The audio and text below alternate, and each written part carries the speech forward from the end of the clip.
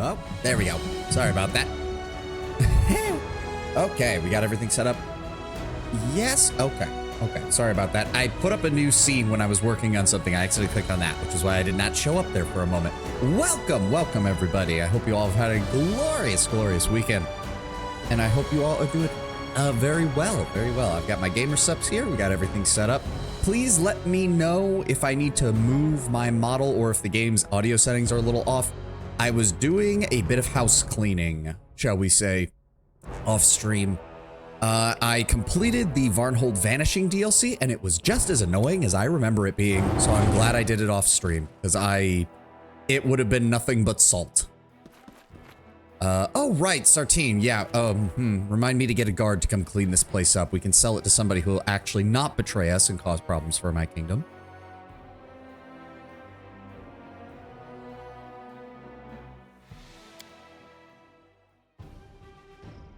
And I don't think we actually have anything else we were planning on doing out here. All right, he had a mithril chain shirt. Oh, hold on. No, that's still not enough for you. Nope, still not enough. Lindsay?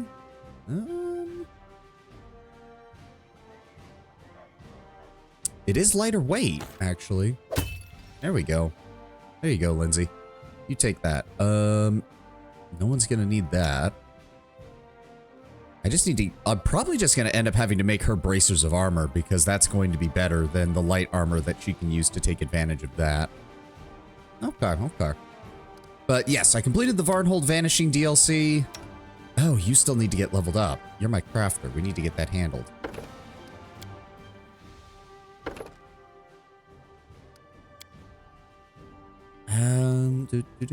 What else do we need?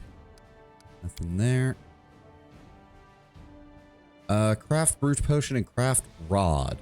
Well, the rods are nice, but actually having potions would also be... Okay, that looked weird. Let me see here. Animal growth, acidic spray, why not? There we go. Okay, that's taken care of. But yes, Varnhold Vanishing I took care of off stream. It was just as annoying as I remember it being, so I'm quite glad that I did so. Oh, that's Tessie. I don't care, Tessie. That's fine. We can sell that. Gleaming chain shirt. I mean, the elemental resistance is Reinforcements nice. have arrived. Hey, Lord Brownbear, month 11. Hot damn. General announcement. Oh dear. Do not bring contraband into your personal quarters after business leave. This includes but is not limited to illegal substances, banned technology, pornography, and slaves. Now, the Confed doesn't have any restrictions on private vessels carrying pornography. Nobody's got a problem with that. Banned technology, as long as you're not carrying anything larger than a laser pistol, we're usually got no problems there either smuggling that across the border. Illegal substances, well, quite frankly, I don't care what the fuck you do on your off time as long as it doesn't affect your job. If it affects your job, you're getting dropped off at the nearest free port and I'm not picking you back up. And as for slaves, if I catch you with a slave, I'm spacing you myself. Even the hierarchy's not so stupid as to allow slavery in the open. They have an indentured servitude program, basically, for captured prisoners and anybody who pisses them off, but, you know, that's to be expected from a race of sentient hornets.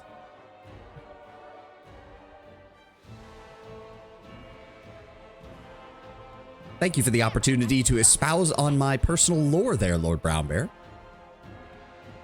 Now, do we have to sell anything else? Is there anything else we've got to... Oh, keen scimitar. Hold on. Sell the armor. That's 1,000 gold. That'll help out later. That... Yes, we want... Okay, keen scimitar is actually a better baseline for this weapon because scimitars already have a good crit range. So if we give him a keen scimitar, that's gonna... Yeah, there we go. Good crit range. Which means we can get rid of this older scimitar here. That's only going to be worth about 600, but that's fine. I'll take it. To really just adjust that ship AI, it still spouts Federation crap. I mean, that's expensive, Lord Brownbear. Plus, it looks good when the Confed inevitably pull you over if they think the ship's computer's still on their side. It's not, but it helps.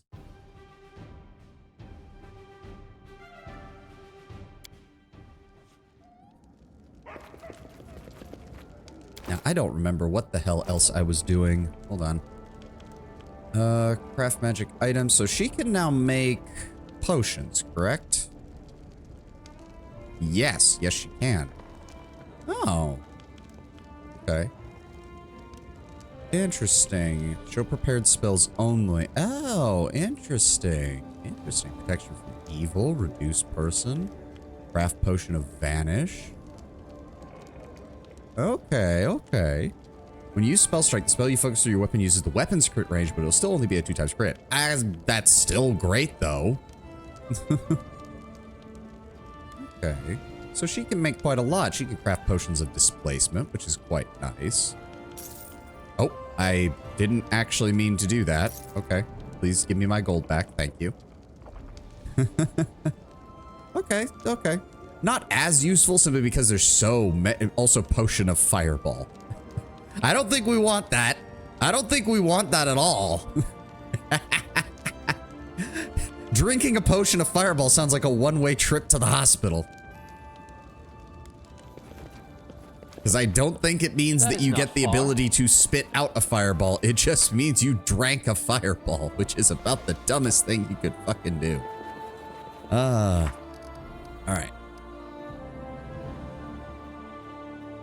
Oh, right. She's going to want to know about that. The technically already, perhaps there's some Enumerics in their camp in the Stolen Lands. Well, there's only one of those, so. Oh, that means I have to, okay, that means I have to go all the way back out there then. All right. Come on, guys. We're not done yet. Ah. Okay, so where was the Technic League camp? It was Tenor Steps, Technic League encampment. There we go.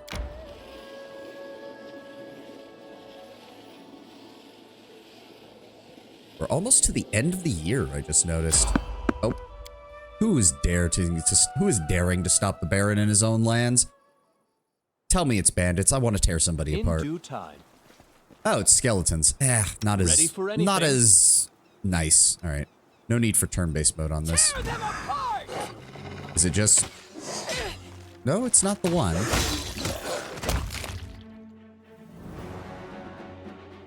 Okay.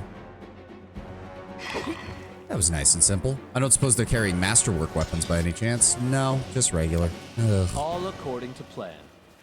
Just random skeletons wandering through my domains. Amiri, double the patrols in this area. I shouldn't be encountering basic low-level bitch monsters like this. Come on. Surely the budget I've given you for our military is enough that we can actually, you know. Oh, guy, I guess we are technically. That was right at the entrance to the Gnarl Marches. I shouldn't be surprised that we had problems there. Bloody forest. Look, the Fae can keep the dire Gnarl Marches for all I care. Nobody wants to live there, but I'm deforesting half this fucking place. Oh. Okay, so something definitely happened because it has reset itself. The map has reset itself with me not having explored it, despite us having been here before. In due time. A good military means you should be having easier encounters with your lands. Fair enough. But well, to be fair, it depends on what perspective you want to take, Lord Brownbear. Is the military competent enough that it's dealing with the high-level threat and the low-level threats are all that's left? Or is the military dealing with, or should the military be dealing with the low-level threats that they know they can handle while leaving the high-level threats to the Baron? Depends on your perspective. Oh, bandits. Oh, I have no reason to give a flying fuck about any of this.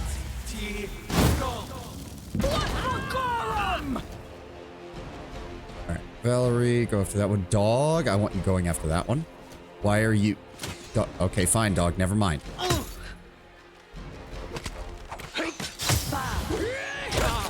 Ow. Oh, why am I counted as flat-footed? You piece of shit. Oh, they are all focusing on me. Really? Okay, that's just...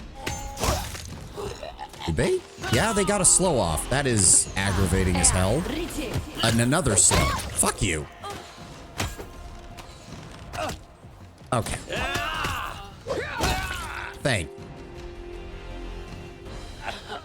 How long is that going to take to wear off? 20 seconds or so? Blech. So, any brilliant ideas? Jubilos, could you heal me real fast, please? Alright, note to self. They decided to focus fire on me. High-level threats likely result in subconning or directly informing you to take care of. The only threat they won't deal with should be monsters both dangerous and capable of discretion, like the Lenorm you mean. Fair enough. I am yours to command. I'm thinking. Jubilos, give me another healing spell. That'll do. All Now, according what do we to have plan. here? Composite bows, masterwork light crossbow, ring of protection +1, masterwork daggers, composite longbow, masterwork daggers, another ring of protection. Good, that's all good. That will sell for a nice tidy profit. Inibrix, there we go. Several inics of the soft gray metal, and some remaining loot. Is that going to be everything? It looks like it's going to be everything. That's kind of annoying that you can't just find that the first time around. I don't suppose anything else spawned down here. Nope, nothing. All right, we're done.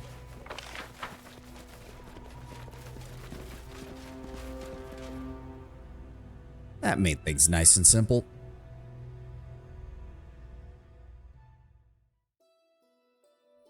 Which now, hold on. If we have a town here now, that should mean there's a new crafter in this area. Hold on. Let's go over to the new town we established. Guasenedir, the dragonfly. I'm glad that that our new followers recommended that as a name. Not far.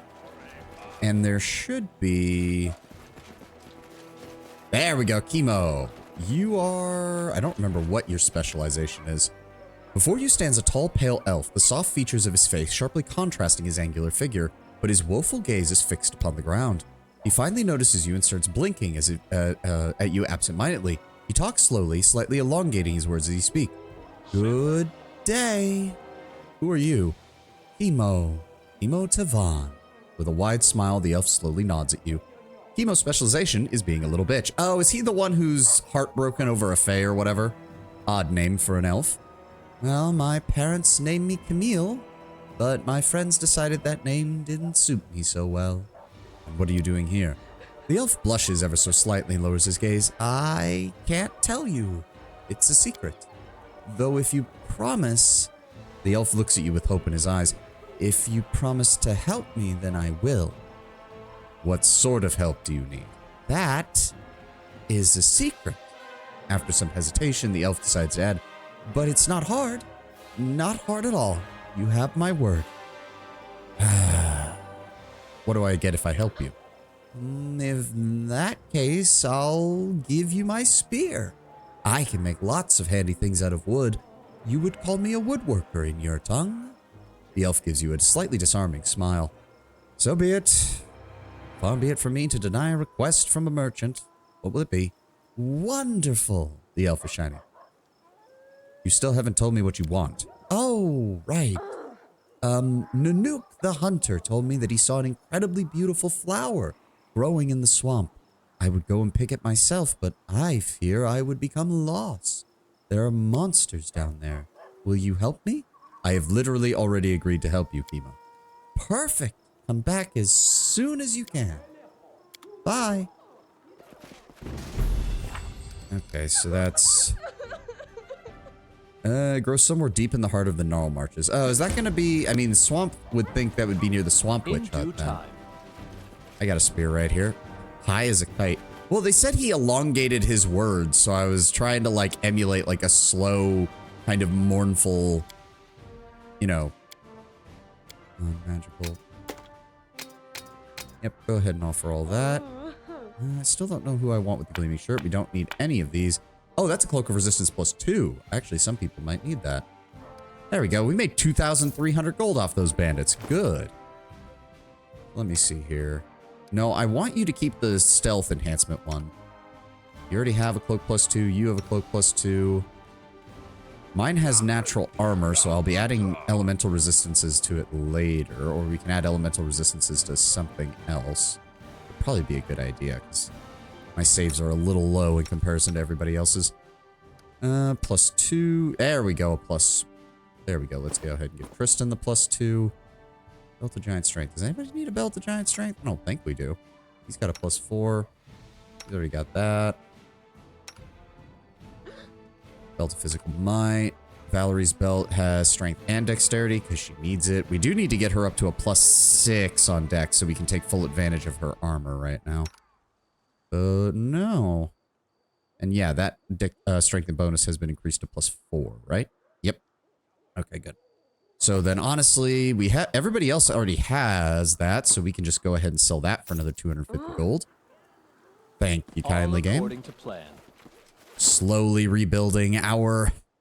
Oh, you can't even see it. I'm in the way. Hold on. Whoop. There we go.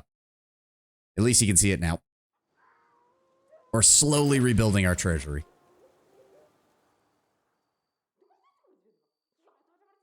So I'm assuming it's in the Swamp Witch hut area, because that's usually what they mean by the heart of the Gnarl Marches. Yeah, Flower in the Swamp. So how long would it take us to get down here? 18 hours there, and then we can dip over this way to the Wormhole Village. Bitamiri hates that outfit. What?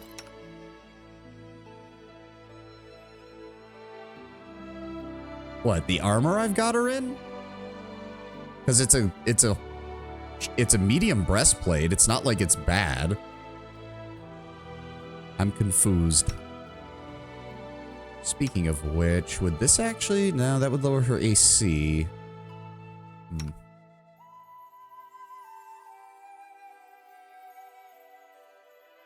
The elemental resistances might not actually be bad for him. And it doesn't lower his speed any. So yeah, we're going to put the Gleaming Chain Shirt on the dog for right now. The bluish color. Oh, yeah, I could see her being annoyed with that, but too bad, Amiri. It keeps you alive, so that's what we're dealing with. Oh, you are spotted by peaceful travelers. Oh, is this one of the traveling merchants? I think. Ah, it's the skeletal salesman. Right, I remember this guy. A skeleton walks slowly towards you. His skull is filled with coins which glimmer through the empty eye sockets, clinking with each step. He halts beside a cart filled with valuable-looking items. He waves at you in a friendly manner with his bony hand. Hello, hello. No, hold on. What's a good voice for the... This guy is like pure salesman energy. Hold on. Let me take a sip.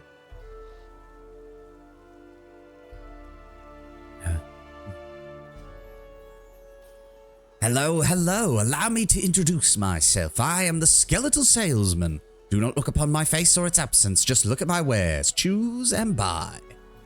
Who in the hells are you? Oh, this story is as sad as it is cautionary. The skeleton raises a thin white finger. I was once like you, an adventurer wandering in search of venture, fearlessly delving into dark caves, hidden temples, ancient ruins, and taking whatever I please. But then, I set forth on an adventure which was to crown my career. I discovered the den of a dead dragon. A massive treasure trove lied within. I could purchase all of Absalom with such a hoard, and half of Restov with the change. The owner lay dead upon the heap of gold, bare bones, just as I am now, breathless and still. Fun fact, by default, skeletal champions should be mute. Oh. Could have gone with a Stan S. Stanman, the salesman from Monkey Island. I've never played Monkey Island, Tenwin, so I don't know. How was I to know he wasn't truly dead? Or rather, he was not quite. You know, undead. A dragon lich. I shouldn't have imagined it in my wildest dreams. He grabbed a hold of me with his bony talon, and I bid my life farewell. But when I looked upon the pile of bones and equipment left behind by the dragon's former guest, my panicked mind coughed forth a brilliant idea. An idea worth 1,000,000 coins. I offered the dragon a deal, and he agreed. Imagine that. The dragon that did this to him put some extra razzle-dazzle on his create undead spell so he could talk. Yep. I mean, it makes sense if it was indeed a lich, a Draco-lich, like an undead dragon, it would have the ability to do that.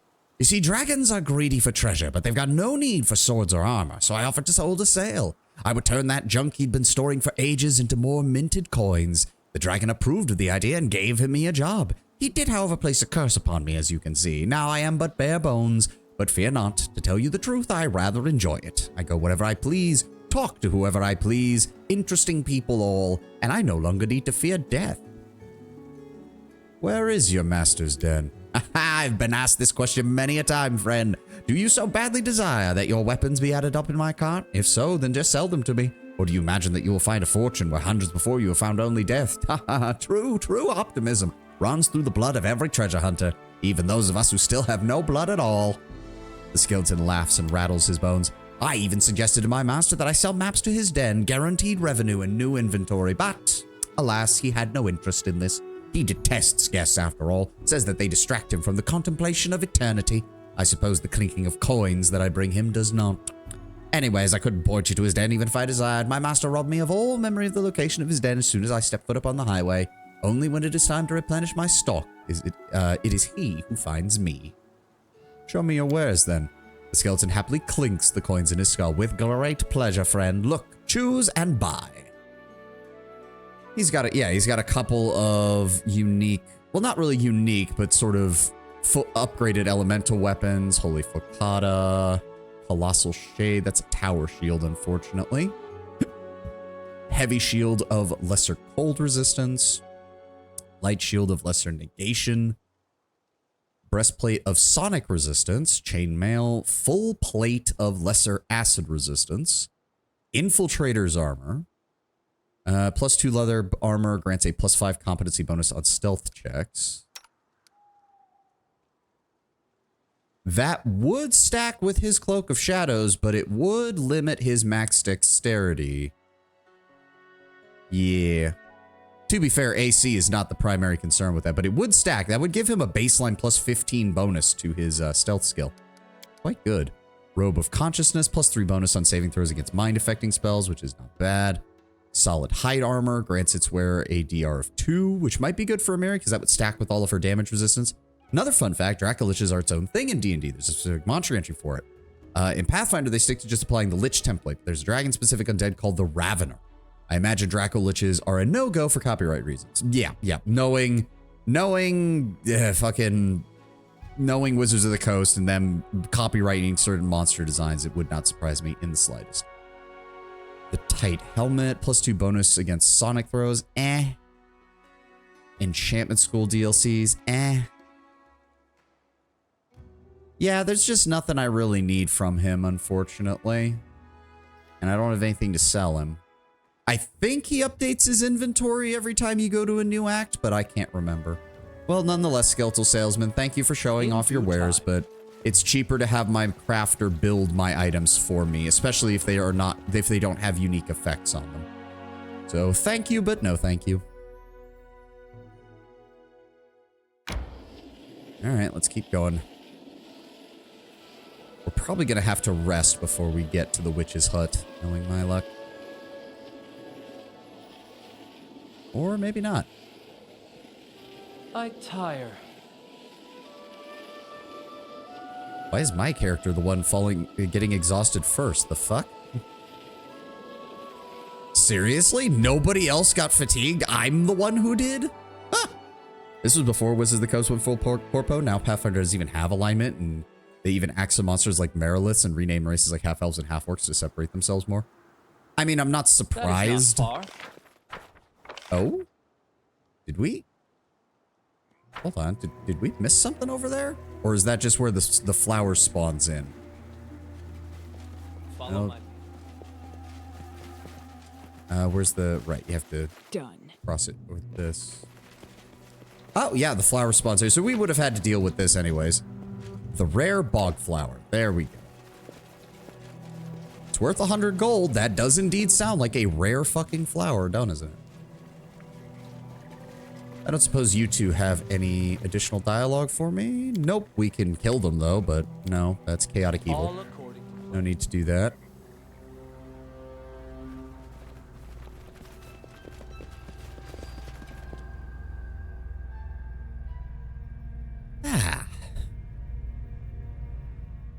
Alright, and then we want to take... We will, as soon as everybody else is tired, we'll take a rest. Don't know why it's taking so long for all of them. Huh. Yeah, no. Everybody else is just fine. I don't understand why, because I'm pretty sure I don't even have the lowest constitution score. 16, 14, 20, 12, 20, 14. Oh. There they go. Now people are starting to get tired.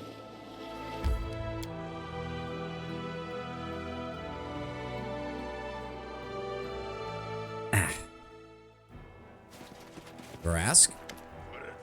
Brought the metal you required. Perfect. Now that I have the material, here comes the hard part. I need blood. An enemy's blood. The creator of this hammer hardened it in the blood of a sworn rival. This made the hammer incredibly powerful and furious. If you want to reforge it, it will require another such hardening. But I am old, and most of my enemies are dead. But there's still one. The witch that slew my family. Oh, how I would love to harden the hammer in her blood. I could not defeat her, though. I know she's been spotted at an isolated outpost near the Nar Marches. She has a distinguishing mark, 2 missing fingers, and the look of a devil. You slay the wretch, get her blood, bring it to me, and I will give you the reforged hammer in exchange, for there is no one else I can leave it to. This will make you an honorary clan member, avenging my family. Where exactly is she? There's a secluded outpost near the forest. The huntress that lives there gives shelter to travelers. Name is Dumra. I heard an armed girl is staying there, missing 2 fingers. That's her. In due time. That's who I thought. And then Nazriel? Sartain is dead. Seems he had a vendetta against you for bankrupting his father. Nazriel falls silent for a few seconds, looking very focused. Then she smiles slowly and malevolently. What a spectacular day, Your Grace. Thank you. How are things going now? Excellent. Wonderful. I've fired all of my apprentices. I've had enough with Sartain. I work longer hours, of course, but every blade that leaves my forge is my personal responsibility now. Good. As it should be.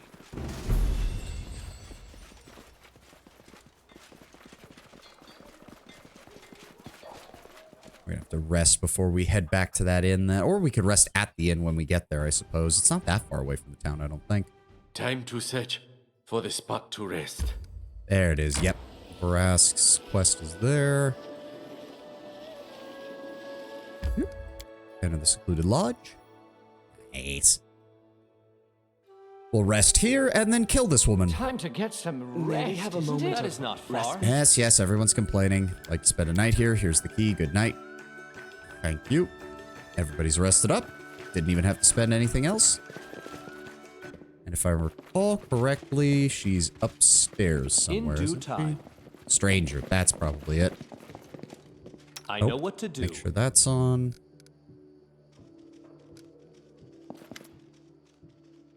The girl is eyeing you expectantly, her hand laying casually over a weapon. The hand is missing its 2 smallest fingers. Who do I have the pleasure of addressing? Sir Vrask sends his regards. Finish them quick! Let us strike as one! Ona Adayanan.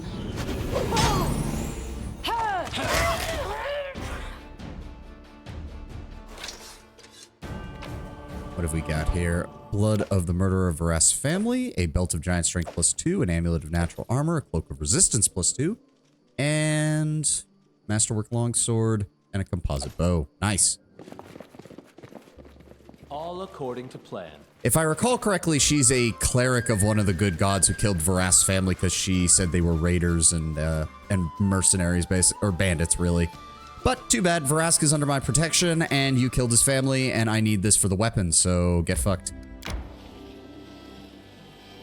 Kind of weird that that doesn't count as an evil action, but okay.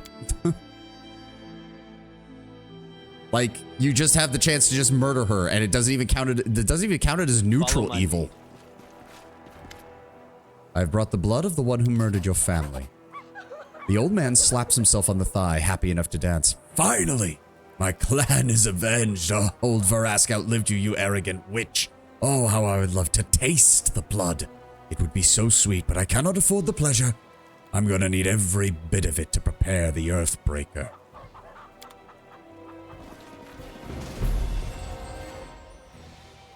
Alright, problem solved. Another quest done. And now we just want to...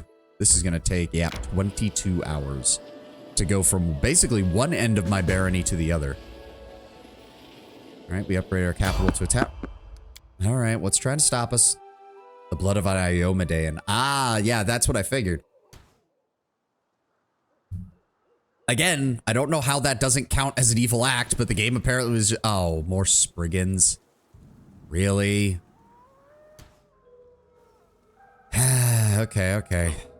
Ekun, I would appreciate you shooting that one, if you would, please. start us off. To victory! Oh, good shot. Holy crap, he fucking annihilated them. Is there just the two of them? Nope. Where's our... Oh, there's more of them. Okay. Trying to shoot us while we run in on them. There we go. In due time. Alright, so that's what? 4 bodies we gotta loot? Masterwork? No. But they do drop potions of cure moderate wounds, which are actually worth quite a bit of money and very useful, so I can't complain too much. This is stuff we'll actually use, far. even if they didn't drop anything else of any real value, which is weird.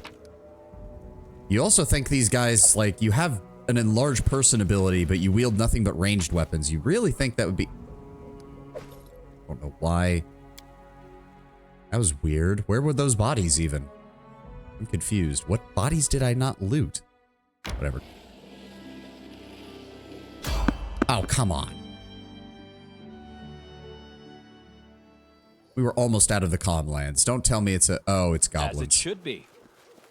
It's goblins. Dog cutter, lynx eye. Okay, well. Be on guard. Iomedaean priests, at least in Cheliax, are called sword knights and ranked by number. A woman whose son I'm gaslighting is named the six-sword knight Talavia Alamar. Okay. Depend on me. How do we want to I do am this? I would prepared. really not like to be flanked, so these 3 need to just burn. We'll do it the hard way. Good, they're all down. That leads to a couple of targets there. Ekun, I want you to Cannot shoot hide him. from me. No. We're going after these guys. This should do it. There we go.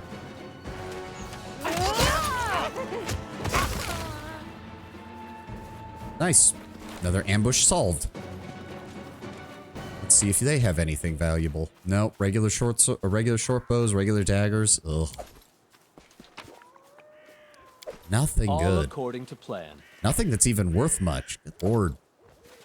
You'd think we'd be at the point where we'd start finding masterwork equipment more commonly, but no, still nothing. And that's kind of the most reliable way to make money is if you start running into large groups of enemies with masterwork weapons, because 100 gold apiece goes a long way when most of the other big stuff is all preset loot.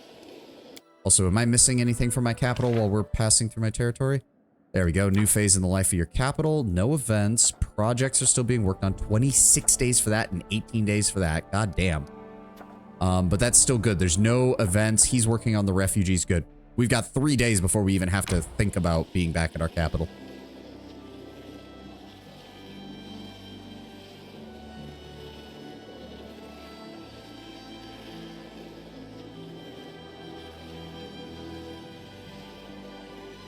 We gonna have to rest up here? Probably.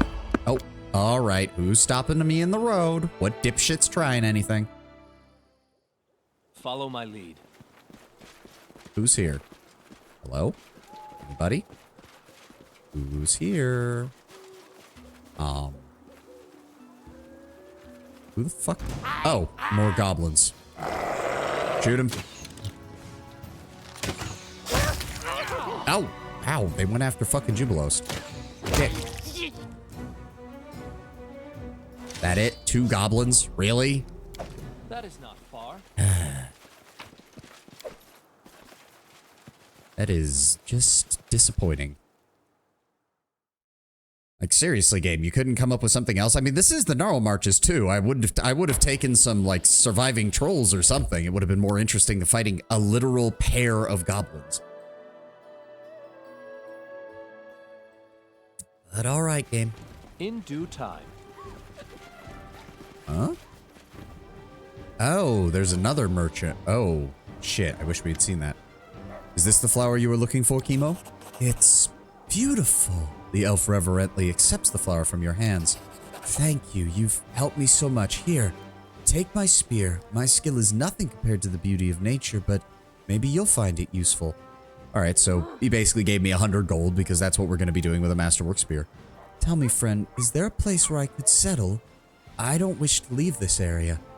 If you agree to work for me, I'd be glad to build you a workshop here. You do that for me? The elf's mouth opens in amazement.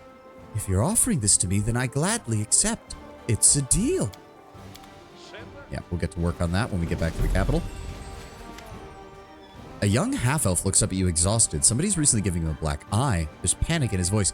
Please, I beg you, help me. I haven't done anything wrong. What's going on here, guard? Greetings, Your Grace. Apologies for the noise. Captain thought it'd be good to make an example of a criminal. Keep the public in line, so this one turned out to be a little noisy. The half-elf looks shocked and terrified. You're the local ruler? Then I beg you for mercy. I was arrested as a thief and I'm about to go to jail, but I haven't done anything wrong.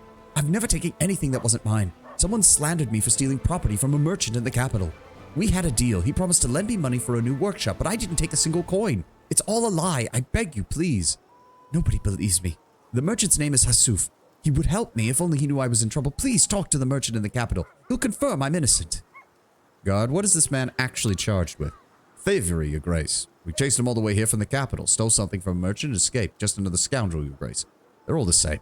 He was found out, now he's yelling about being innocent. I'll look into it. Keep him here in the meantime. All according to plan. I find it a little weird that there's only so many of these master artisans, but the first two sets of them that you find, you have to build both of their shops in one village in order to get access to them, which is a little annoying. I wish you could just choose to build their workshops wherever you want, so that you could spread them out a little bit more and you're not having to waste slots on multiple shops in the same settlement. But all right, who's getting in my way? A mite? Really? Kill these guys, please. There we go.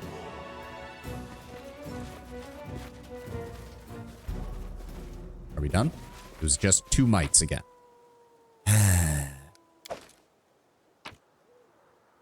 Yeah, it was just 2 mites. That was As it. it should be. I mean, thank you for the experience points. Not gonna say no to that.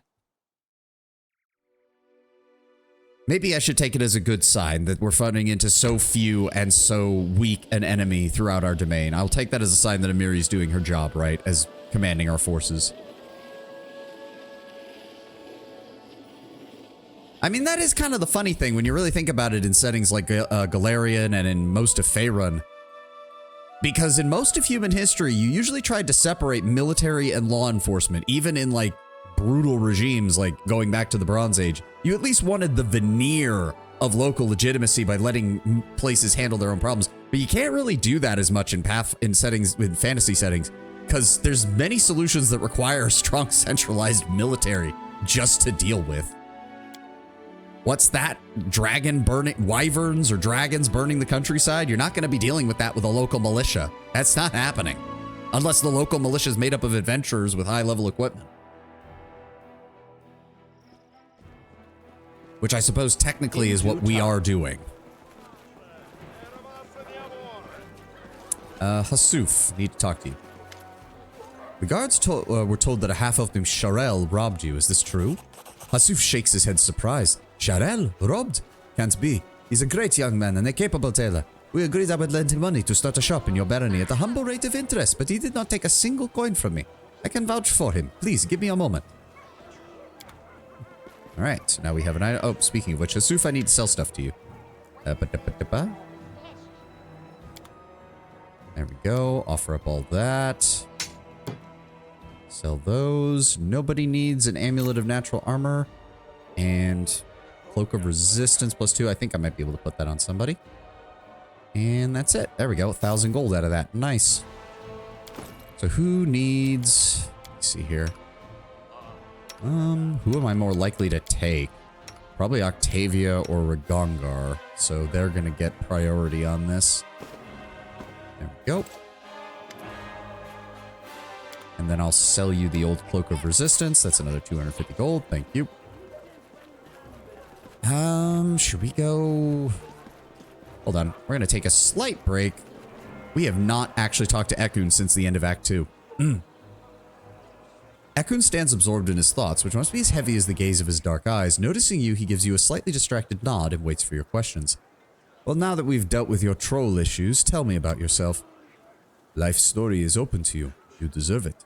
Ask. Where are you from? What place do you call your home? Thuvia, far south. The desert that treats the sun orchid like gold. Father took me to Absalom when I was 13. Never been to my homeland since. The roads always led north of Absalom. He shrugs. Thuvia, situated on the southern edge of the inner sea between the ancient Osirian and godless Rahadum, Thuvia is a land focused almost entirely on the export of a single product. For over 3,000 years, it has been the sole manufacturer of the sun orchid elixir, an alchemical brew which, if taken regularly, stops the aging process. Oh, right. That's what they give the Queen of Mendev in Wrath of the Righteous, isn't it? That's how she's still the Queen of Mendev. Like, they've... the Church of Iomedae has made sure that Mendev never had a succession crisis since the World Wound opened by basically paying to keep her immortal. And where did you learn to use a bow? When wayfaring, he answers. Traveled through the Northlands countless times. Guided trade caravans. Those who paid with gold dealt with the merchants. Those who wanted to pay with steel dealt with me. And you worship Torag? Yes. All gods are even in the eyes of men back in the motherland. Choose the one that fit best, even if he is dwarf. He shrugs and glances at his longbow. Used to guard decent men and craft bows. Torag blesses both gods and crafters. Do you have any family left? No, he answers indifferently. Mother died early, father died later. He stays silent for a while. Wife Amanda, daughter Clarissa, died recently. Torag bless their souls. If you'd be willing, I'd like to hear about them. Did a lot of research on Thuvia, and a good amount of it is left unwritten to just sort of let DMs do their own thing. As an example, there's a location in Thuvia called the Cathedral of Claws that has zero information on it. I've read that Thuvia is a center of Dahak worship, but again, no direct info on that. Well, given that even Ekun, I don't know how canonical Ekun's description is, but he says that all gods are equal in Thuvia, it might be a case of, as long as there's no religious violence between sects of different gods, you're allowed to worship whatever you want, even if it's an evil deity. Like, it might just be a case of Thuvia being like, look, freedom of religion, total, unequivocal freedom of religion. But if you start anything, you're dead man. You might start it, but we'll finish it. I could imagine them having that kind of idea about things. So it's like, yeah, go ahead, build a cathedral to Dahak. Go right ahead. But if you try anything, if you go grabbing an Apsu worshiper off the streets and try to sacrifice him, we're going to blow up your entire religious structure. Like, there's not going to be anything left. I could imagine that. I could imagine that for a place like that. Why ask? He winces and stays silent for a while. I love them, he finally answers, turning away. Fair enough. And tell me about your time in the Stolen Lands. Happy pages of life. Good to recall. Hurts to come back. And how did you end up here? Got married, he answers. Crossed northern lands back and forth many a time. Often came to Stolen Lands, spent nights in Bristlehill. Recognized Amanda there. She recognized me. One day, realized leaving wasn't desirable anymore. And how long have you lived here? Too long. Forgot how to defend. Too short. Not enough to raise a daughter. Depends how you measure time. And do you like it here? Yes. But the Stolen Lands have no credit for that. Seen many places worth staying. Still pass by. He shrugs. People by your side more important than woods and hills. Found those people here. Was there anything you didn't tell me about the trolls attacking your village? They attacked at night. He swallows a lump in his throat. Slaughtered everyone. We all knew about trolls, but never thought they would come to the village. Too well defended. Never believed. He closes his eyes and shakes his head as if in denial. They came before dawn. They plundered houses, killed dogs, cows, people. They ate, took everything they could carry, and left. Here's what I do know. The primary economy in Thuvia is the Sun Orchid auction, but there's a secondary economy centered around hunting for its ingredients. One individual who seeks these ingredients for her own ends is Deru Brujan, a blue dragon who runs her own cabal and even a drug operation in Thuvia. To get an idea of how devious she is, supposedly no matter who attempts to organize against her, no matter how far away they do it, they are found and destroyed. Ah, sounds like a spy master kind of character.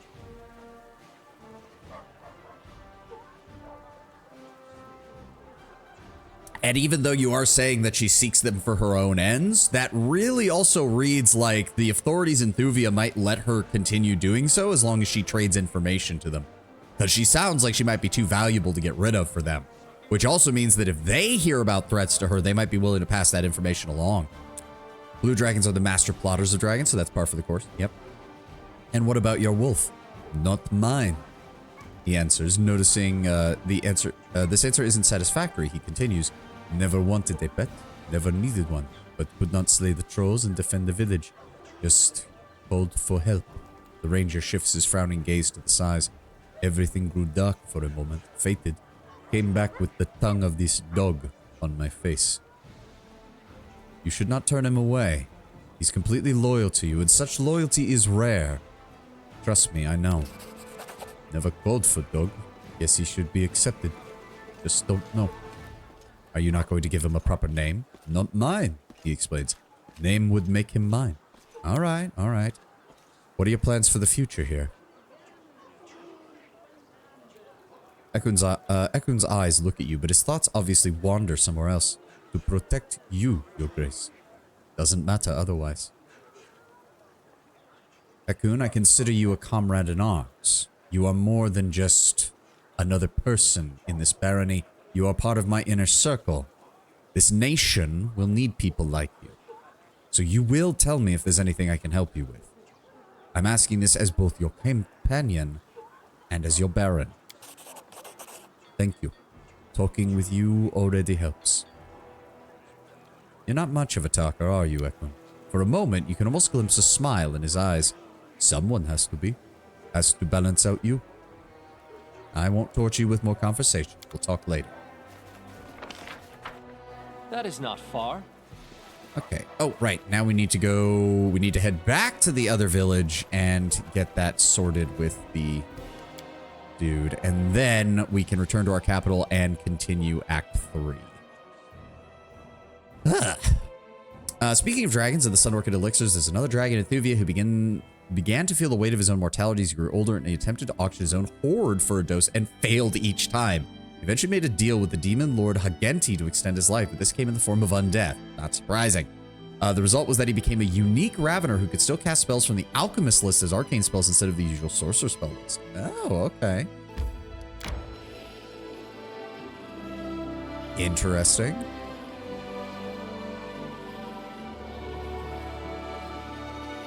I had to say, because they don't produce much of the elixir, and if I recall correctly, because of the Crusades, Mendev has always managed to secure some to keep Queen Galfrey alive.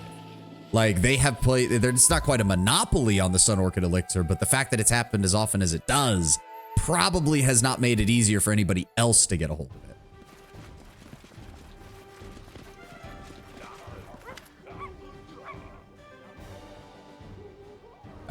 I have brought confirmation of his innocence from Hasuf. All accusations of theft are false. So that's how it's going to... Pardon me, Your Grace. Better safe than sorry. Let's set you free, lad. Be careful. You should keep your eyes peeled with enemies like yours. There's hope in the half-elf's eyes now, and his voice trembles with awe. You actually did it? For me? I'd never seen anyone so honorable. I am Sherelle, Your Grace. Pleasure to meet you. If there's any way I can repay you... Oh, do you need the services of a good tailor? Trust me, I can work wonders with needle and thread. It's just that I can't afford a workshop of my own. If I could find a workplace, even one out here, I just don't feel like returning to the capital after all that's happened. He rubs his black eye.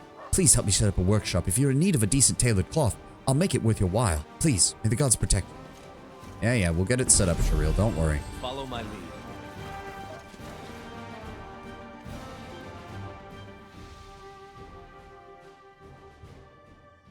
I tire. Yeah, well, too bad. We need to get back to the capital.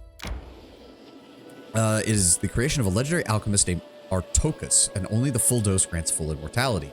What is auctioned off every 5 years is a dose that reverses the age of whoever drinks it into their prime. Ah, okay. Let me guess. The alchemist is the only one who's actually drunk the whole thing.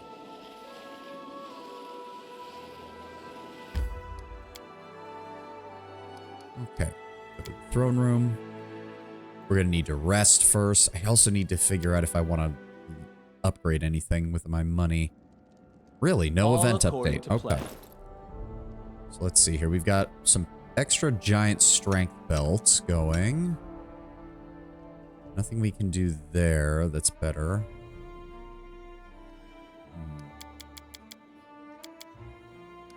I don't know, our core group is pretty solid, so I'd much rather focus on getting their stuff upgraded than changing out anything else.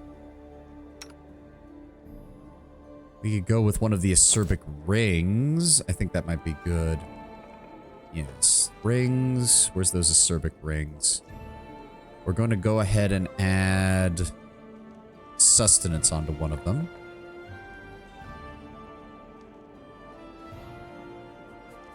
And we're going to call it Jubilost's Ring of Alchemical Survival. There we go. Because it's combining his alchemical bomb ability with sustenance as well. And that's only going to take a day. Very nice. 625 gold. And that will make things easier on us when we travel around. Pretty soon, I'm pretty sure we're not going to need rations at this rate. Or at least not many. There's a character who managed to steal enough doses to extend his own life. Notably, a 50-level cleric of Norgabur named the Forever Man who resides in the underworld of the city-state of Magnum. Cool. There's an entire citadel of alchemists in Thuvia, and the doses are brought out by a blind and mute slave when it comes to collect them. Ah. So no one knows if Artokus is actually real, basically, is what you're saying. The advisor managed to convince the people to stay and struggle for the good of the land. The advisor's words stirred their patriotism. +1 to loyalty, +3 to culture. Nice. All right, 15 days there, 23 days there. Really? So there's no update on the situation yet. She's completed his item. Good. There we go. It now has sustenance on it as well. Very nice.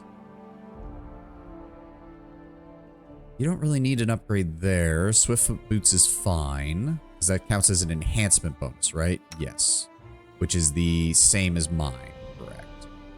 So I'm thinking this is already giving us a +3 to natural armor, so we should probably...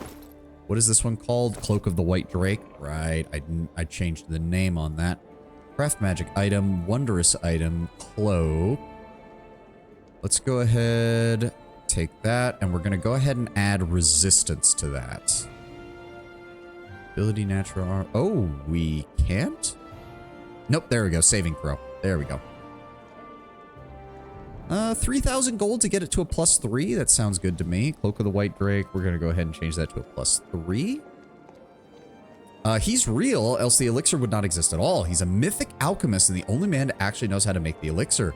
Even Derebrugen can't figure it out after what's been decades, if not centuries, trying to replicate it. Ah.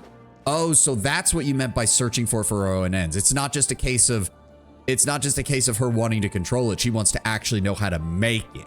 Which I suppose, yeah, that would give you one hell of an advantage. All right, go ahead and start working on that. 2 days while adventuring, that's fine. Yeah, 2 days somewhere safe, so what we can do is head into here. Oh, and we do have some BP, and we do have some money, so I want to go over here. Right, this place is still pretty sparse. It's only got a bulletin board. Oh, right, we get a free school. I forgot about that. What does school add? Culture. +1 to divine when adjacent to a shrine, and +1 to military when adjacent to a barracks. So we also need... We have the bulletin board. We need to get Kimiel's shop when adjacent to a tavern or longhouse. And we also need Charel's, which is also... They count as shops, so when adjacent to a tavern or longhouse. Okay.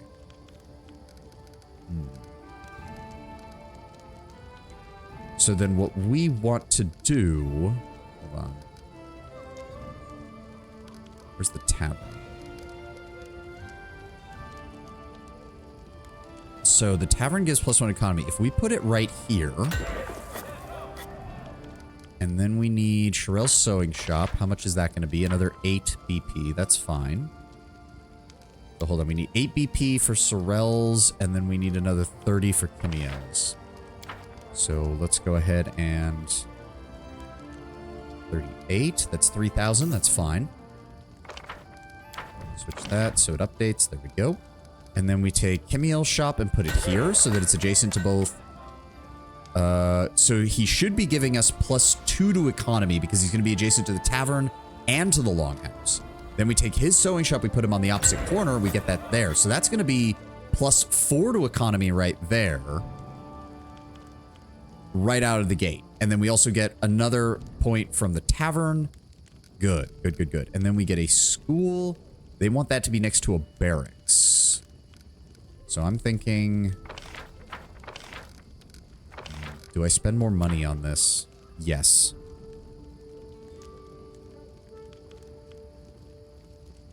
We're going to go ahead and get 30 for the barracks.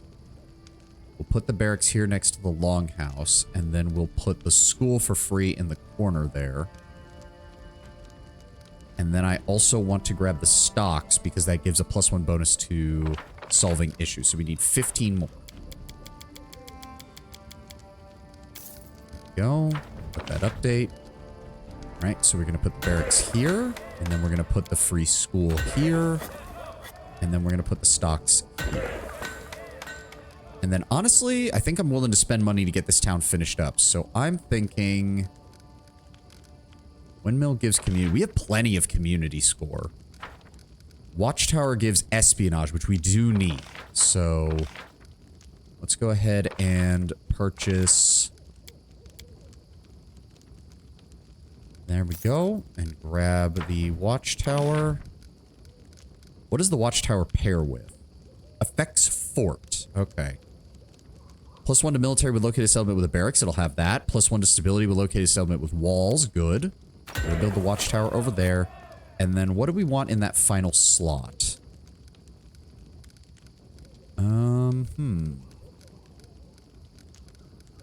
Smithy when adjacent to a shop. Oh, and there's the ad. Okay.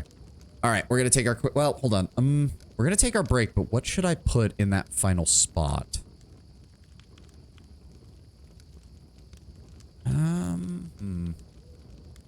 This does count as a shop, I think.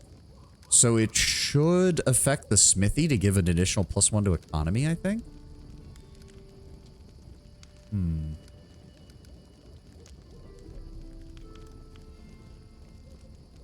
Loyalty.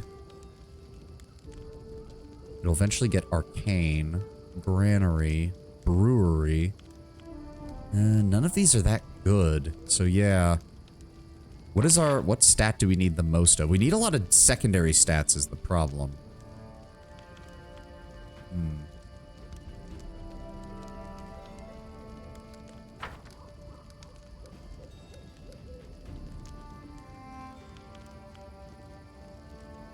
Smithy might be the best choice then. Just give us slightly more military.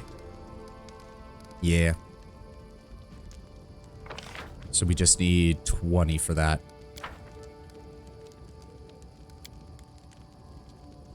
There we go.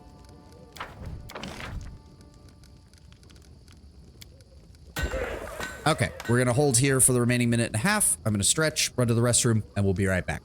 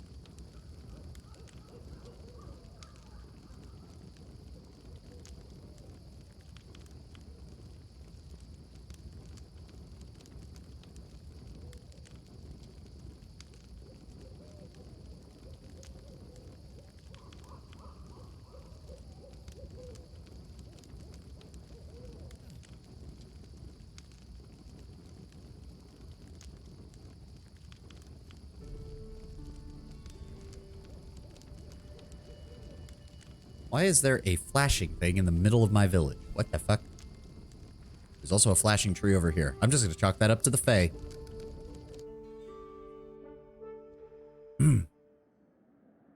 Dropping some deep Pathfinder lore right here. Yes, Lord Brownbear is our local expert on Galarian and Pathfinder. He loves dropping us some additional lore context for things that we pick up. And apparently this isn't all of it compelled. He's looking quite forward to when we get to Wrath of the Righteous. Because he's got some things to say about stuff in that. And welcome. Oh good, the ad just finished. So we are... Strengthen Jode's skills, strengthen Bartholomew's skills, no. It's hard to turn off. I welcome it. I have no problem with it. Trade agreement with Pitax requires 500 that's what? 40,000 gold in order to fucking get that set up? Ugh. Trade agreement with the Sartovans. Each city in the barony, which we don't have any, grants 5 BP per week. 2 BP for each town and 1 BP for each village. Yeah, no, that's not happening. Yep, Ebon Crown is now... Oh, right. I need to build up some money to get... I need to build up some money to get stuff upgraded here, don't I? I completely forgot about that. Can you answer the age-old question? Do bears shit the wood? Often on the bodies of impudent adventurers, yes. There we go. So we do have... We now have all of this out here to build. We also have areas here, and we have some disconnected areas here. Can only be built in a lighthouse slot. We also have Mage's Tower. Oh, there we... Oh, right. We do get a Nethys library for free. I forgot about that. And a printing house. Yep. +4 to stability when the Barrett's alignment is lawful. +4 to loyalty when chaotic. +4 to community when good. +4 to military when evil. +2 to economy and culture when is any form of neutral. And +4 to both if it is true neutral. And we get those for free. And we get a shrine for free, although I think we already have one here. Yes, we do. Now, let me see here. Nethys' library gives +3 to arcane, +1 to divine. We're getting that for free, so we may as well put it next to the shrine here. The printing house can go anywhere. Oh, but it's a 2-slotter. Interesting. Affects the library. How? Doesn't say that it affects the library. And we don't have a regular... So what would a library be? Large building containing books, often overseen by a sage or scholar. +1 to stability when adjacent to the courthouse. +1 to culture when adjacent to a printing house. Now, the Nethys library says it counts as a library, so it should still get the bonus then. So we're going to want to build it here. We get that for free. We don't need an additional shrine. Which does mean technically I could sell this to get some building points back. And then do the rest. The printing house is there. The herbalist house is there. We can't upgrade that. We do need to upgrade that to get some more loyalty. And our wooden walls... Military stability and espionage. That's good. What does it take to upgrade the walls again? 20 BP, and it will provide an additional military stat. 1 point of military is not that good. You don't really need that much of the towns after a while. We're finally getting some espionage points, thank God. Relations is almost high enough. I don't really want to spend any more money, though. What was that one? Mage Tower. 100 BP. Oh, but that's where you get the teleportation circle. Fuck. Okay. And that requires 2 slots as well. Can we afford 100? We can afford 100 if we... That's 8,000 gold. This is pretty much the last thing that I can get. This is the last thing I can get. But we do want to start getting these mage towers spread out. Not only because my character is devoted to magic as a sorcerer, but because the teleportation circle will allow a vast improvement in our ability to traverse our realm. All right. So I don't think there's anything else for us to do now. Not here. Not until we get events relating to Act 3, I don't think. Oh, speak of the devil. Oh, no, it's Sherelle. Okay. Good day, Your Grace. I received a curious reminder of my status as court artisan. A few preachers visited my workshop praising you and expressing their gratitude for the warm welcome they've received in your lands. After they left, I decided to make a contribution to our common cause. Here's a special gift for you, Your Grace. I hope it proves useful. The Manticore Claws. Ooh, I think that's one of the rare... That's one of the few items that boosts natural attacks. Greetings, Your Grace. As you know, I was born in Kyonin, the most wonderful land that has ever existed. But I must say, living in your country has been a pleasure for me. Your people here seem to be content. They trust you and trust me as a court craftsman. It's important to know who one's patron is and how he treats his subjects. It is a fine thing to share in the joy and amusement. Look to this, my gift to you, my baron. Alright, Manticore's Claws. Yes! +4 enhancement bonus to strength and a +2 enhancement bonus to attack and damage rolls on natural attacks and unarmed weapons. Does that... No! It's the same effect as the Amulet of Mighty Fists. I didn't realize that. Oh, so it doesn't do anything for us. Fuck! I thought it would be a... Oh, why does it have to be an enhancement bonus? Fuck. I thought it was going to be actually useful because there's not many items that boost natural attacks on their own. And we can't give it to the dog because the dog can't wear gloves. Man. I guess we give it to... Wait, no, Harim... he doesn't actually have an enhancement bonus for his unarmed attacks just yet, so I guess we give it to him for right now. Sigh. I was really hoping we were going to get something good out of that. And what is this staff? +2 quarterstaff grants its wielder a +4 morale bonus to Constitution and a See, that's a morale bonus to Constitution. Why couldn't it have been a morale bonus to stuff? That would have stacked. And the ability to cast resist sonic spell twice per day. So, I mean... I guess technically we could give that to one of the tiefling, or, well, no, not her, because Constitution doesn't matter as much for her. But if we give it to her, yeah, that gets her to a 27. Oh, wait, but kineticists need to have their hands empty in order to use their ability, don't they? Shit. So that's worthless. Fuck. That means nobody can use it. Like, it's worthless to everybody.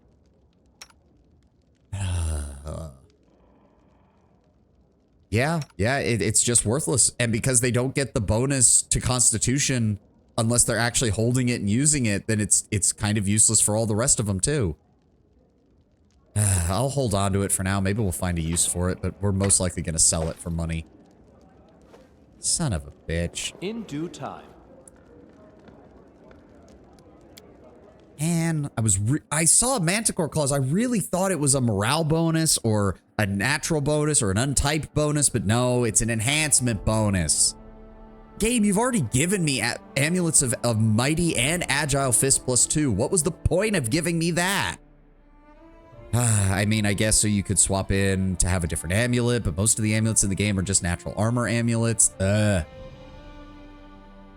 only need empty hands to use gathered power. Yes, but Lord Brownbear, they're kineticists. You're going to be using gather power like 90% of the time until you need to go nuclear and use your burn. So there's not much point in having anything in their hands is the problem. All right. Okay, no events, no rank ups. We're still doing all of this. We can't strengthen anybody. The only one we care about is the storyteller because we're actually going to be using him for that slot. And we don't have anywhere near the money to get the Southern Gnarl Marches. Nowhere close. What is this? Provides immunity. Can't do anything there. That also costs 100 BP. We do have... At least we've gotten these curses finally under control. And speaking of which... Upgrade another village to a town. And 15 days. Okay. Let's start skipping days then.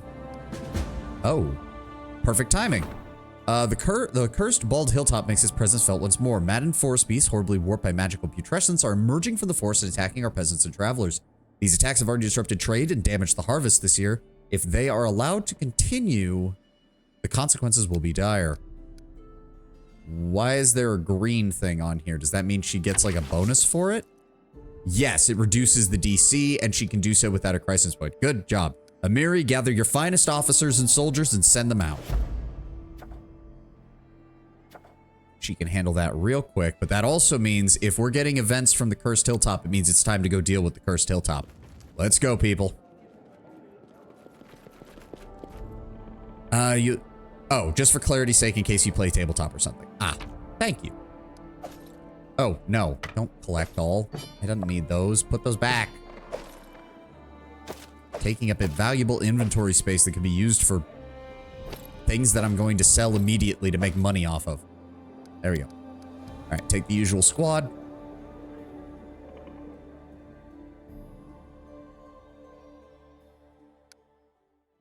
Bald Hilltop. Get us in there. If your kingdom is destroyed, the game will be over. No shit, game. Shocker. As it should be. Focus on the goal. Let's go ahead and use the Wand of Shield. Don't need to be wasting any of that. And give me Blade Tutor, just in case. Thank you. That is not far. Yep, portal's open. That means we got to deal with this. All right, turn on turn-based mode, because this probably is going to be a nice proper fight that I need to be prepared for. There we go. Bear-like treant. Oh, boy. And a quick boar. Dick. All right, what are we dealing with here exactly? Quick boar, level 2, bear treant, level 5. Well, I don't want that thing getting into melee, so Ekun, I would appreciate it if you could just shoot it to death. Thank you. Nope, you don't get to do anything. Goodbye. Oh, hello. Tristan, go ahead and give us a bless real fast. Get everybody buffed up. He's still stealthed, so I would much rather go after the quick boar. There we go. 16, 20, and bite its throat. There we go. Again, I do love the mental image of my prim and proper. Every time he leaves the capital, he's all prim and proper. And then when he comes back, he's just coated in blood. Just absolutely drenched from head to toe because he fights with claws and fangs. And yes, the intimidation check more than fucking compensates. Jubilost, do I want you to use your bombs right now? Yes, go ahead and bomb this dire wolf out of existence. Fuck your concealment save, you piece of shit. There's another one, isn't there? Ow! Dick. Oh, come on. Mary, rage, engage. And here come more. Oh, lost sister. Okay, we're gonna need to deal with that. Oh, of course, they get to go for... Oh, no, it's a Smilodon. Is he gonna... Is that coming? Is it... Okay, at least they did... Wait. What? Oh, yeah, you know, just a casual attack bonus of plus 28. Good God. Go ahead and smite and engage. Okay, at least you did damage. Oh, wow, and her intimidation check succeeded. Ah! Get fucked. Oh, dear. She's gonna go before anybody else, but I need to deal with these assholes. What are we dealing with here? Oh, nobody was able to pass their inspection on her. Great. No. Ekun, I need you to start putting fire on her. Good, you dead. Good damage. Good damage. It's not gonna be enough to kill her. Fuck! There we go. There we go. Valerie's defenses are actually working now. Yeah, good. Yeah, nice try. Tristan, give me fireball centered on... So we can't hit the wolf. We can only hit the Smilodon and the sister. That's fine by me. Damn. So she's still gonna get her spells off. Oh, summon nature's ally. Fuck you.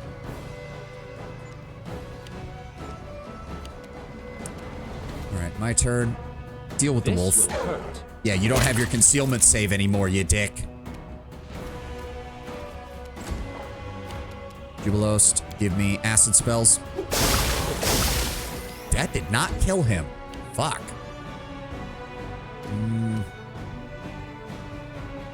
I'll take the risk of the attack of opportunity.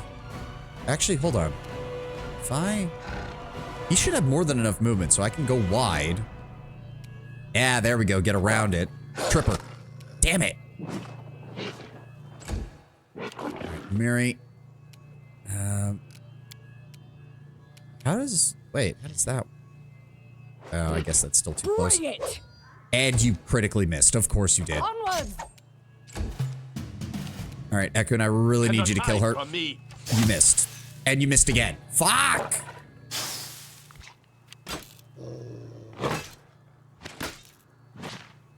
Yeah, nice try. Valerie doesn't care. There we go. Magic missile. Yeah, get vaporized. There we go. All right, let's finish this guy off. Tear him apart. There we go. Another Fae taken care of. Skin them. Wolf pelt, boar pelt, some meat. We have a masterwork dagger, a amulet of natural armor +2, and a bear pelt. Even though, given that it's a treant, how does that work?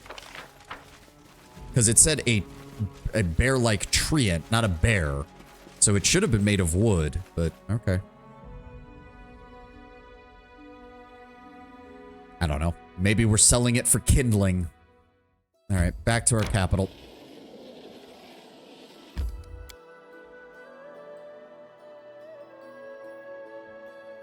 I think that marks the official beginning of Act 3. I mean, technically we are in Act 3 because we've already started getting the monster events, but that usually... Ancient Curse, next development in 14 days, so we'll get an update on that. All right, who needs a amulet +2? You're good, you're good. There you go, Jubilost. I don't think Valerie already has... Yeah, she's got a +3, so it doesn't matter. Bartholomew! Take this, and this. And I don't think there's anything else. Oh, the pelts, right. And the meat. There we go. 600 gold. Thank you. Once more, time to refill our treasury. Also, did he... Or... What did I have my mage work on? I don't remember.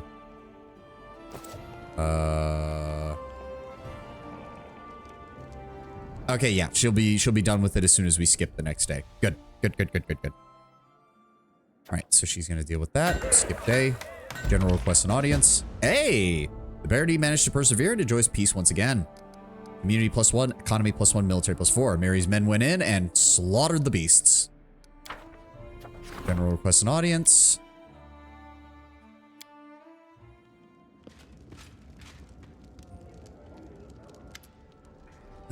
Listen to me, Terendil. I didn't become your general to chase regular criminals and hang bandits. I used to be able to deal with it all along with everything else, but now the army's getting too big and I don't have extra time for guard duty. I suggest hiring a warden to actually handle things along the local level and keep order in the streets. But there is something else. Your soldiers are gonna have to start sleeping on the ground outside. We've got more and more men signing up and we don't have any more housing for them. Of course, I'm all for teaching the new recruits how to survive, but these wimps run like babies if they don't get beds. So, here's what I think. We need to build an additional barracks for them, do it on the border. Let them get their feet there, patrol the area, and catch some spies. And if someone attacks us, then good. A real battle's better than any training. What do you say? Should we put the barracks there? We'll place the training camp near the capital. New project, training camps near capital. Or we will place the barracks on the borders. Nope, yeah, we'll place the barracks on the borders, and I'll go with your decision, Amiri. That's more like it. Let them see you firsthand what it's like to fight.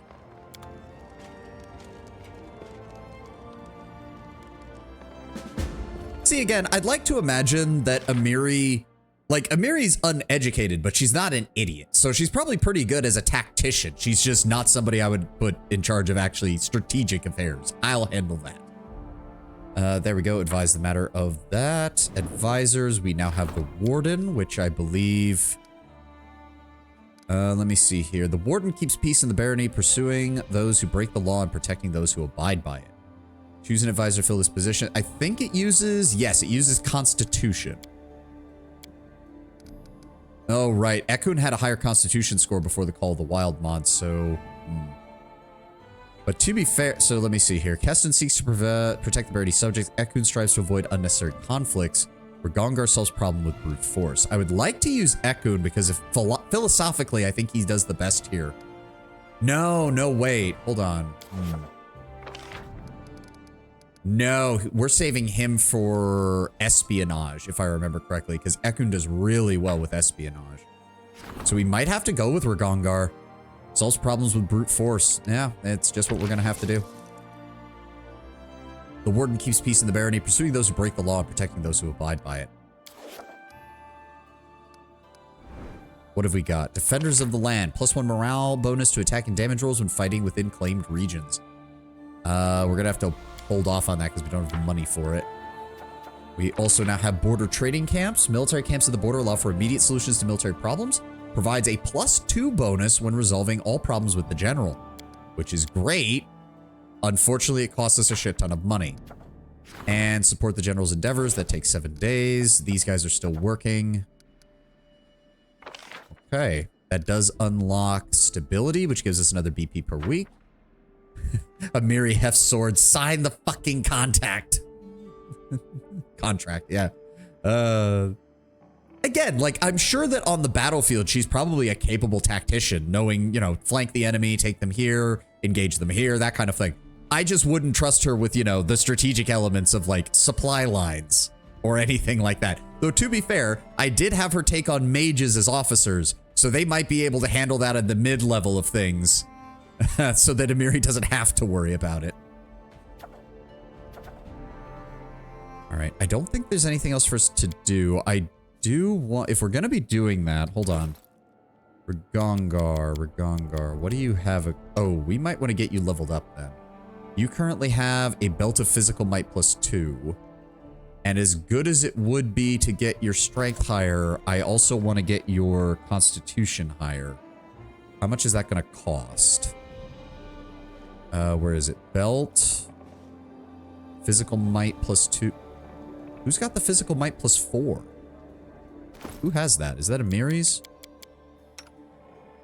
Yes, she has the physical might +4. Okay. So he has the physical might +2. There's none of the others. How much is it going to cost to boost his constitution to a 4? 3,000 gold? That's still a lot. Fuck. No, I can't afford it right now. I just can't.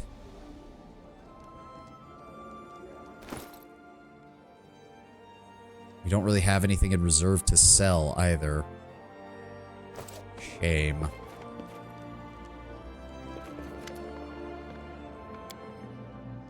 I do also like that it puts your companions in the throne room when you appoint them as an advisor to something, just to make it easier to manage all this. Also, it looks more professional that all your guys are hanging out here. Okay, I can't afford to do anything, so we may as well do the support the general's endeavors, because that's free. That'll just get our military ranked up, and that'll take the next 7 days. All right, the first of Abadius, second of Abadius, there we go, rank 4. We're now making 43 BP per week. That's still, unfortunately, Brevoy is still paying for most of our shit, which is annoying, but what are you gonna do? Transition of power. This ends upon reaching rank 3. Yep, we're trying to get all of this going properly. Ugh. All right, what have we got? Embeth Travelers sends an interesting offer. Event of the month. Locals are bored and don't know what to do with themselves. This is the perfect moment to hold a celebratory event. Hareem's working on that. We have time before that resolves, though. Monster sightings. Multiple owlbears and wyvern sightings in the area. Let's start getting Ragongar trained up on stability. Just for the sake of my sanity, I'm just going to give him a crisis point and put some additional effort behind his stuff. We're making BP slowly. I'd like to actually not have to buy all of this. We still got 6 days on this and 14 days on this. Oh, throne room. Okay. Oh. I beg pardon for the intrusion, Your Grace, but I'm afraid I have bad news. Magical beasts are attacking people across your country, and no one knows where they're coming from. But if the situation continues to develop, it will pose a serious problem. Fortunately, there is good news as well. The Embeth Travelers are offered to help fight these monsters. I expect that would be a good opportunity to invite some guests from the neighboring countries to join the hunt. Would you mind that? Embeth Forest rises from a fecund area in the River Kingdoms full of stagnant marshes and low hills. A band of rangers known as the Embeth Travelers makes its home in the dense, marshy forest. The group maintains a number of camps throughout the forest, and they make the best guides in that area. Who are these Embeth travelers? Why would they ask, and what would they ask for their help?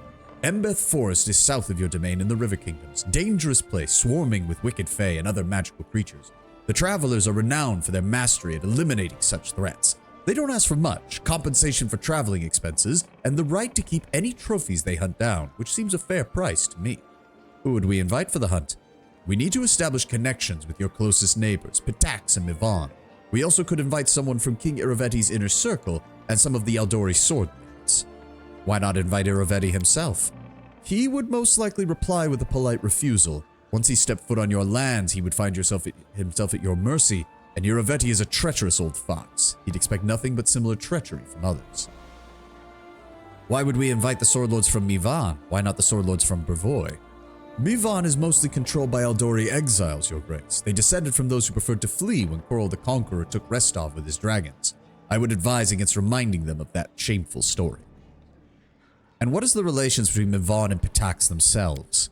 Typical for the River Kingdoms, they have an armed-to-the-teeth truce with regular skirmishes on their borders. They have mutual issues, but they won't grab for their swords as soon as they see each other, at least not on neutral ground. Invite them then.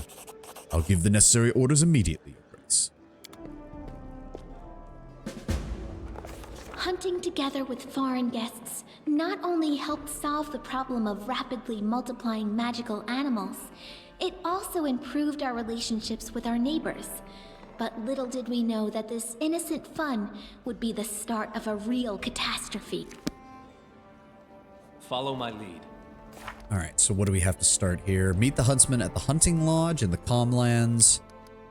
Increase the rank of the Barity stats 25 times, working on that. Still need to add more lands, unlock all 10 posts, upgrade another village, and await report. Alright. Let's see here. I have nothing to sell, nothing to deal with there. I suppose the sooner we deal with this, the better. We don't have any other events. Ragongar's working on that. We have 6 days before that finishes. And we don't have enough money for any of this. So yes, let's go immediately to the hunting lodge and go get that first part of the quest done. In due time. Sounds good to me. Hold on. Let me see here. You've got an item. You've got your belt. You've got your belt. You've got a belt of incredible dexterity. You've got a belt of giant strength. You've got a belt of dexterity. Strength. Valerie's belt. Belt of physical might. You have a belt. You have a belt. You have a belt. You have a belt. I have a belt. Okay, never mind. Those two belts that we have in our stash, we can go ahead and sell. Bartholomew. Go ahead and sell these. Give me 2,000 gold. There we go. Put a little more gold in the treasury. We're gonna need it. All right. Take the usual squad.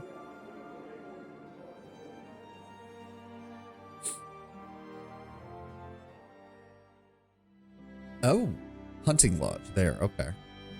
It actually occurred to me, did we spot any new areas while we were traveling around? Nope, those are all on the other side of the river. Okay.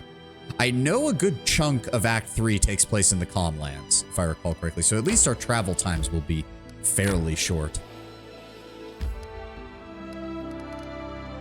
Go ahead and give me a hard save before we enter. I don't remember this event exactly.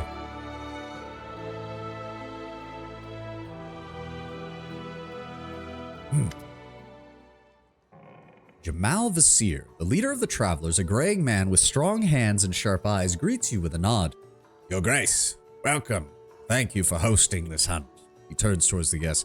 Dear guests, welcome. I'm Jamal Vasir of Embeth Forest. I have no talent for speeches. Let's get to business. This is no normal hunt. These are no hares or deer. The prey will be owlbears, hydras, wyverns. These targets would be dangerous enough anywhere, but on these grounds we found some extraordinarily large and fierce specimens. The aim is to eliminate them before they find their way towards any civilians.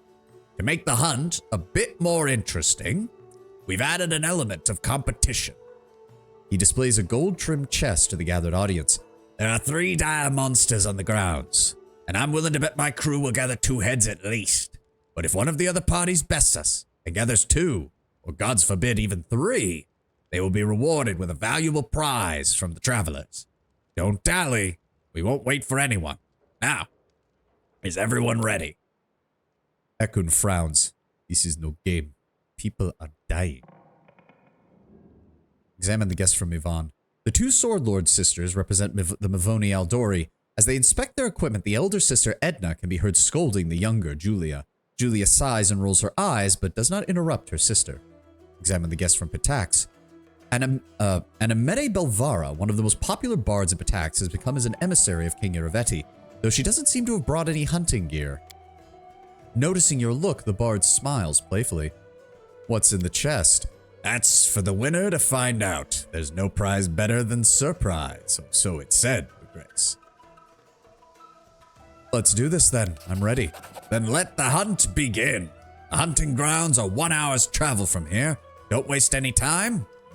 We won't hesitate to bag all the trophies ourselves. Casil, do you have anything to say? Nope. As it should be. I believe I found something.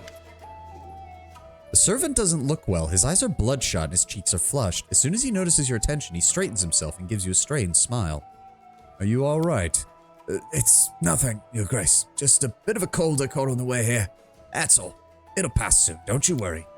Are you sure? You look quite unwell. Please, sir, just pray for me and worry not. I'll weather it. We're river folk, and we're hardy, you know. May Sarenrae protect you. I wish you a swift recovery, then.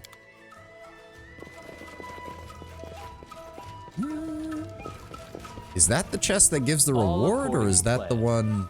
I don't know. I'll leave that chest alone in case it's supposed to be the one that gives the, has the stuff in, but otherwise... Oh. Wish I could join the hunt and get a couple of heads myself. Something wrong, Your Grace? I see you have no trophies yet. You'll lose the competition if you don't... Hurry. Oh, okay. Well, we'll talk to you later then. In due time. Game. There we go.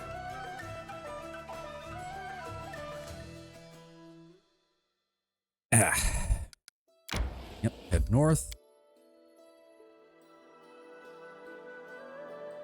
I think there's some decent combat encounters here. I don't remember. Kill at least 2 of the magical beasts. Yep. Ready for anything. So let's go ahead and buff. I'll go ahead and throw that on. Give me Blade Tutor. Give me Heroism. And give me Shield. And give me Enlarged Person as well.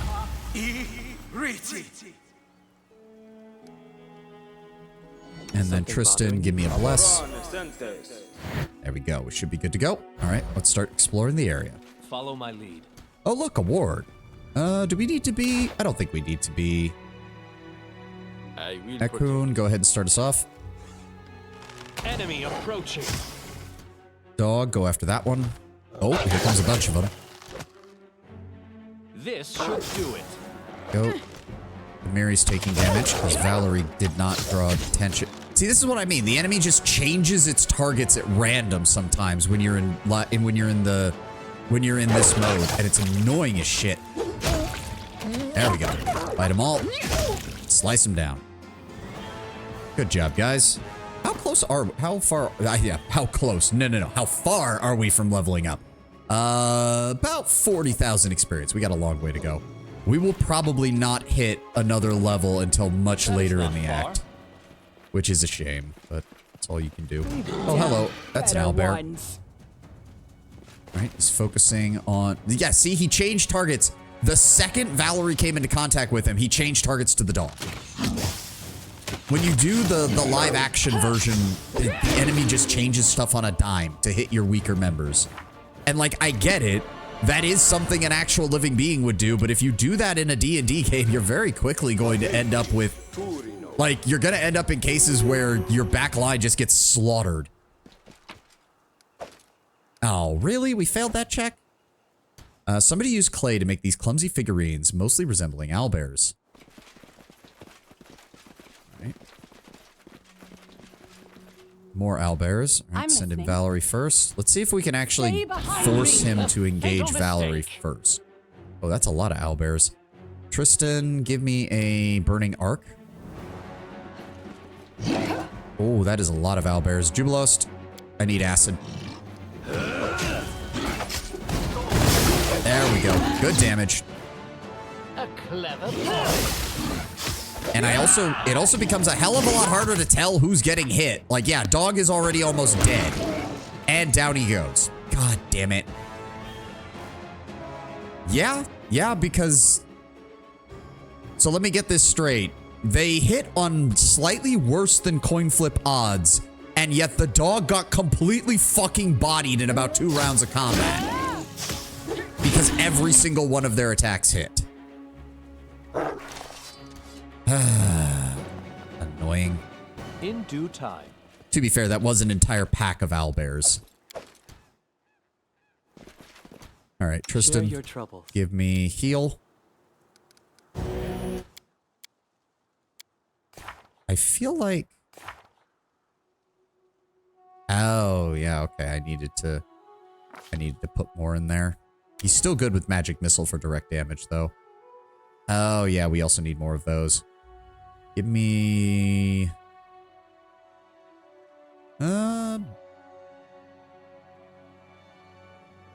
Deals a touch attack to hit the enemy. For every additional target. Reflex save. Okay, so Scorching Ray requires a touch attack. Burning Arc requires a reflex save. So honestly, Scorching Ray is probably more consistent as long as you're careful with who you're targeting. Right here, my friend. Tristan, go ahead and give me Cure Moderate Wounds on Dog.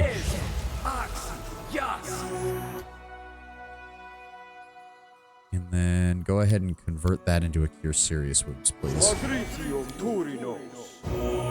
Are you serious? Cure Serious Wound, 3d12 plus your caster level. Your caster level is 6, which means you rolled a 13 on 3d12. Fuck you, game. Could you please actually heal when I try to heal my companions? That would be great. You know what, Ekun? I'm just gonna have to load your belt up with a bunch of healing potions so you can just feed them to the fucking dog. Because Tristan apparently has decided that he will roll exceptionally low. Look at that, the Cure Moderate Wounds did almost as much. Good lord. There we go, okay. All according to plan. Like, randomization of damage, I get. The constant randomization of, like, healing effects is annoying. Okay. Can we please stop having them flank Amiri? That would be great. There we go. Oh, he got knocked down, and he's dead. As it should be. It is nice that I'm able to do this without turn-based mode, because this takes, like, 1/10 of the amount of time. Someone used this tree to sharpen their claws. The marks are twice your height above the ground. Okay. So there's a dire something up ahead. In Where due is it? time. Where is it? Where is it? Oh, Edna. Okay, so the Eldori are here. Oh, You can thank me now. thank you. To arms. Oh, good lord. Greater Enraged Owlbear. You guys are gonna fucking get killed if you're not careful. Look at me, Gorum! Yeah, you just got critically hit for 40 damage. The sisters glance at each other, grimacing. Finally, Edna, the older, straightens herself and speaks. Thank you. We owe you our lives. That thing almost killed you. Well, that's just because somebody would happily charge a pack of dragons with their bare hands given the chance. Oh, and here I thought it was because one of us spends more time running to the kitchen for cookies rather than training with her sword. The sisters glare at each other, their teeth clenched. How are things in Mivon now that we have a moment alone? Ugh, the same as always. Her name is Edna. I kind of want to see if I could... Can I do an Edna voice from The Incredibles? Darling. The same as always. A total mess as far as I can tell. Brevoy officials must have decided state prisons were a waste of taxes because their criminals have been fleeing to our lands by the dozens. Galt is sending spies and provocateurs at us without even trying to cover their tracks anymore. Add in yet another skirmish along our border with Patax and, quite frankly, it's business as usual. On the bright side, our uncle finally defeated the old treasurer in a duel. So now, as long as no one else tries to claim the position, it's as good as his. Mivon's public officials are determined by duels. It is called a meritocracy, good sir. The most skilled get to rule. Anyone can gain a high position in Mivon's society, provided they can defend that position in a fair fight.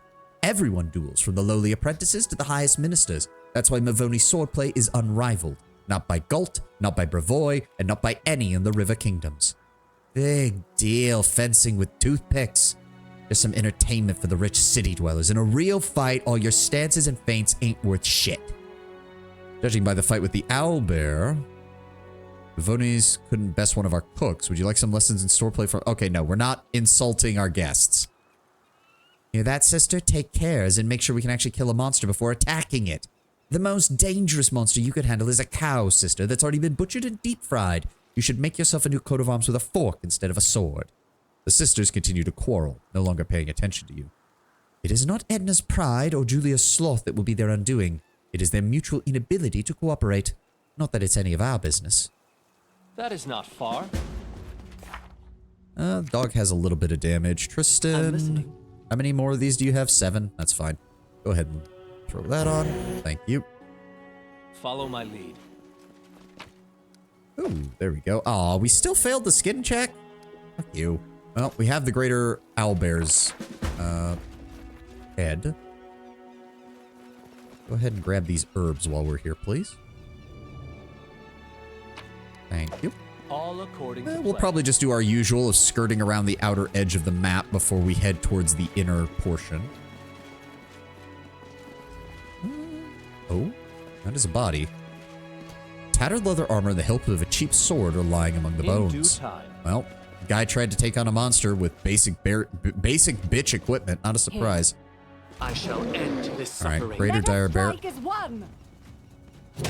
That is a lot of targets. Jubilost, give me acid down here. Support Amiri. Left yourself open. Because Amiri's getting This will fucked right now. Just there, exposed. You gonna throw? There we go.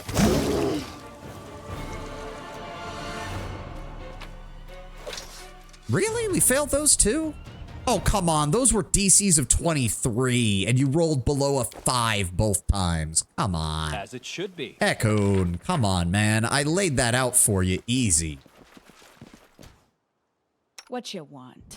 And Mary, I'm just going to have you chug potions to heal, because this is ridiculous how often you're getting... I mean, it's not ridiculous that you're getting hit. It's ridiculous that the enemy keeps shifting their That is not focus to far. hit you when I've got Valerie on the front lines purposely to draw their attention. Oh. Our deadly beast. Deadly be your poison. Pes la mashtu. And then the wyvern eats them, I'm pretty sure. Oh, mighty beast, strong be your wings. Praise la mashtu. Any day now? Oh, mighty beast, sharp be your claws. Can we end this charade? Thank you. Beast hungry, run! Yeah, saw that happening. Don't know why we let them leave, but... I am your shield. Alright. Do not falter. Running Send will Valerie help you. in. Miri, hold back until Valerie has his attention. There we go. Alright, now move in. You too, dog. Yeah, nice try. He's missing all of his attacks on Valerie. Goodbye. Yeah, wyvern skin. All Good. according to plan. Alright, we're making good progress. Oh, hi. We will be victorious. Same as before. Pull back. Let him focus on Amir. There we go. Move in, Amir. Get fucked. That's another 67 experience points. More wyvern skin. What is this? Someone scratched the back against the tree, which almost uprooted it. Follow my lead. Edible moss. I think one of the dire beasts is out here. Where is it? Oh, where does this go? Hello? Really? Nothing up? Oh, Down. Better Lord. ones. Nowhere to run. okay, hold on. Mary, just keep back. Keep back. You've got low. There we go. Now move in. Oh, they're all going after the dog. Again. All right, he's down. I'm going to come over here and assist. Let's There we go. try this. And they're going after Mary again.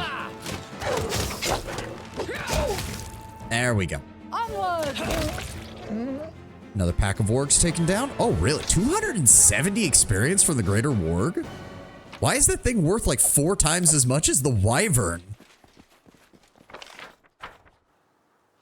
Is dog okay? Dog's okay. That is not Minor far. damage. And...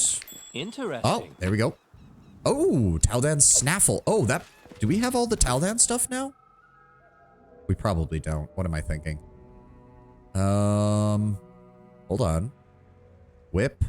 Stirrup. Snaffle. Nope, we're still missing 2 other items from the Taldan set, unfortunately. Or from the Taldan items to unlock As it completing should that. be. We'll find them. We'll find them. They're worth quite a lot, so no reason not to. What a Oh. find. Get that disarm, please. Child's play. Oh, did the blessing just run out? I think the blessing just ran out. That's fine. Go ahead and reapply that. I Thank said that you. the blessing of Serenray will light up her soul. What is that? She seemed- Enormous clawed paw All prints mark according the to ground. plan. All right, well, we're definitely closing in on something.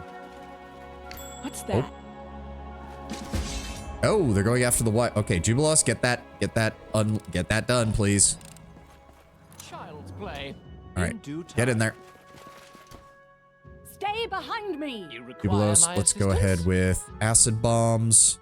Something bothering Tristan, give me magic missile. Ekun, Open just to your engage as per normal. Good damage, good damage. There we go. Tear it apart. Where are you going? We were hunting here.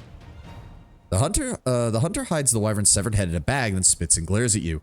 What's wrong with you? How about you stop getting in our way and just mind your own hunt? The beast almost fled. How about you give it a whistle? The way you handled it was amazing. Great job. Oh, thank you for the kind words. We're used to it. Our homeland gives us no slack. Every week there's another hungry beast to deal with. Is it like this everywhere? Is there no place left in this world where people can live without fear? Now, you haven't seen anything unless you've been up north. You ever fight a mammoth? It's the size of a mountain and a hair like a forest. Tusk so long you can impale a whole tribe. Yeah, we know what a mammoth is. We don't have those here, but trust me, we've had our share of monsters. You're very lucky I'm not a chaotic person, or I probably would have Follow killed my you for lead. that head. Doesn't matter. We'll kill the other 2. We already have one, and we'll definitely kill the other one, so we'll be out ahead of them. We'll still get the item. That is not far. Jubilos, get that. You can Thank thank you. me now. Child's Oh. play. Wand of Searing Light. Divine damage per 2 caster levels. Undead creatures take 1d8 points of divine damage per caster level. Construct takes 1d8. Wait, what? Oh, okay. So I was wondering, like, wait, why does the undead one take less damage? But no, there's more. There's smaller dice, but there's way more of them. Okay. And a Hunter's Roast. And, oh, Shard of a Ring. Nice. All right. Oh, hello, you piece of shit. I recognize you. Okay. Give the order. This is definitely a case where we want Valerie to engage first. Actually, I'm going to go even further. I want a displacement spell on you before we run in there. To victory! Yep. Get in there first. Draw its attention. Jubilos, I need you to move up and start throwing firebombs. Yep, nice try. Tear it apart. Come on, people. Rip it apart. There we go. Valerie did a great job with that displacement. No problems there. Displacement's such a good fucking spell. Hey, another Shard of the Ring and a Throwing Axe. +1. Well, we're In selling due that, time. so... Still. Alright, we're done up here from the looks of it, which means we need to get back down into the lowlands. How are we doing on buffs? 2 minutes left on Bowfits, 2 minutes left on Blade Tutor. It's not the worst. We can keep moving. All according to plan. What else have we got? I forgot how big this place was.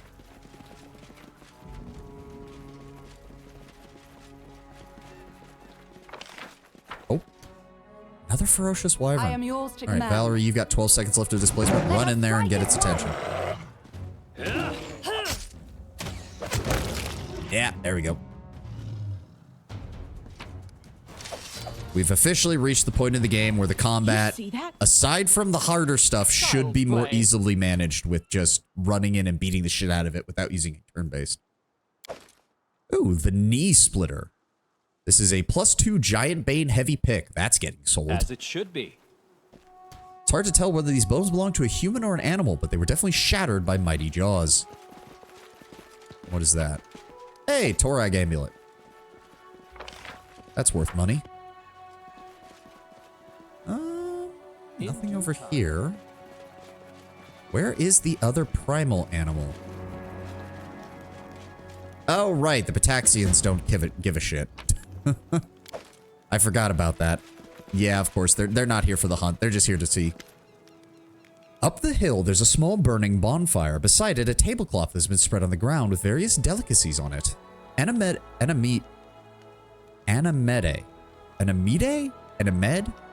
I hate this name. Anna plucks at the strings of her lute until she sees you and waves hello. Ah, the host of the hunt comes to pay us a visit. Please welcome to our table.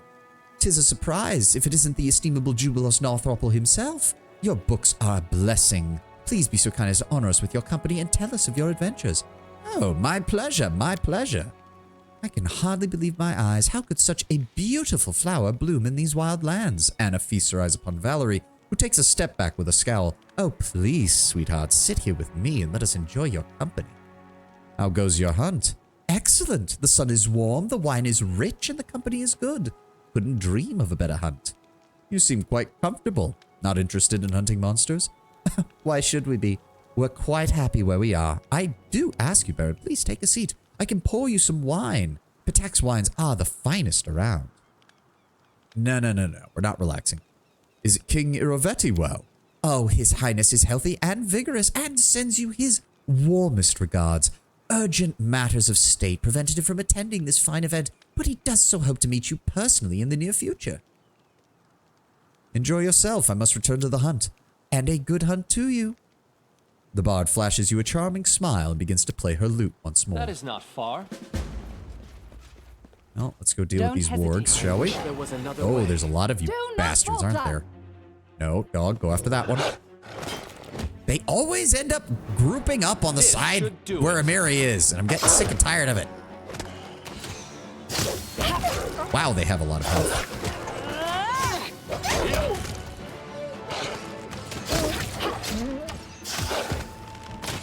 There we go. Another 270 experience points for that one. Thank you. Skin them all. Follow my lead. And Dryad Mark. That is an exit. We do not want that. We are not done here yet. No. All according to plan. Where is the other dire? Is it in the middle? I think it might be in the middle. Oh? What is this? The goblins were torn apart by humongous claws. Their ugly little faces showed horror. Well, yeah. All right, let's just go. Let's dive into the middle and see. Because oh, there we go. Ferocious Hydra.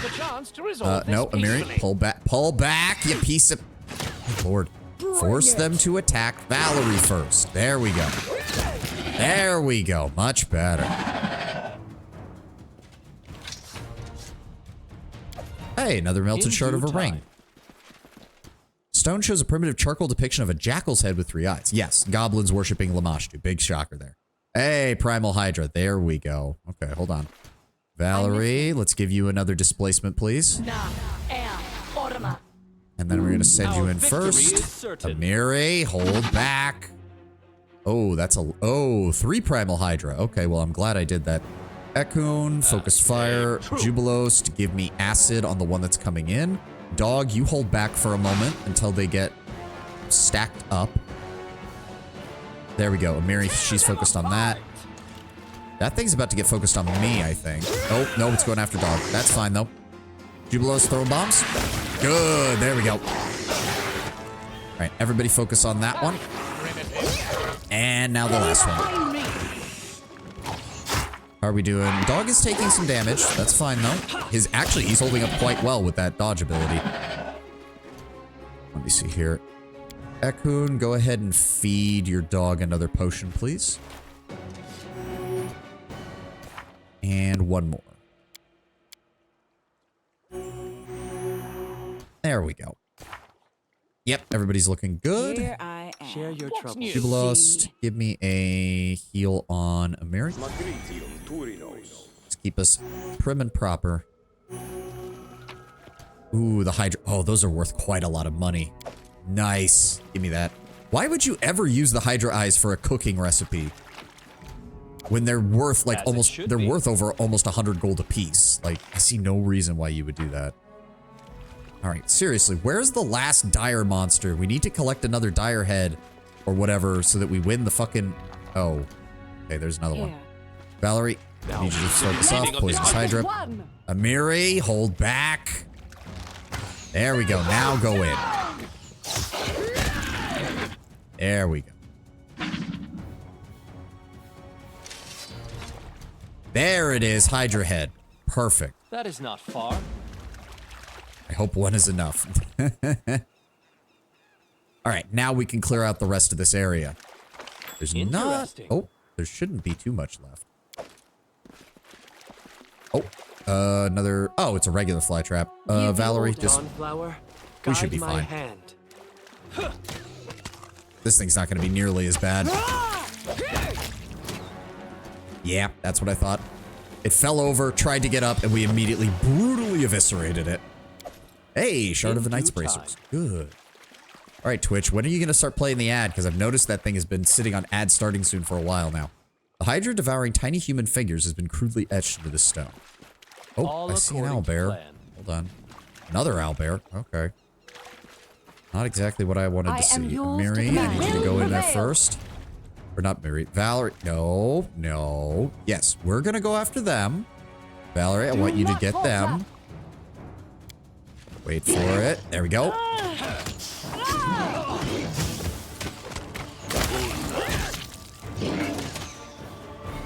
Didn't even break a sweat. And there's the... Okay, well, we're just going to finish the combat here real fast. There we go. Regroup. All right, ad's playing. We're going to hold here for a moment, and I will be right back. You know the deal. Grab a snack, grab a drink, do some stretches, whatever you need to do. I'll be right back.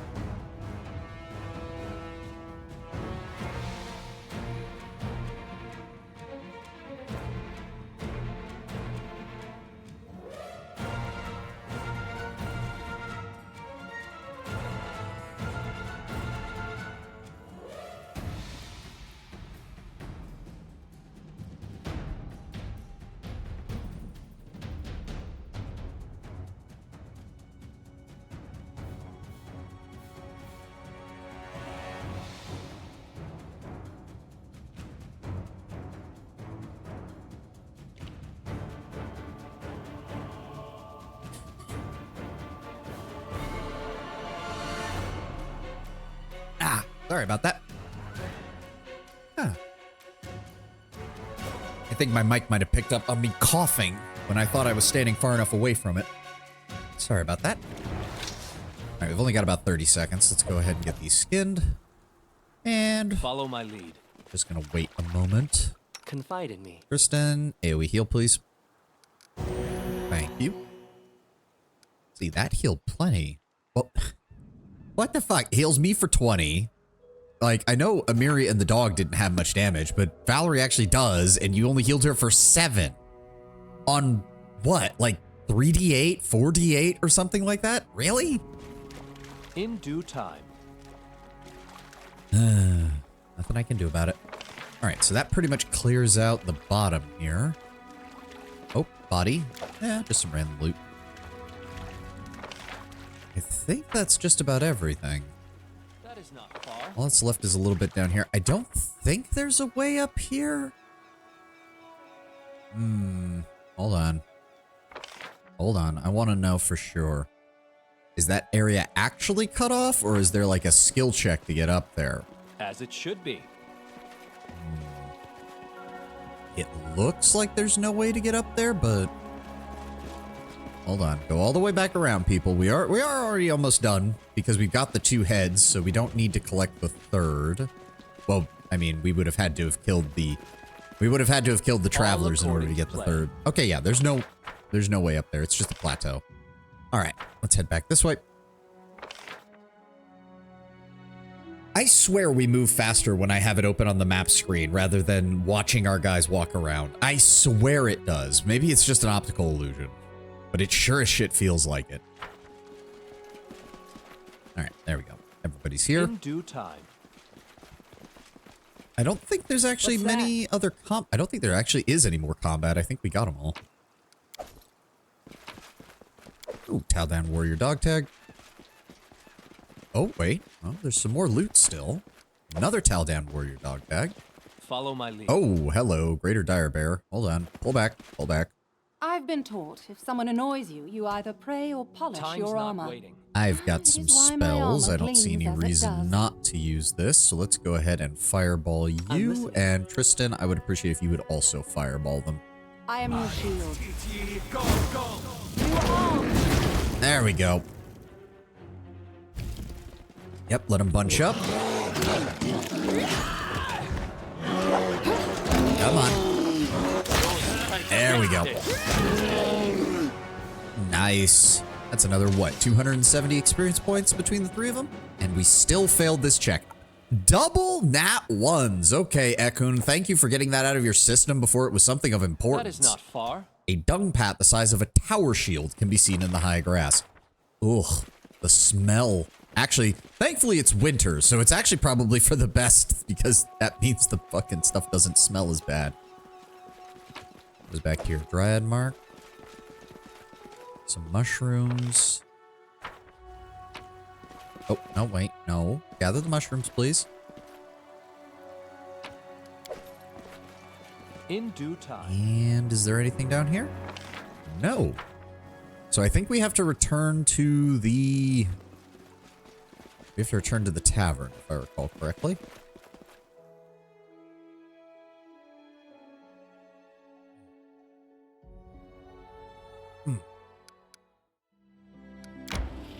Oh, wait. Does that allow me? Okay, but we'll deal with that later. Deal with that later. All according to plan. The huntsman fiddles with a small spyglass. Can't see much from here. Wish I could join the hunt to get a couple of heads myself. 2 trophies. Never would have guessed you'd best us. Like to announce the end of the hunt? Or do you hope to claim yet another trophy? How goes the hunt? Can't see much from here, but my crew wastes no time. If you don't hurry, there may be no trophies left. How about you tell me about the travelers? What would be of interest to you? He scratches at his unshaven chin. The Emberth Forest is a strange place, even for the River Kingdoms. Teams with magic. The Fae who live there believe there's no place for humans. Obviously, we believe otherwise. Ah, Fae, big deal. We've got giants up north. The huntsman listens to Amir with a smile. And mammoths. And giant saber-toothed tigers. And we don't complain. You know what we do? We hunt them and eat them. I'm pleased for both you and your appetite. Can I finish answering the question now? We've been fighting them for centuries. Seen a lot in that time. But I must say the beasts you're dealing with here... They're big even for us, and we're practically neighbors. It seemed only right to offer our help to cut them down. Especially since if these creatures manage to eat all of you, or Rasto forbid, they may just go for us as a second course. Sound the horn. The hunt is over. As you wish, sir. Now that the hunt's over, let's see how it turned out. How did our Mavoni guests fare? The honorable guest from Mivon fought one of the monsters and barely survived. Fortunately, His Grace's timely arrival forestalled tragedy. We wish them both better luck next time. The Pataxians. The honorable guests from Patax managed to bag a single squirrel. I hope they at least had a good time. And the Embeth travelers. We took one of the beasts, but His Grace, noble ruler of these hunting ground, has accomplished a true feat and gathered more trophies than us. Such skill deserves deep and genuine respect. I do believe that makes me the winner. You, Your Grace, indeed. The huntsman solemnly hands you the chest, 2,500 gold coins and 12 exquisite pearls. The hunt is officially over. I thank you all for your participation and for the representatives of both Mivon and Patax joining us. What's happening? You'll do it the hard way. And chestburster owlbear.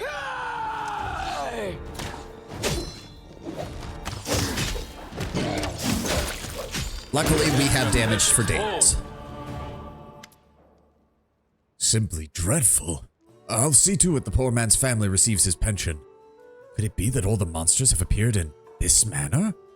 If the public learns of this, there'll be no stopping the panic. I recommend we keep this incident quiet for the time being. We'll conduct a full investigation without drawing anyone's attention. In a month's time, I'll inform you of the results. Agreed. My subjects do not need to know more of this. I will handle it. We will work on it. I'll give the necessary orders when we return to the capital. As it should be.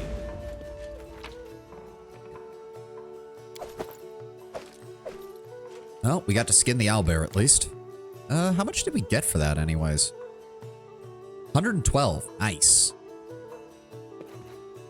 Looks like it's worse here than we thought. Time. An unexpected twist of events. I wonder what Lord Iravetti would say about this.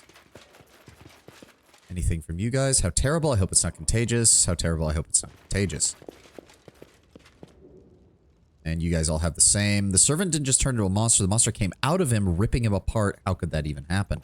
You can thank me now. Oh, okay, so that was not where he was storing the prize. That is That not just had some far. other stuff in it. Okay. I don't think there's anything else here. Nope. Alright. Maybe he was hiding an owlbear in his ass to assassinate you. So I do think...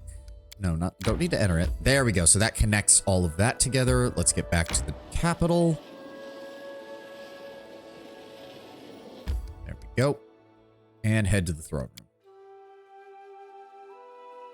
Ah.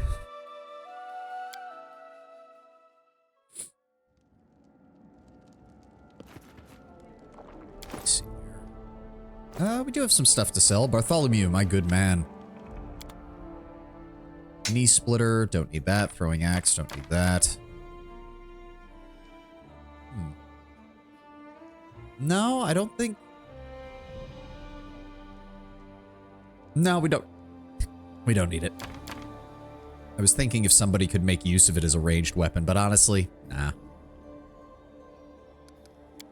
And we have all of those hides and skins, plus the food that we found. The Hydra eyes. There we go. The wyvern meat. There we go. I'm honestly thinking, I mean, selling them isn't worth much, but they do take up a lot of inventory space. We're going to cut the amount of supplies we carry down to 20. Or no. I sold the wrong number. Yeah, there we go. That'll cut about 100 pounds worth of supplies out of what we're carrying constantly. Oh, and that made it a nice even 7,600. Nice. We're sure there's nothing else I need to sell? We don't really need acid flasks. And we don't need alchemist fire. So we can get rid of those. We'll keep the rest though. Nothing else? Nothing else. There we go. Another 7,000 gold. And storyteller, I do have... Let's see here. Brought you some relics, marks of Torag, dryad marks, Taldam warrior dog tags. And that's it. Do we not have... No, we don't have enough. Remind me what it is you want from me? Oh, it's just the... Okay, okay. I thought he had given me a quest. No, I didn't think so. Ancient Curse, we're waiting on a report. Still working on that. Still working on that. Can't go there. Wait for the Royal Council to Council to gather. Yep. All right. Nothing we can do there then. We have 42 building points. We make 43 a week now, which is good. We gotta get espionage up. It's gonna take forever in order to get that up, unfortunately, because almost nothing raises it. All these have gotten done. Let's see here. Event of the month, we're waiting on. Yeah, Amiri could handle that, but I need to get Harim's stats up as well, and that means getting him the chance to work on these events. Especially because, hold on, the last one of these, yeah, Octavia can handle that. So we don't need him when that happens. All right, hold on. Hold on. Before we start skipping days, before we start progressing the timeline, is there anything I want my crafter to work on? She can start to get Ragongar's stuff up, which would be nice. We have 31,000 gold, so 4,000 to boost his constitution isn't the worst. We'll call this, start naming it. So, Ragongar's Belt of Draconic Blood. Because it's going to be boosting all of his physical stats. Oh, wait. This is not... No, not Belt of Physical Perfection. No. Wrong one. Where is it? That's weird. Why is it on a different one? Hold on. No, because he has a... Which one is it? Yeah, Belt of Physical Might. Where the fuck is it? Belt of Physical Might +2. There we go. Okay. Ability, Constitution, +4. We're just going to call it... Ragongar's Belt of Draconic Blood. Sucrose! Welcome! Hope you're having a great time right now. We're having a good time. We're in Act 3 of Pathfinder Kingmaker. Hope you're having a glorious weekend. Let me see here. Constitution, +4 bonus. Yes, please. Go ahead and start working on that. 2 days. Perfect.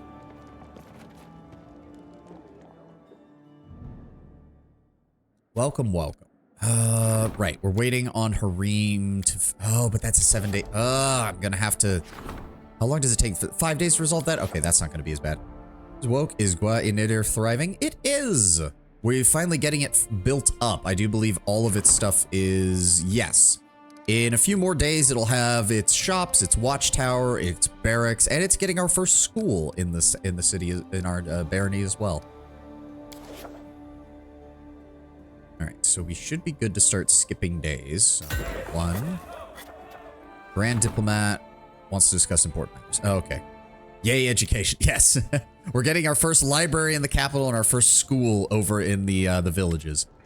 This will only take a moment, Your Grace. Really, it's nothing, but I need your advice. Some hunters from Pitax are wandering the outskirts of your barony. If you ask me, I don't care. There's enough game for everyone. But the locals are enraged. What kind of barony is it if just anyone could cross our borders? We're not going to introduce border patrols because a couple of does got shot, right? Lowers relations, increases stability in community. They're only hunters, lowers community and stability, but gives loyalty and relations. Sorry, Lindsay, but we're going to need to increase border control, especially given that it's from Pitax. We need to put an end to such incursions immediately. Lindsay lets out a disappointed moan. Seriously? Just because they got lost while they were hunting? We could just pretend we didn't notice. Lindsay, it is very important to maintain proper, healthy boundaries with our neighbors, especially when said neighbors want to potentially kill us and invade us. Also, our border with Pitax is a fucking river. Meaning if they crossed it, guess what? That means they purposely crossed it to come into our nation.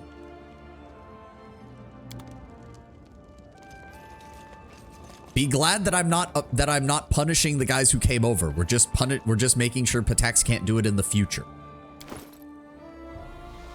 All right, no events there. Good.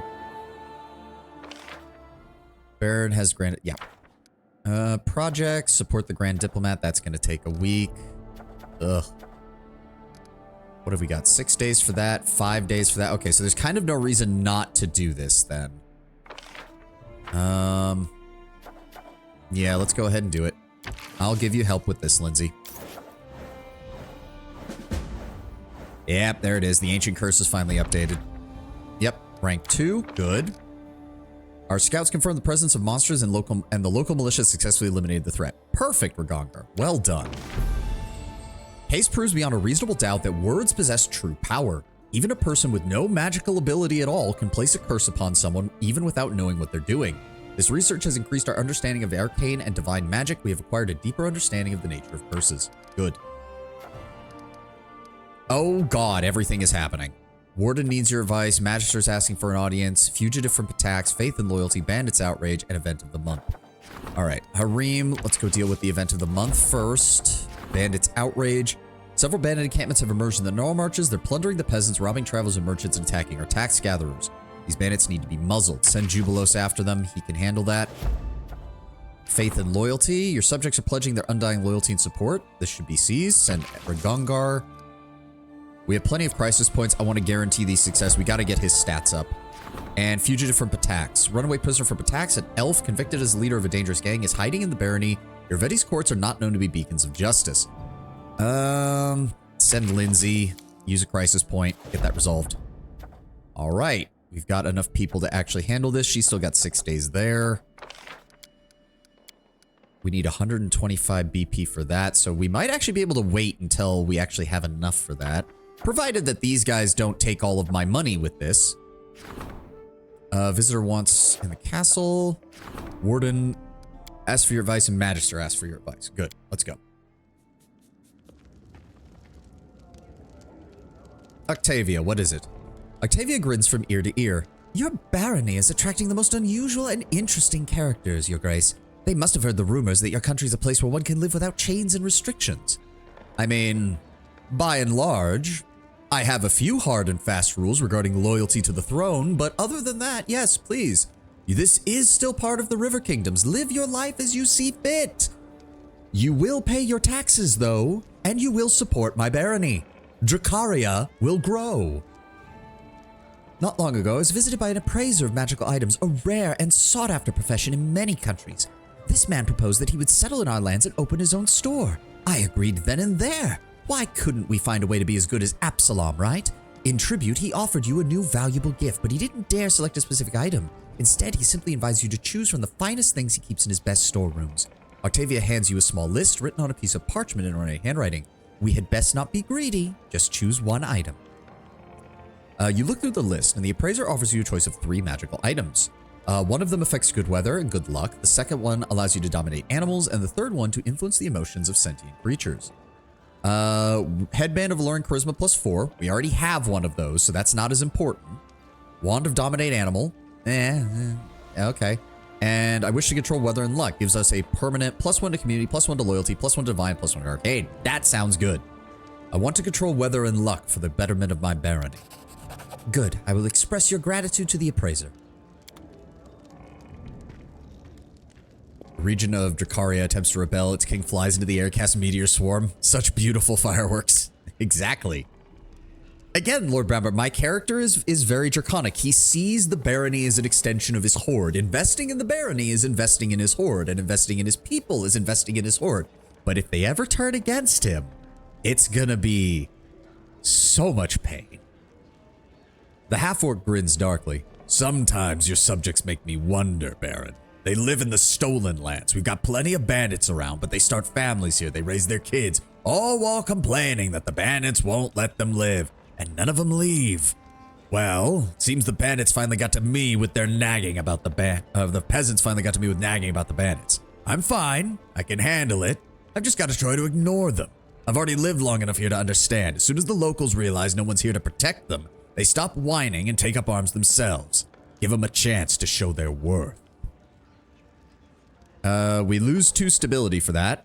We can order the guard doubled in all settlements, lose loyalty but gain stability, or we can order a curfew.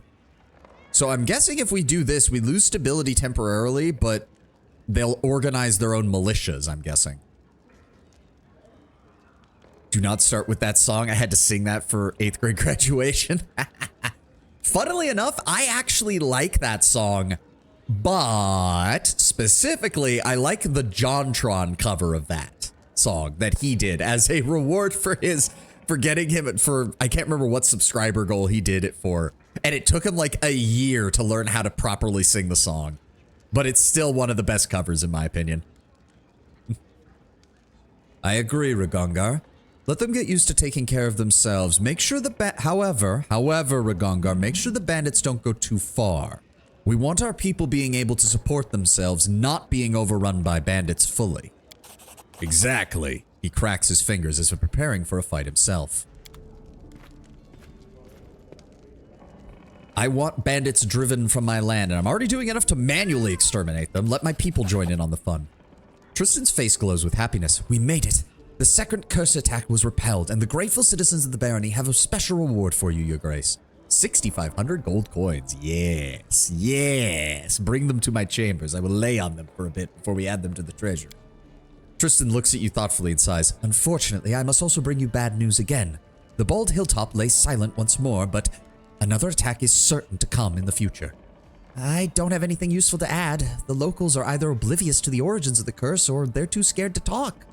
Honestly, we'd be better off trying to find books on ancient curses. How do we still know nothing about this curse? Well, nothing that can help us contain it. Once every few months, it drives the nearby animals, monsters, and other beasts insane, sending them forth in a bloodthirsty rage.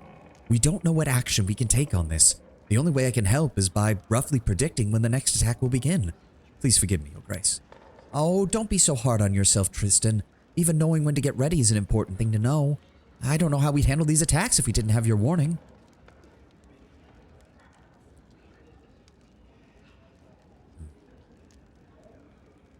Then it looks like we don't have a choice then. We wait and prepare for the next attack while you two continue focusing on trying to uncover anything that will give us an advantage. Tristan just nods, looking gloomily. Alright, is that all? Yes. Okay, good. Should check. Ragongar, where's your shit?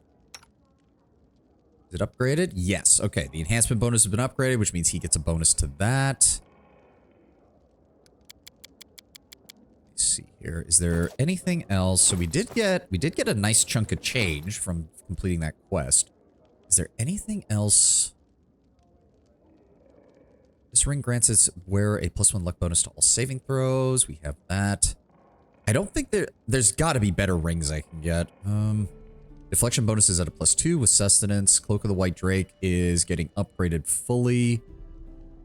Robe of Obsidian Earth, Belt of Physical Perfection. Might want to add another Constitution point to that now that I think about it. Boots of Kingly Stride, that also might be good to upgrade. Upgrading that to a +5 is going to have to wait because I know that's expensive as hell.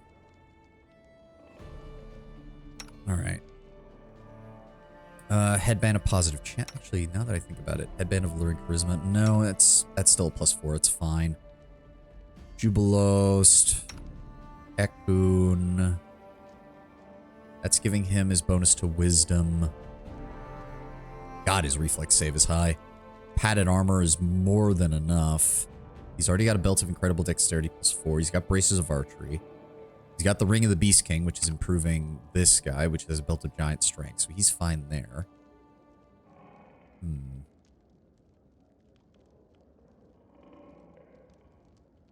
Ooh, might want to put a Wisdom bonus on him. His will save is really low. Amiri, Belt of Physical Might +4 is good. Boots of Rageful Movement is fine. You don't need anything else until we can get you a better weapon. Valerie. Do we want to increase your AC even further, I think? It might not be the worst idea. Mithril Full Plate +3. Is there anything we can do to add to that? Like, how much is that going to cost? Arms and Armor. Armor. Where is it? +3. Mithril Full Plate +3. Armor enhancement, to get it to +4 is going to cost us 1,700 gold, which is actually not that bad at all. And then level 5, see that might take too long though, because she is going to, oh no wait, this will be too hard. Yeah, okay. No, that's not going to work. What is celestial armor? Crafter must be of good alignment. What does that do, though? It doesn't say. Energy resistance would be a good choice. Fortification. So that's a plus equivalent of 5. Wild is useless. Cast spells is not what we want. Energy resistance, though, getting that up across the board would be really nice. Sonic damage is not nearly as common. Oh my god, 16,000 gold to give it 30 energy resistance. Whew. Yeah, I don't know what celestial armor does, is the thing. Huh. I don't even think I've ever heard of that. Hold on. Hold on, Pathfinder SRD. There's a website for this. What in the hell is celestial armor?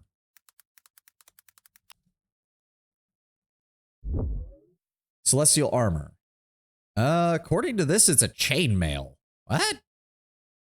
Celestial armor. The +3 chainmail is so fine and light that it can be worn under normal clothing without betraying its presence and has a maximum dexterity bonus of +8 and armor check penalty of -2. It is considered light armor and allows the wearer to use fly on command once per day. Okay, so what they probably did was implement it as gives you the ability to cast fly on yourself, which is nowhere near as, like, that's cool and all, but... Oh, did I beat you to the punch, Lord Bramber? My apologies. Celestial armor is mithril. Yeah.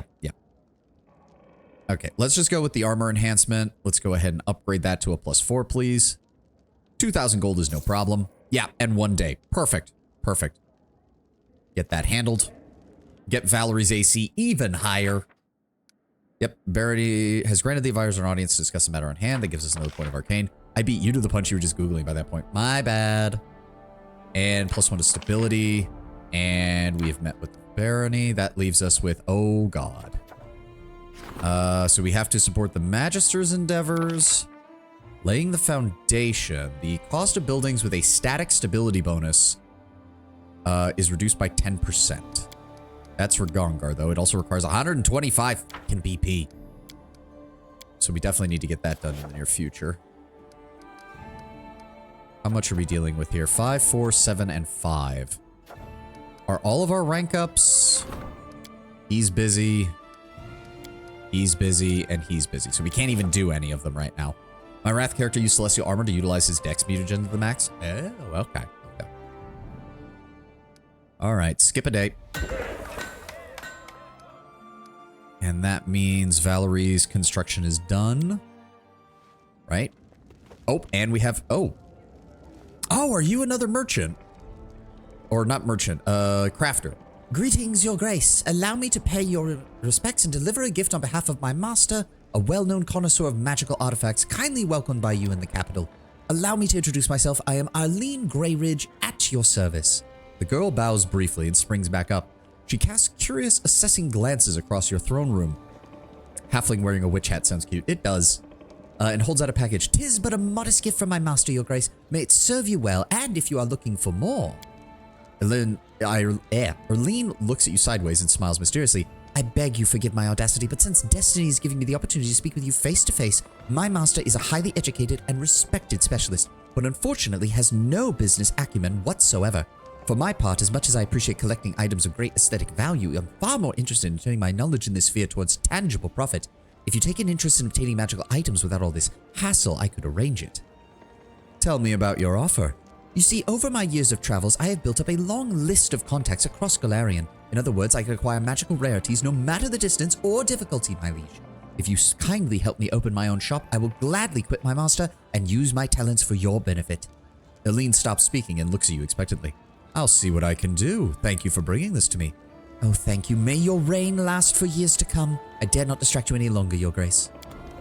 Right, she's the one that you can build in the capital. Which we should definitely get right now, because I'm pretty sure she's the magical rod and scroll expert, if I recall. So she can get her hands on a variety of really important items. Arlene's magical rarity shop. There we go. +1 economy when adjacent to a tavern or a longhouse. Unfortunately, the tavern is over here in the corner and so is the longhouse. So that's not really going to be much use to us. But... Also occurs to me, what else do we have? Ooh, the mansion. We do need something like that soon. We don't need another shrine. That's fine. Piers. We already have the piers. Right, they're over here. Right, these can be upgraded. I've got to remember that. Okay, so we definitely want our Erlene's shop. How much? We have 78. Right, Erlene's magical rarity shop. Honestly, just go ahead and put it next to the library. Put it next to the library. Printing house. Herbalist house. Can be upgraded to magical rarities workshop in a town. Very nice. So this is a separate slot. We already have the watchtower. So I guess there's no reason not to build a windmill. Well, no, except for the fact the windmill's not going to give us much. This is the issue. Yeah, let's focus on saving our money for now. Let's focus on saving our money for now. I'd like to actually accumulate enough building points to use those rather than having to constantly buy more of them all the time. But we will see. We just got to make sure that we get all of our stats up as high as possible, as quickly as possible. We're actually doing not too bad, all things considered. I'm pretty sure the ranks max out at 10. So we've got a long way to go, but we're also getting to the point where these stat upgrades are going to start increasing pretty quickly. Defenders of the Land, that's 100 BP. We're still working our way towards that. +1 morale bonus to attack and damage rolls while fighting within claimed regions. We definitely want that. We do have a couple of days. I think we go deal with the village in the Silverstep Lake. I think we go deal with that. She did complete Valerie's armor and she's not working on anything else, right? There we go. Mithril full plate +4. That gets her a baseline AC of 41. Very nice. It doesn't matter that she doesn't do much damage with that short sword. Well, I mean, it's technically a dagger, but it looks like a short sword. All I need Valerie to do is just stand in the front and take hits for us. And she works beautifully in that regard. All right, let's go deal with Lake Silverstep, shall we? Don't need to grab any of that. We're taking the usual squad.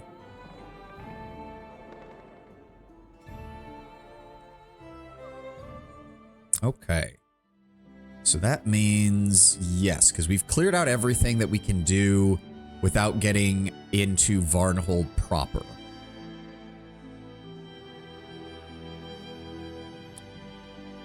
Because if I remember, so the Varnhold is this province plus Dunsward. Silverstep is technically disputed territory between us, as is the Tors of the Levanese. So we want to go here. It's only going to take 9 hours, not a problem there.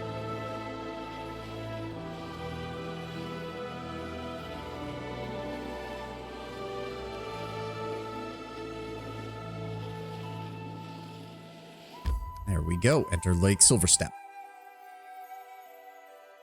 I recall like one quest in this area. There's like a dude who's cursed. And other than that, I don't remember a damn thing about this place.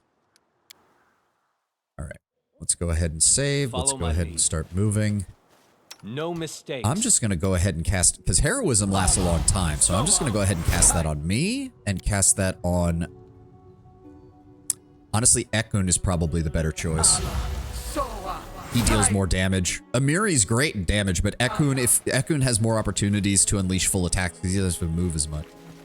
All according to plan. Mobility 21 to climb down, 24 to climb back up. Who's got our highest mobility check? Is that you, Ekun? No, actually. Oh. We don't actually have anybody who's that good at mobility. Oh. Okay, that's... Yeah, no, he just has his dexterity bonus. Oh, okay. Oh, he has athletics. Oh, okay. That's annoying. Oh, well. In due time. But that is worth experience, but I don't want to take damage. We'll do that later. If I've unlocked the rest of the area, we'll just come back and do that until we pass it without damaging ourselves a shit ton. As it should be. What is this? Oh, basic supplies. The house used to be neat and cozy once, but now it looks almost abandoned and the door is shut tight. Far. Before you is a pile of torn sheets of paper scribbled on its sandy head ready. The text is faded and almost unreadable. Hunter's letter. Lisa, my father always used to scold me saying, Ivar, you shouldn't wag your tongue so much. I never listened.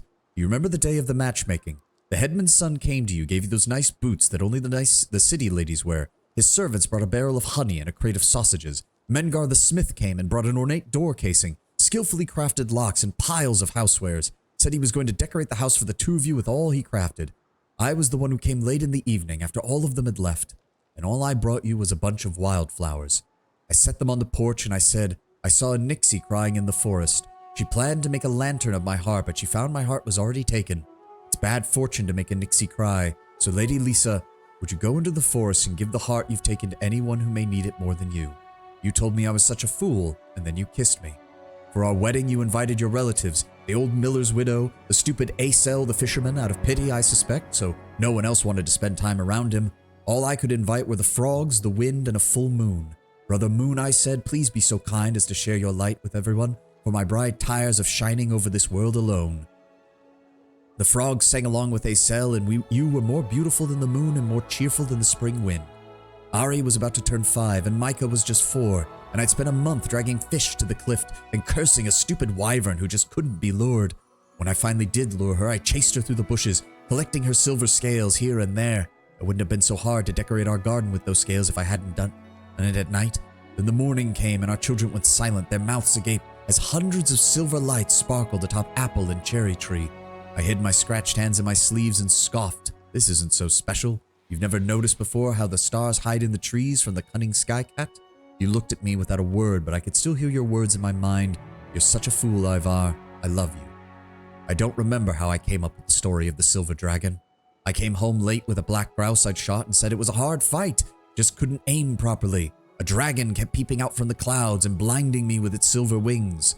You saw a real dragon, Dad, not the whole dragon.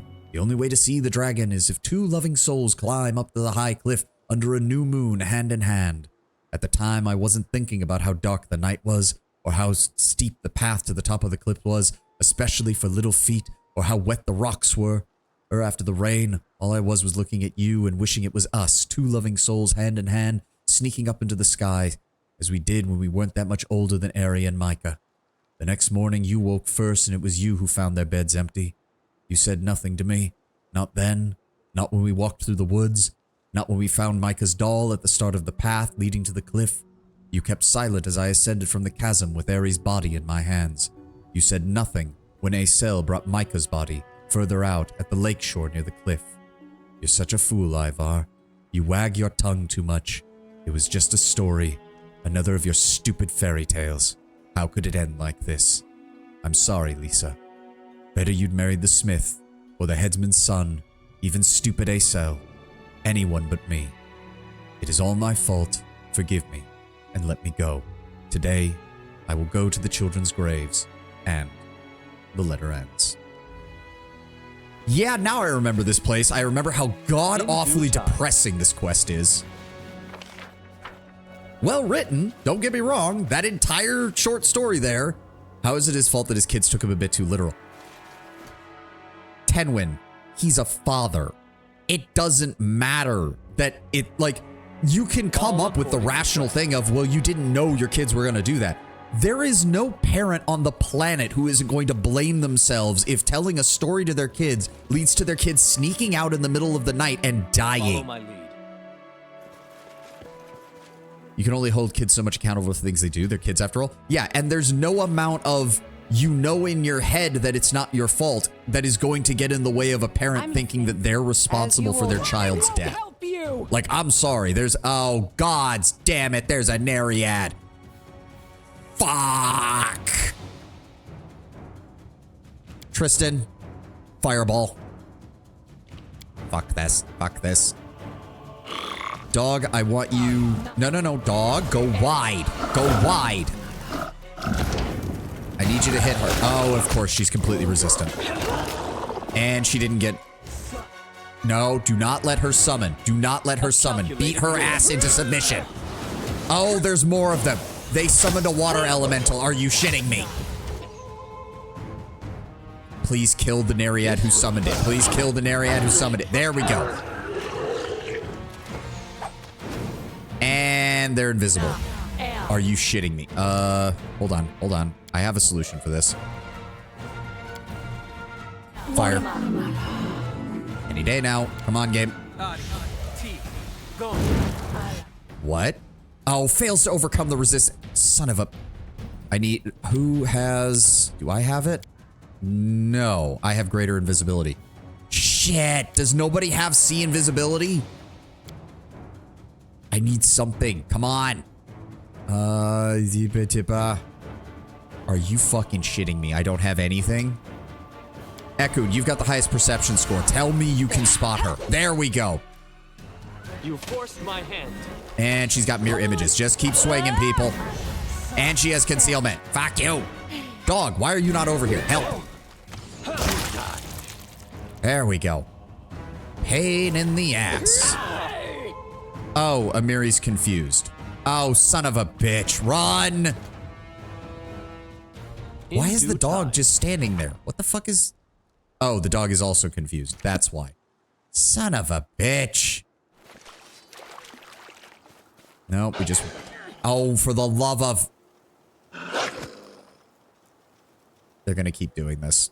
Ow. Yeah, he hit himself. Amiri smacked herself. You guys mind finishing that up, please? Oh, for the love of Christ, stop it. You done?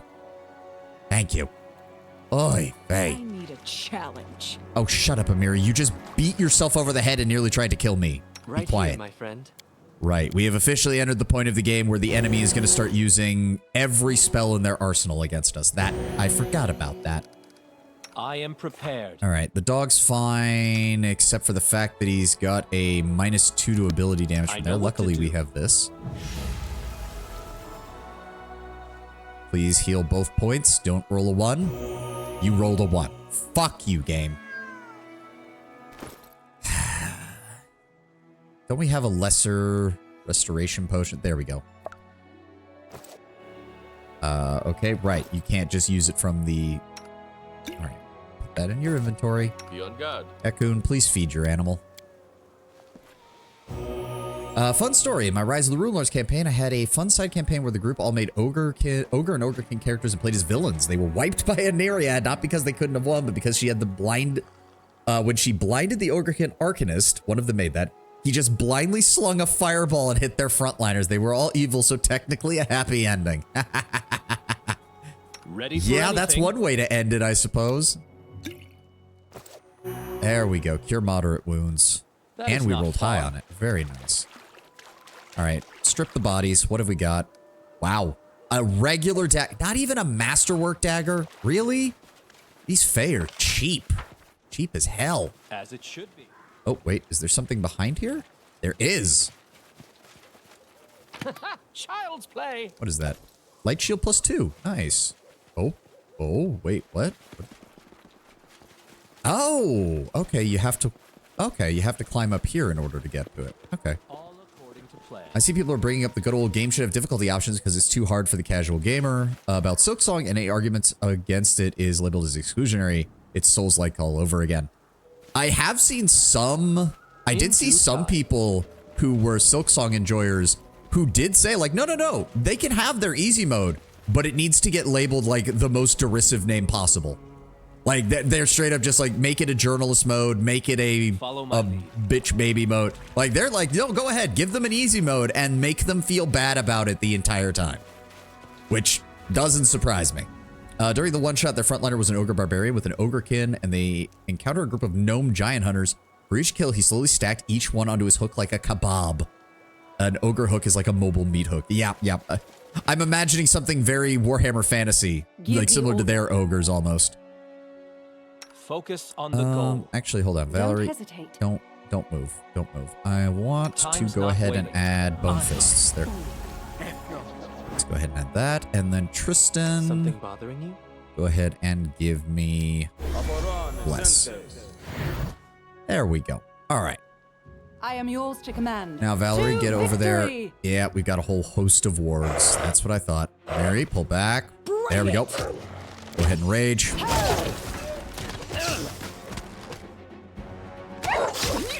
There we go. Slaughter them all. Perfect. Turn off your rage. You get exhausted or fatigued for a minute. That's fine. 200. Okay, the greater wargs are actually still worth quite a bit, which is fine by me. I'm honestly shocked they give that much experience. That's the edge of the map. Good. Like baby mode in Wolfenstein, where I think they preview the dude with the Pacifier outfit. Yeah, something like that. That's exactly what I saw some people who like Silksong talking about. But that said, it's just a case of if that's the way the game developers made it, and let's be honest, Team Cherry, I think is what they're called, Team Cherry. They know exactly what they're making. I would trust the developers to know, like, no, this is the difficulty we wanted. Just go with it. I think the only one that they said was kind of okay was the mod that gives you 6 health rather than 5, because as people pointed out, most of the damage that enemies deal is 2 damage. So this only, the 6 health mod only really helps against like fodder enemies and like basic bitch enemies that only deal 1 damage. So you know what? I'm totally fine with, like, again, it's the way Team Cherry designed the game. You should play it the way Team Cherry designed the game. And yes, Tenwin, it's the exact same thing with Souls-like, where just let people play. And also, if we are going to be talking about Souls-like, I am one of those people who does agree. Elden Ring is probably actually the easiest Souls-likes have ever been. They give you so many tools to deal with bosses in Elden Ring. I am your shield. Most of the challenge is self-inflicted. Miyazaki himself came out and was like, yeah, I use all my items and I summon and I do all of this stuff and I never found it very hard. And I do love that some of the gatekeeping, like there's exclusionary for the purposes of keeping the game the way you want it to be played. And then there's dumbass gatekeeping. There's a difference between the two. Keeping Souls-likes to have the difficulty they've always had, that is good. Telling people, oh, you summoned so you didn't actually beat the game is bullshit. Telling people that you use certain abilities and that means you didn't technically beat the game is bullshit. Miyazaki himself is like, no, we put all these tools in the game. Why aren't you using them? And this is the man who builds poison swamps for fun, for God's sakes. My only issue with Elden Ring is if you have a build in mind, you have to hoof it to get exactly what you want. I don't necessarily mind that with items, but man, if I want to use a spell, I kind of just want to learn it. Yeah, that's true. Especially with the DLC spells. There's a couple of spells in the DLC that are now basically must-haves.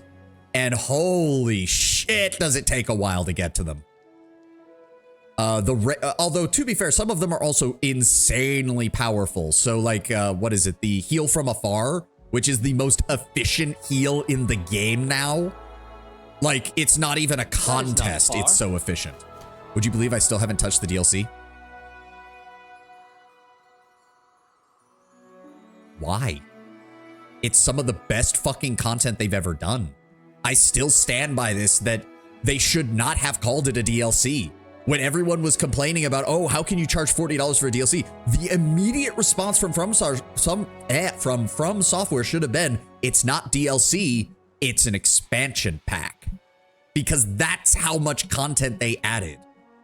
That is okay. Okay. I feel a little bad. I didn't realize that you hadn't actually bought it yet, Lord Brown Bear. My apologies. I thought you just meant that you were still playing through the game and hadn't touched the DLC because you hadn't gotten to it. Not that you didn't have money. My apologies. I did not mean that way. That is a lot of fucking pigs. Holy shit.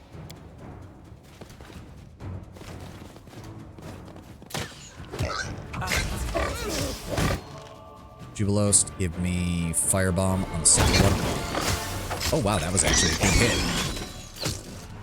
Actually, yeah, there's no reason to waste your bombs. These things are going down fast. Wild Hogs, very much. My intention is to either A, wait until I reach that point in the game, or B, wait until it went on sale. Neither has occurred so far.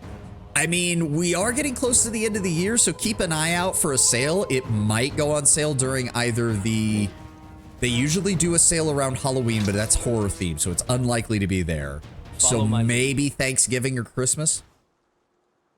Wait until I reach that point in the game. And also, that's if you haven't gotten to that point, then I suggest keep playing and get there when you can. Because you do want to be prepared going into the DLC. It is hard. It is absolutely hard. But it's worth it in my opinion. Very good fights, very good boss fights. Avoid the fire giants though when you get there. Those things are a pain in the ass. Oh god, they're a pain in the ass.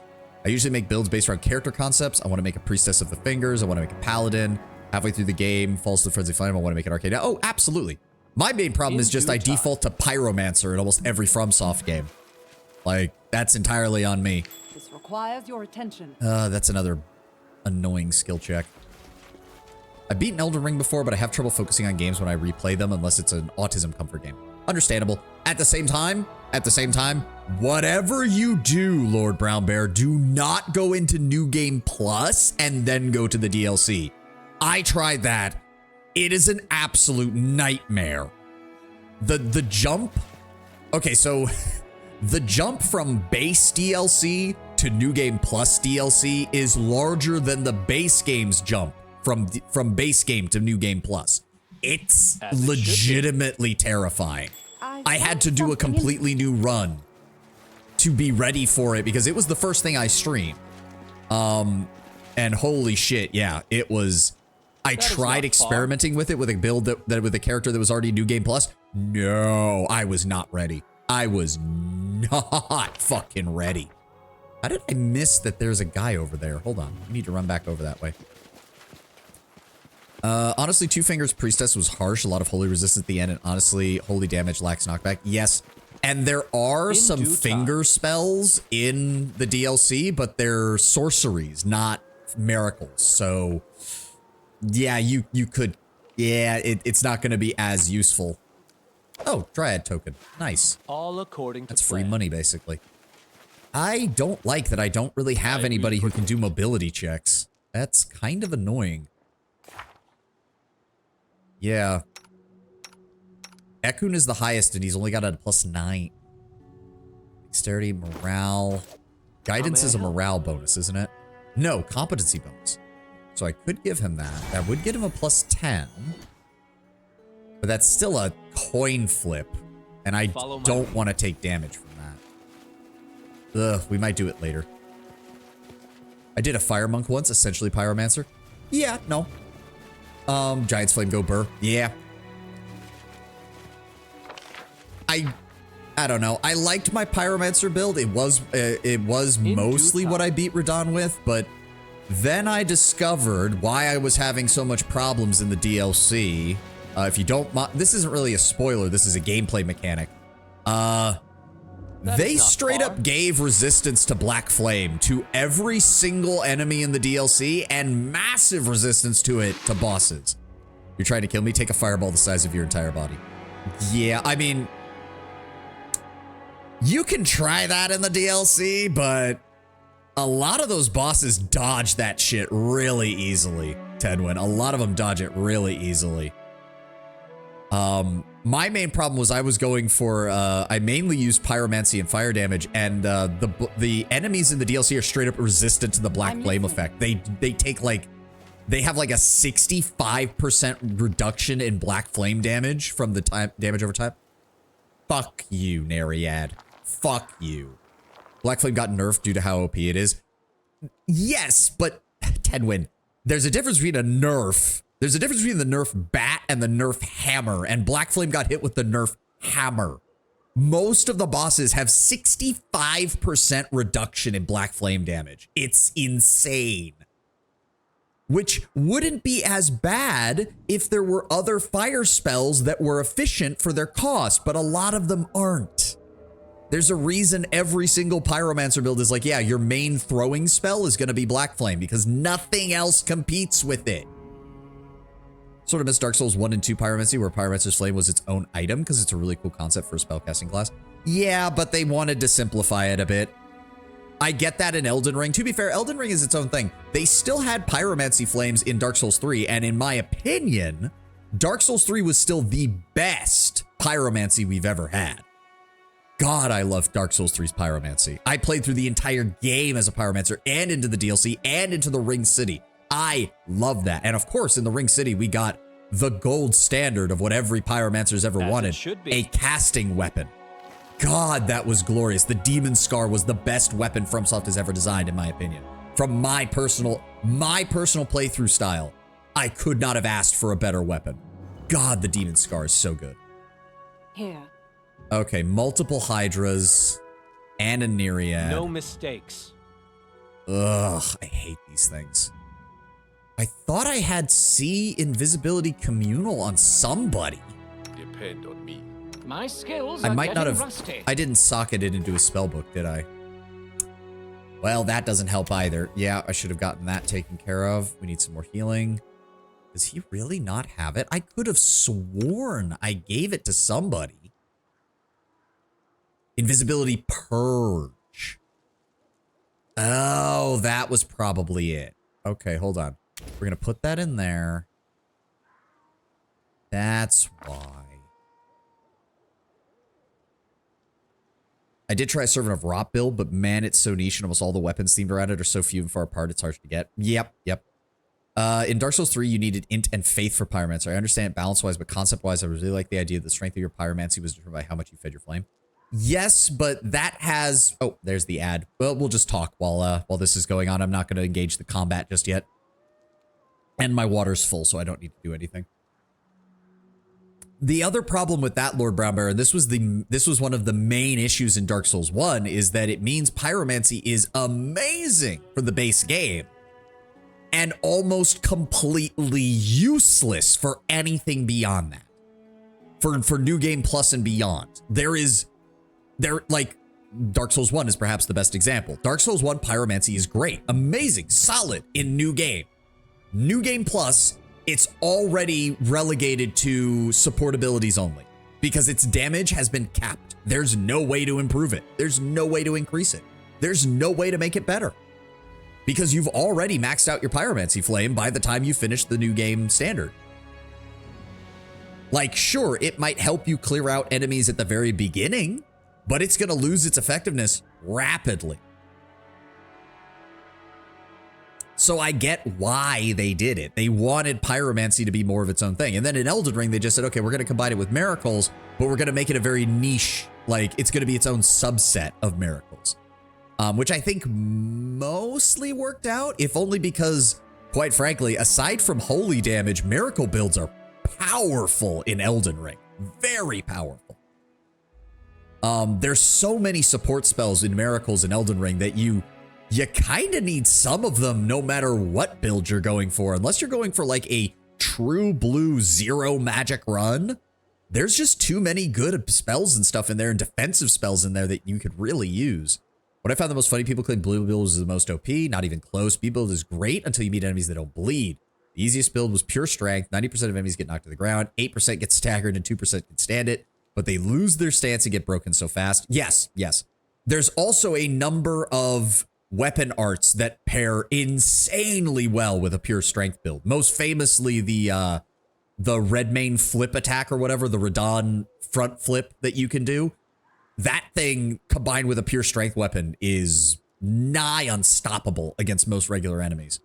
Flame Cleanse Me is almost required. Yes, it absolutely is. My first initial build for Elden Ring was a Int Faith Miracles. The Destructo Disc spell just had too much aura for me not to love.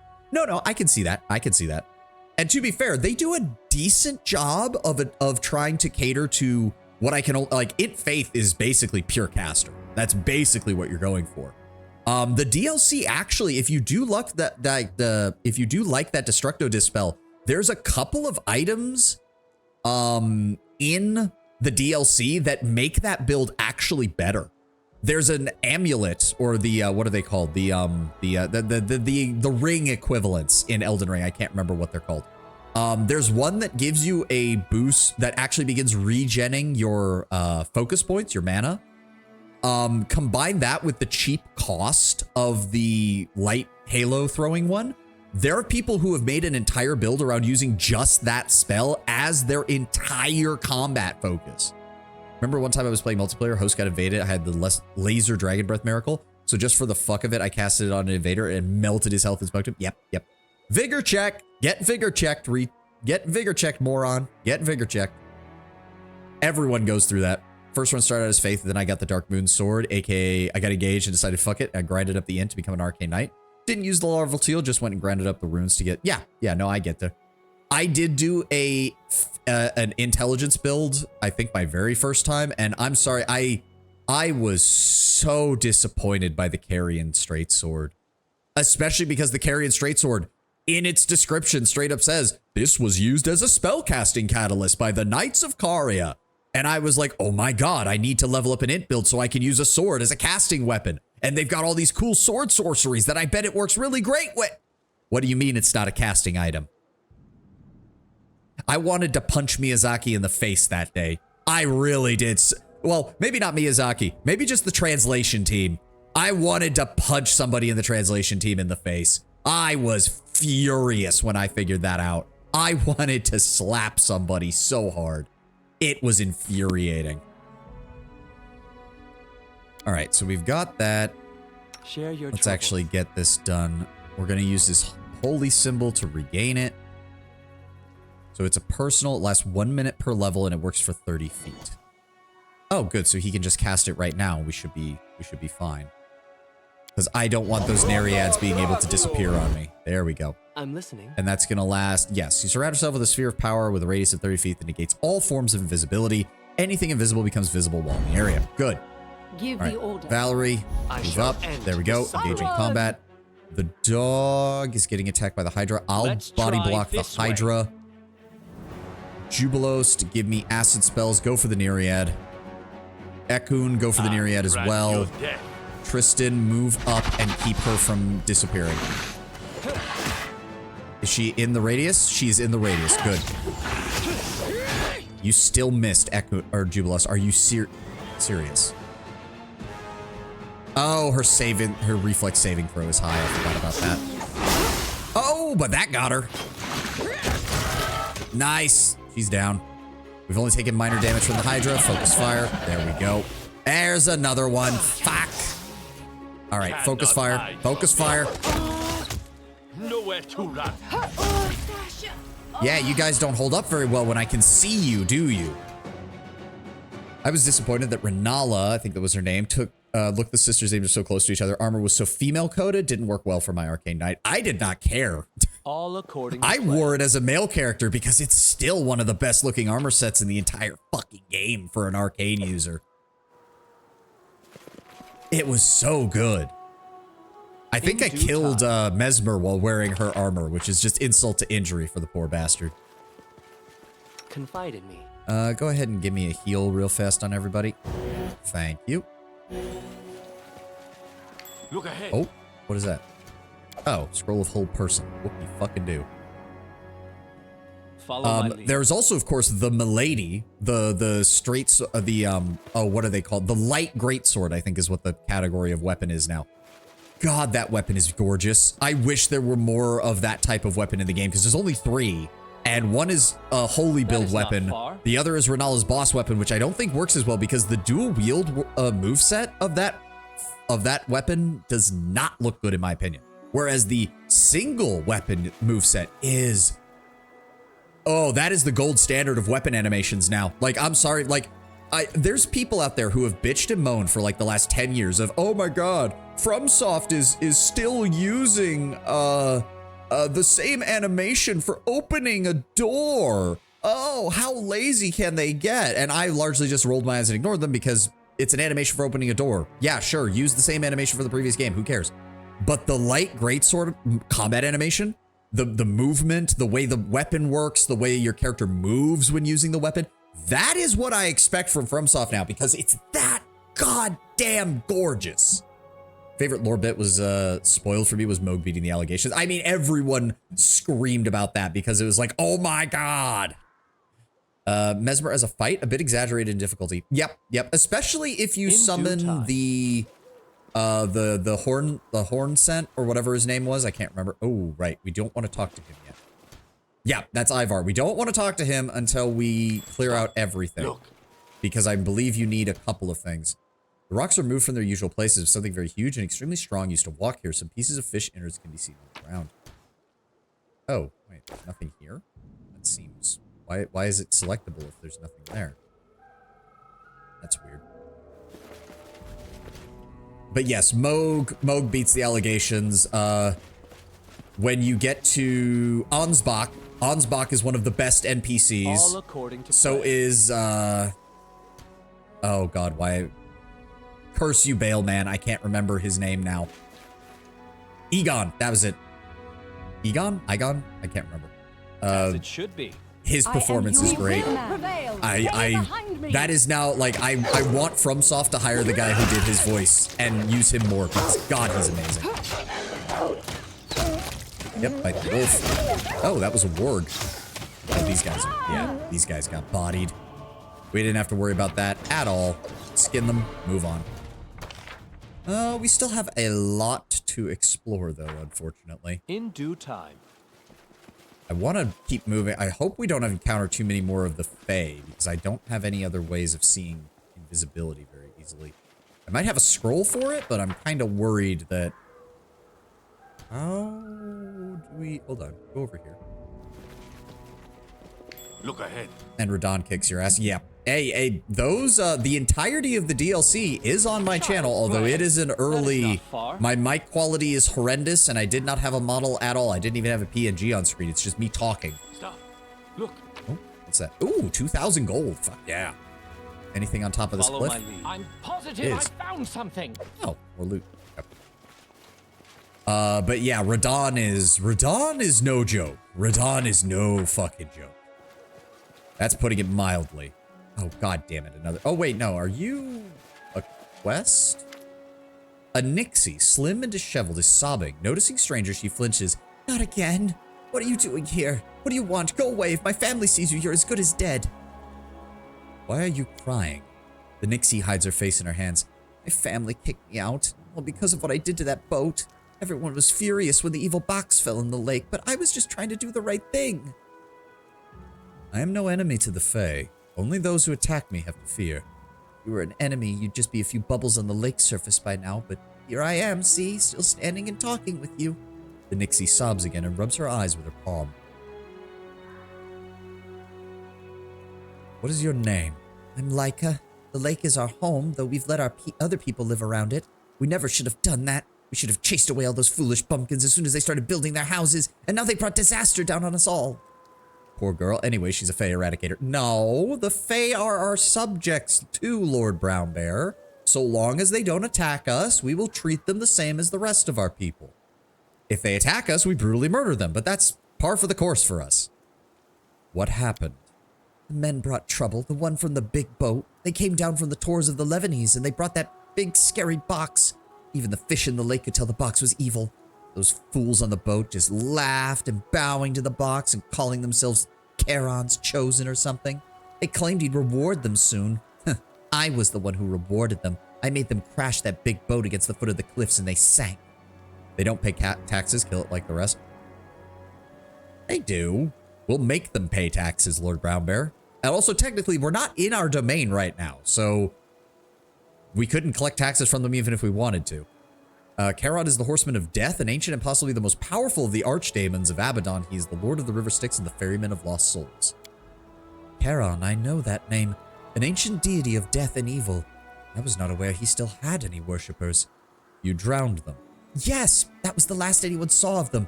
The evil box sunk too, she sobs. If I hadn't done it, they would have opened it, and then something terrible would have happened. What's in the box? Sorry, what's in the box? How should I know? I just know the box was evil. Everyone but the stupid humans could sense it. The fish started jumping ashore after the box fell in the lake. Wolves took their hunting up north to get away from it. The humans wanted to open it. First the ones from the boat, and now these other ones came for it. Dick in a box. You said someone's tried to open the box again. Who is it? Why does the camera keep pulsating sometimes? More strangers. They hid in the cave near the lake. They've been using hooks and big nets to try and get the box. It's a treasure. A treasure. That's what they say. How can that thing be a treasure? It's a huge, scary box with a picture of a one-eyed skull with a coin on it. I don't know where it came from, and I don't want, but I know it's somewhere I never want to visit. What does this have to do with me? Well, now the Nixies are mad at everybody. All the strangers bring us trouble. First they brought a horrible thing, ancient thing here, and now the other strangers are trying to fish it out of the lake. Let's drive everyone but us Nixies away, then we'll have peace and quiet like before. But I like the humans, especially the kids. They're awkward and funny. I used to play with 2 kids from the house to the west, but they stopped coming by for some reason. I don't want the Nixies to fight the humans. I'll see what I can do. She looks at you timidly. I mean, you look really strong, but can you do something about the evil box? I just wish it would disappear. Then all the other Nixies would forgive me and stop being angry at the humans.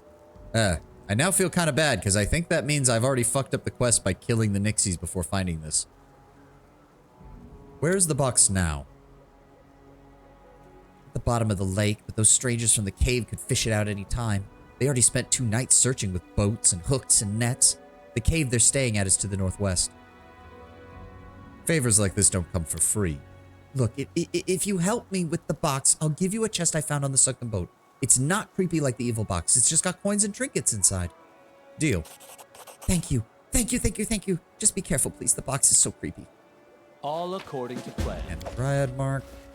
Alright, let's try to avoid fighting any more of them then. Or any more of the Nixies, I suppose. More herbs. Oh. Oh. This way. Where's the cave? Down. I think it's down this way. Oh, Tatzelworms. In due time. Oh, a lot of Tatzelworms. Alright, dog, go after that one. Amiri, no, hold back. Let Valerie draw aggro. There we go, go after the big one. Damn, did I do 45 damage? Yeah, I did. Oh, wow. 45 damage with claws, not bad. And they're down. Alright, you know the deal, people. Strip the bodies. Ooh. Fish from the Silver Step Lake. A fat-looking fish. As it should be. Some unknown powers made entire schools of fish jump ashore. Some of the fish are already dead, but others twitch. Their eyes bulging, their mouths opening and closing silently as if out of desperation and horror. I mean, they're also fish. Their mouths do that anyways whenever they just, like, when they can't breathe.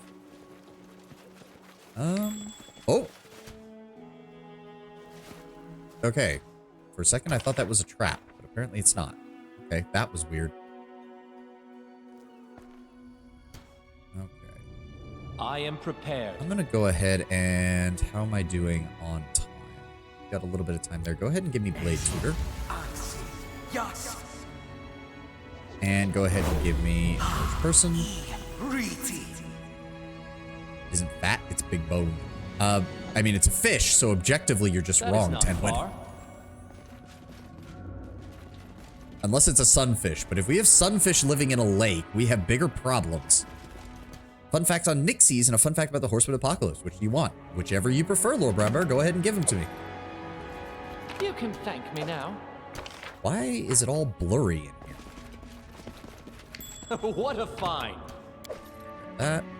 Hello? Pile of notes. I'm not going to say it out loud. The chief would rip me a new one if he heard me, but I think it's time to hit the road. Silverstep is cursed. Look, just yesterday I saw a boat sailing in the lake, a big one, kind with a big sail. There were a bunch of people on board around some big box or chest. All of a sudden, the steersman spins the wheel and rams the boat right into the rocks. The wreck went down at that cliff not far from our cave. The people jumped out and tried to swim for shore, but they just froze in place and sank under without a sound. No one got close enough, but I could see his face, a mask of terror I can't even begin to describe. Yelled something about Charon, went pale, froze like the others, and pop. That was the last we saw of him. Sure, there's plenty of nasty beasts around, but that was something else. I trust my instincts. They're screaming at me loud as can be to get the hell out of here. If we don't, we're all gonna die. Cut the whining, bud. It's a wrecked boat. You say we should run? We should take a look. There's some valuables in the cargo. Now you've done it. Chief found out about the boat and the chest. Now all he talks about is looking for treasure. He's gonna have the others out searching for it, poking around the lake bed with hooks, and at night of all things so the locals don't notice. I'm telling you, no good's gonna come of these. These woods give me the creeps already, and they're even worse at night. Day before yesterday, I was on my way back to the cave. I heard a noise, turned around and saw 2 glowing eyes staring at me from the woods. Imagine it, the fir grove in the dark, 2 blazing embers in the night. I don't know what it was and I don't want to. I'm just glad it disappeared as soon as I looked at it. While you were busy being scared of a wolf or a runaway cat or whatever, I found the box, sitting there, all that precious treasure right on the lake bed. It's not even that far from shore. We're fishing it out tomorrow. Are you serious? I swear, if we don't get out of here before that box is out of the water, something terrible's gonna happen. Look, the beast that attacked the cave was scary, sure, but we gave it hell. And when the chief set it on fire, it ran off. Howled so loud I thought my head would explode, but we came out fine. No, I think I'm gonna stay. I bet that box is full of treasure. And as for the beast and those drowned men of yours, well, this profession's all about taking risks, ain't it? There's risks, and then there's whatever this is. When the chief goes out to get that box, I'm showing my heels. Farewell, pal. Life is long. Maybe we'll meet again someday if we play our cards right. In due time. Ah, the only smart bandit in the entire group. Nixies are low-level water fae, small-sized, often naked with fish-like qualities on their humanoid bodies. However, there is a more powerful variant called the bog Nixies, who are far crueler, don't value the lives of mortals. They can grant wishes, but not like a genie where it has the full power of wish, only limited to the strength of a third-level spell. So it's like it's even lower than limited wish, because wish is up to a 9th level spell. Limited wish is up to what, 7th? And then that would be like minor wish or something. These boats were obviously pulled ashore recently. Inside them are hooks, pivots, and other tools that we need to recover things from Follow my lead. Okay. Where's the rest of the... Oh, I completely missed it because I can't see. Look how dark this is. Oh, here we go. Necromancer, bandit. Okay, everybody quick save. Are we still good on time? Minute and 40. Ready That should be enough time for that. Go ahead and throw on shield. Thank you. We've got all of our other stuff. Good. I'll be damned. Is the beast back again? In one session where I was introducing a new player, they encountered a Nixie riding on a large turtle. Oh, these are new strangers. I bet they want to take away our loot. They're messing with the wrong... Okay, we're about to get in a combat situation. I can tell you how it went. She used all 3 of her charm persons to charm all 3 players and just sort of left before the spell wore off effectively. See, that's a good way to handle things. All right, what have we got? Bandit, bandit, bandit, necromancer, bandit, bandit, bandit. Are these regular bandits or are these annoying, more difficult bandits?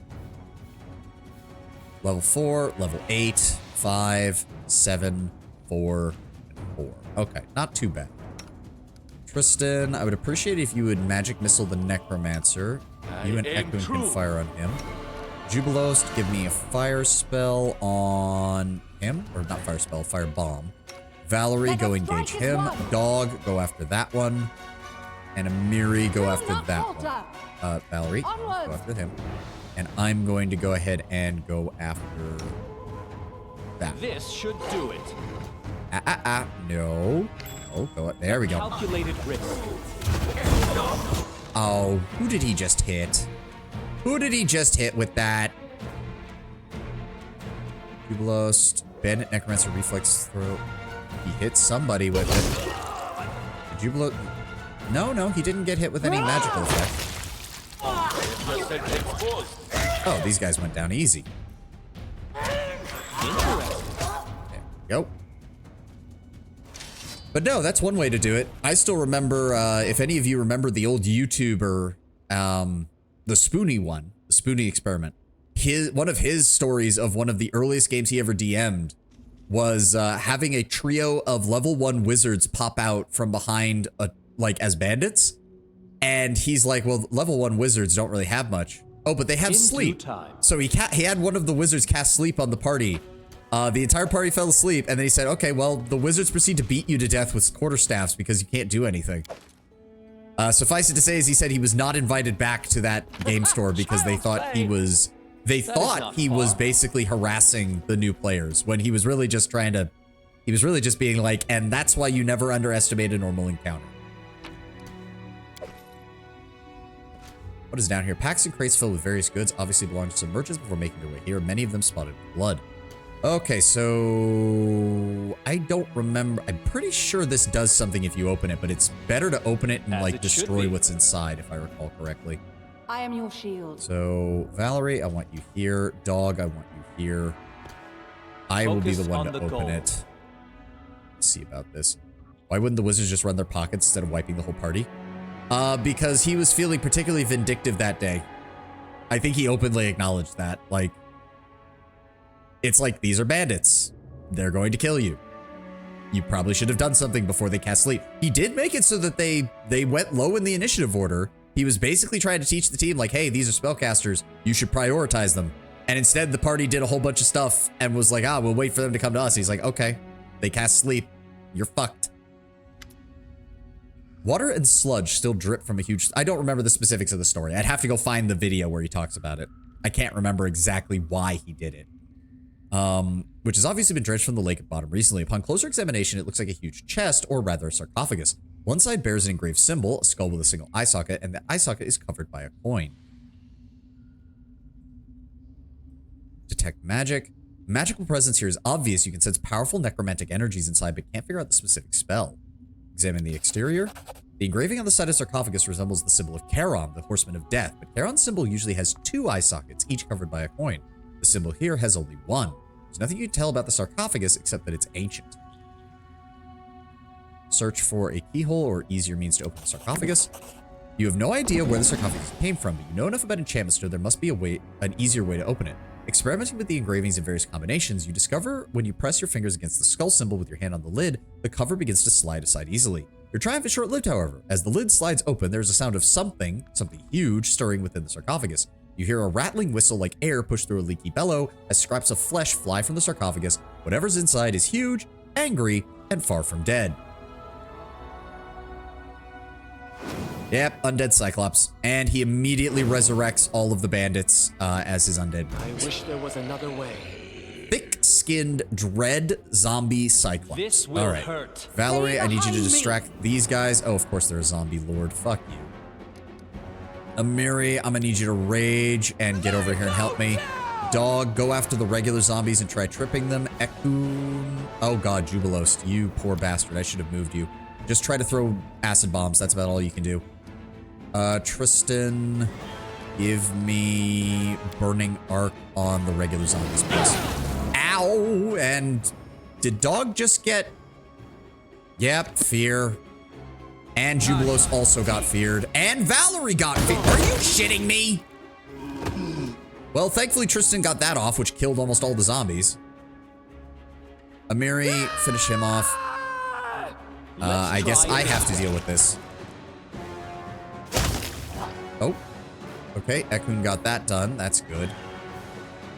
Tristan, go ahead and give me another burning arc on the dread zombie. Ow. I'm taking heavy damage, though. I'm doing a lot of damage. There we go. Okay, we got it. 180. Ugh. Well, we'll wait for that to... God, it's going to take a minute for that to wear off. All right. What have we got? A great axe +1 and hide armor. And that's it. Well, that's aggravating. Oh, and a Cypress Queen's quill. I think that's the 3rd Cypress Queen item we found. I think. Hold on. Sort by type. Yes, we have her flower, we have the flute, and we have the quill. So we have 2 more items we need to find for that set. Still think he's in the wrong. Full party being spelled to sleep gets your point across just fine. It was like a 3-person party or a 4-person party. I don't remember. Again, I'd have to look it up. Spoonie was someone who was very much like, when you're introducing someone to D&D, don't hold back on them. I don't fully agree, but it did make for a funny as shit story. In due time. Again, I don't remember the specifics of why he did it. I don't fully agree with why he did it. I remember that much, but he did have a rationale. I just don't remember what it was. Again, not agreeing with him. I just thought the story was funny. In a, I don't want that to ever happen to me kind of way. Thank you for the heal, Tristan. Follow my lead. And to be fair, Spoonie had been playing D&D since late 1st edition, early AD&D, and 2nd edition. Man was a Gygaxian through and through in regards to how he treated players. No holds barred, no holding back. Roll your stats straight down the list and take what the dice give you. So, not surprising that he was not exactly compassionate to new players. Say what you will about Gygaxian style D&D, it's not very good for new players. Like, I will fully admit that. Oh, where's the fucking... Is she over here? There she is. Problem solved. There was another monster in the box, a Cyclops, but he is dead now. The Nixie throws up her hand in joy. You did it! Oh, I have to tell my family as soon as possible. Once I tell them what you did, they'll understand that not all the strangers are bad. I doubt any of us could have dealt with that. You've earned yourself a reward. I really hope that those naiads that I killed off in the corner weren't part of her family, because if they were, I'm gonna be, I don't think she's gonna be very happy with me. But she's gone, so it's not my problem. Gold ring, 2 Parados, 647 gold pieces, and 300 experience. You may have noticed that the Cyclops was a Dread zombie. I'm pretty sure that's a special template pulled from a semi-official third-party source called the Advanced Bestiary. Used quite a bit in the Rune Lord's Anniversary Edition, given that it was a remake of the original 3.5. Oh, that makes sense. All right, let's go down here and finish clearing out the coastline, shall we? And there's the actual village itself, which means we should be almost done combat-wise with this area, because the rest of it is just the village. There's not much in there. That is not far. I mean, I'm not against templates, especially not in CRPGs, because it saves them time on having to come up with unique models and enemies. I do think that Owlcat has become a little over-reliant on it, though. Because, like, let's be honest, most of Wrath is just take a demon, apply a bullshit mythic template to it, and then just go from there. Follow my lead. It's annoying. It's very annoying after a while. That is a lot of Tatzel worms. Tristan, I would appreciate it if you could give us a burning round, please. This should do it. Any day now, Tristan. Any day now. Thank you. Actually, he did almost 100 damage with that. That wasn't bad at all. Oh, there's more? Oh, there's another. Okay, so much for having peace with the Nixies. Oh, fuck your concealment. She still managed to confuse the dog. Are you... Move away from the dog. No, she confused me as well, didn't she? Good lord. Oh, come on. Done with waiting. Well, I'm probably going to knock the dog out. Yeah, because it's going to last for 30 seconds. Can we try to move them away from one another, please? Thank you. I know what to do. Hits himself for 12 damage. How much longer do we have on this? 20 seconds. Good lord. I need to up my saves. I didn't even notice that she cast it. Monster book comprised entirely of templates. Most that stand out in memory is the negative energy charged undead, which you apply to any undead to become supercharged undead who can shoot out negative energy beams. That sounds horrifying. Especially if you make it an undead kineticist. Could you imagine?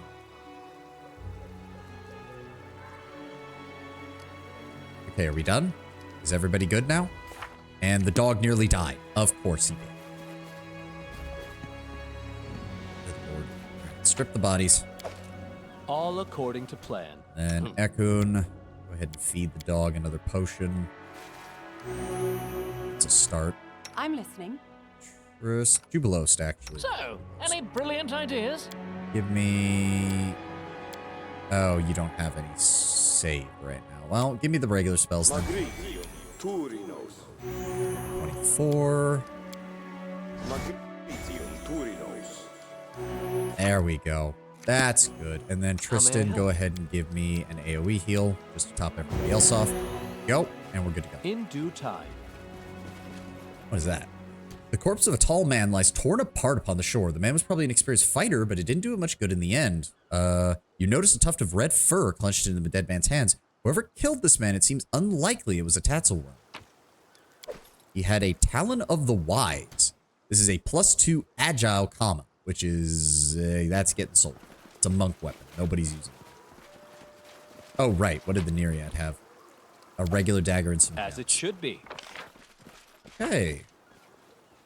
That's just about everything along the shoreline. What a find. Hey. That is not buried far. treasure.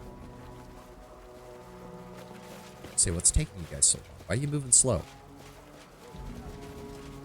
Oh, my neck. Oh. There we go. Needed to pop that. And the villagers of the Silver Step. My goat is such a dog, he puts the moves on the headman's mare. In What? due time. I can't tell if you're saying that your dog is attacking his horses or if you're saying that your dog is going after the headsman's wife. Miller's like this, the smith is like this, but the headman isn't like this, though he can be like this if he does like... What the fuck? What is wrong with all of you people? Apparently I missed an item down there. Child's play. Go. Fishing tackle is neatly packed and dry. It obviously has All not been used according to recently. plan. There's nothing out here on the boat. You can thank me now. And grilled silver eel. Okay. More villagers. Anybody? No, you're talking about the miller. Follow my You're talking lead. about your goat. Lytica, who always put a broom in a conspicuous place. Everyone will think you are so busy. Working hard or hardly working. Fishing boats have seen better days. Looks like no one's taken them out on the lake recently. Supplies. I've discovered something. What's that? Child's play. Hey, amulet of natural armor +2. Is anybody missing that? Ekun. You can use it. There you go. What have we got? Welcome to Brevis's roadside shop. Judging from his accent and his fine clothes, this trader is not from around here. What's causing all the fuss around the village? You mean the fish jumping ashore? Trader frowns. These fools believe it's thanks to their patron, a silver dragon. He supposedly decided to provide the villagers with a feast and sent them this gift. Idiots don't know the real reason the fish are jumping, but if I were me, I wouldn't get too close to the fish or that lake. My goat is such a dog, he puts the move on the headsman's mare. Is a joke saying that his goat is so horny, he flirts with a literal horse. I mean, yes, that's the literal interpretation, but it also makes me wonder if that's actually what they're talking about, Lord Brown Bear.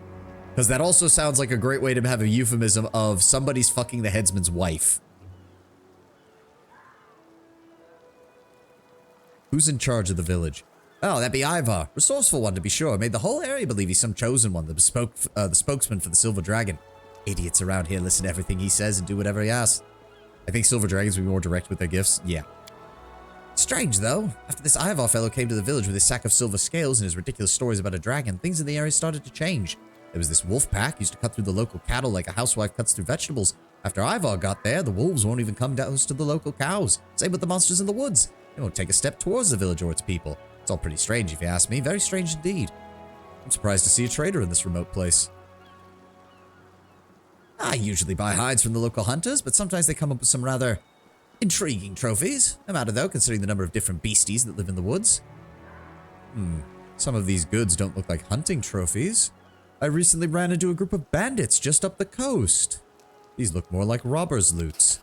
The trader's face goes blank. I have no idea what you mean, Your Grace. This is all pretty standard fare for around these parts. Totally unrelated. I just realized that I haven't had the opportunity to offer a donation to help support our barony. Valerie's lips purse with disdain. Those like him think anything can be bought, even laws and rulers.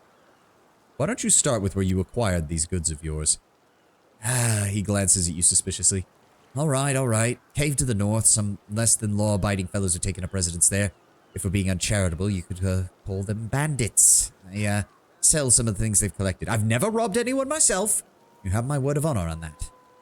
Also, an undead-based kineticist is impossible as undead don't have con scores and all of the kinetic abilities use con. However, there's an archetype that specifically uses charisma but can't take on burn. Perfect for the undead. True. Donations are always appreciated. Hold on. Lawful evil. Technically, we're not in our own barony. He has only sold goods from a bandit, which we've killed the bandit, so he has no new supplier on that.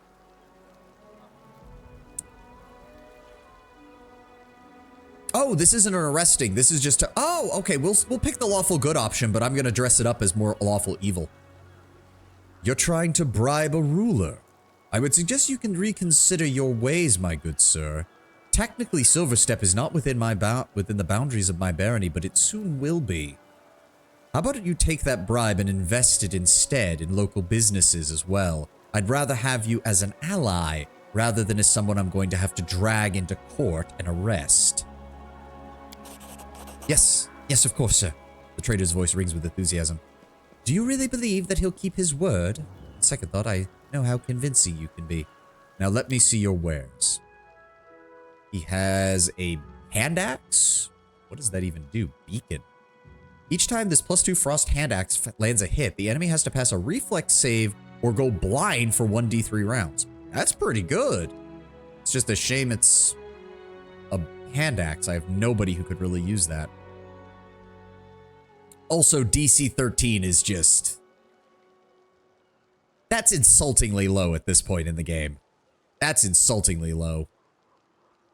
Short sword, chain shirt, ring of protection, some supplies. He really doesn't have much, but we can offload a lot of our shit onto him.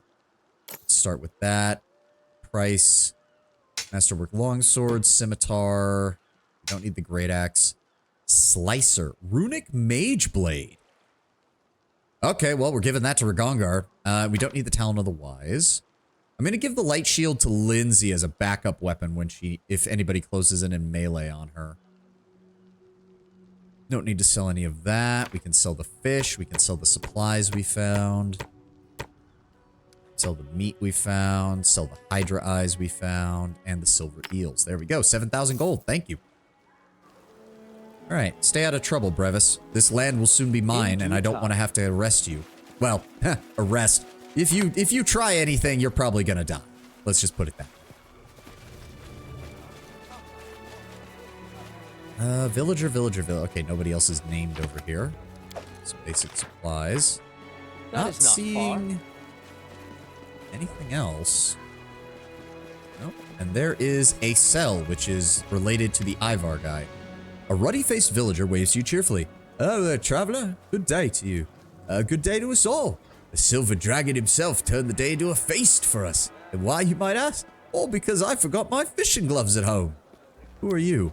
I'm Aesel, a fisherman. I mean, I was a fisherman when I did fishing, and I don't fish now, so I guess I'm not a fisherman anymore.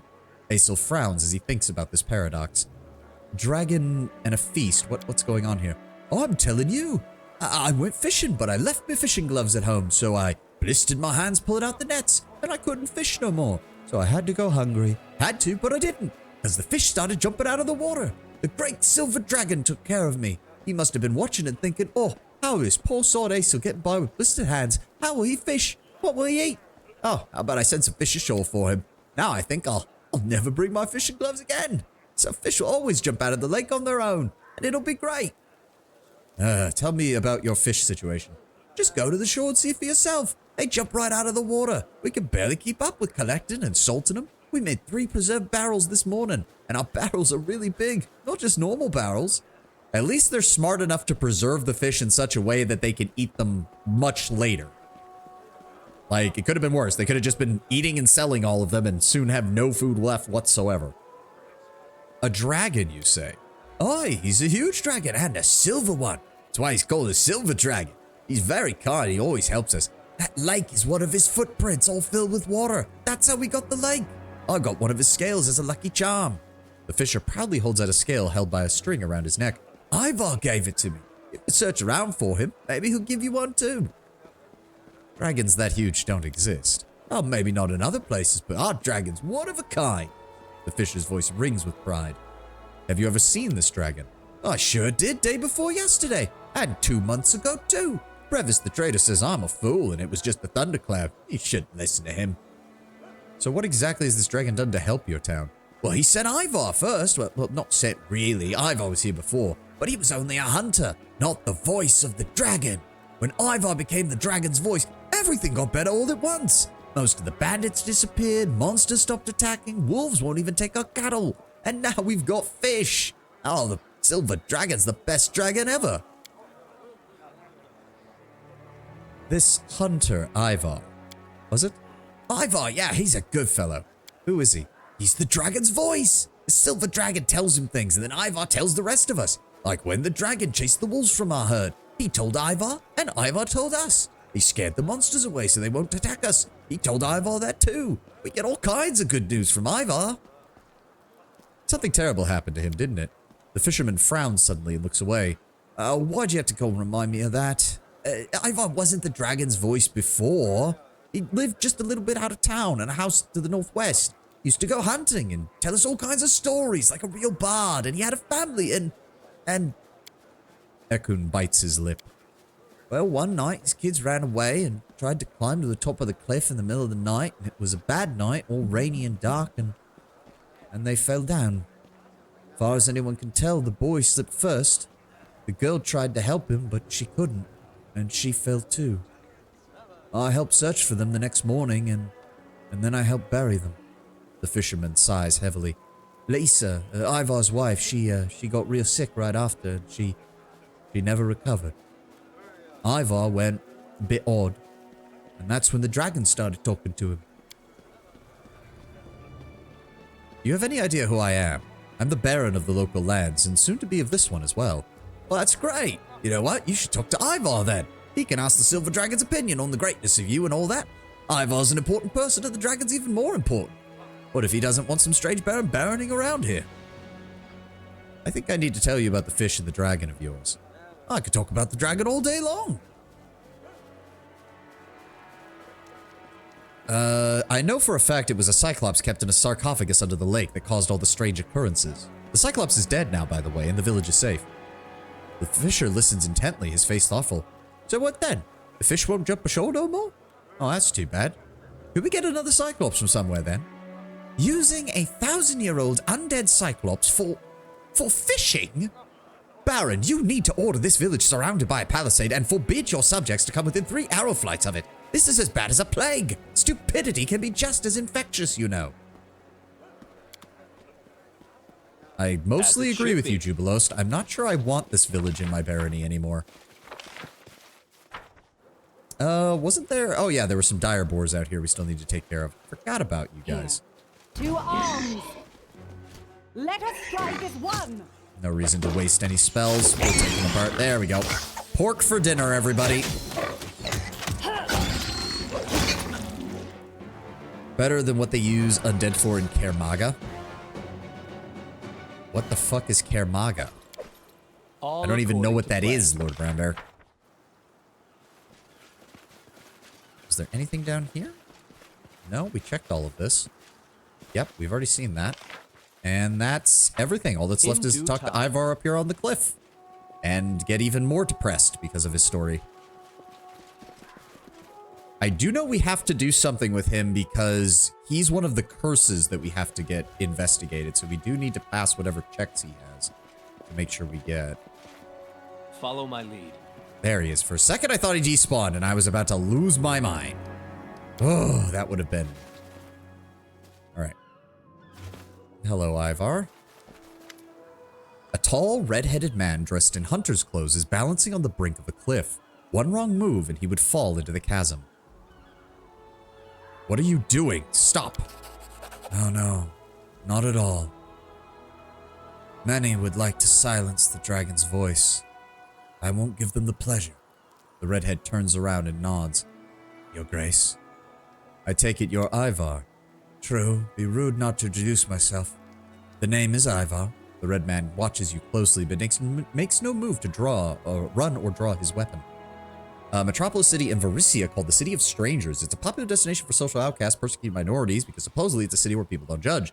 They're right, but the lack of judgment is more born from a lack of interest than widespread acceptance. If you pass through the village, you probably heard rumors. I used to be a simple hunter. Now I keep peace in the region by order of their lord, the Silver Dragon. So you're the dragon's voice. It's what they call me. The red-headed man smiles slightly. These lands are under protection of the dragon, and I'm his most trusted servant. I am the ruler of these lands, so I would have to ask that I have an audience with this Lord Dragon of yours. He smiles slightly. You waste your time. I can't be bought with gold, a maiden's kiss, or magic. Even if you were to try, you're welcome to. The dragon won't speak to anyone but me. You know who I am. I know everything that happens in the village, and for leagues around. Of course I'm aware of your arrival, such a prestigious guest striding into our lands. I'm not hiding my identity. In fact, I have nothing to hide here at all. The red-headed man raises an eyebrow. Is that so? Honesty is a virtue. One that's hard to find these days, especially with kings and queens and any who seek to rule others. What do you want to ask me, Baron? Is that your house south of here? It's mine. So what? I know about your family. You have my sympathies for your loss. No father should have to go through something like that. I'm not looking for sympathy, and I don't expect it. He falls silent for a moment. Besides, I don't deserve it. Did I fuck up the dialogue? Are you sure there's another time that will happen? I won't stay here long. There's an old saying, sluggish wolves soon starve. Let me ask you if you... Really? No, there is... Wait, what? Did I fuck that up? We should find him and deal with it. Okay, so he might have gone to this house then. Okay, so I don't think we're done. I think he... Oh. Oh, no. He despawned. Head for his house then.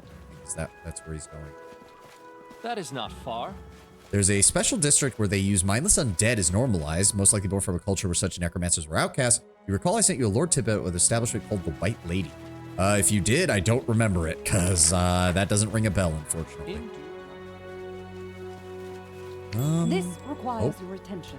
Footprints on the wet soil near the hut lead north. Okay.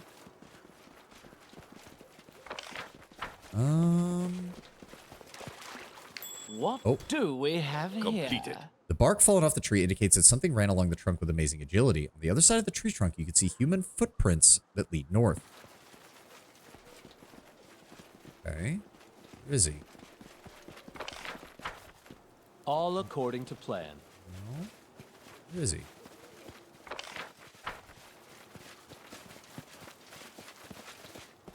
Said he went... Look ahead. Oh, what? Done. Footprints lead to an inconspicuous animal path that leads deeper into the woods.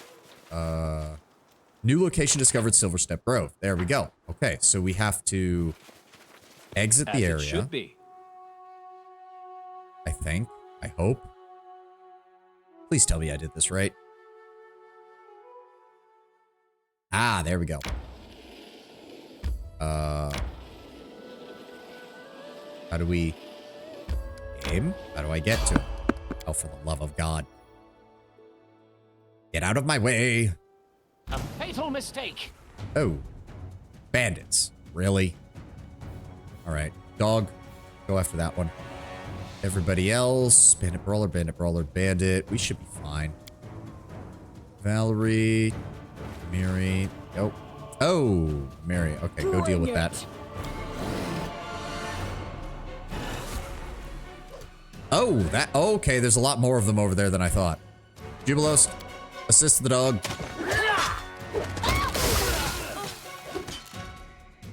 Okay, Mary took care of that one. Good. You guys deal with that brawler. Ow. Realize I triggered an attack of opportunity like that. Oh God, that guy just... Oh God, he's...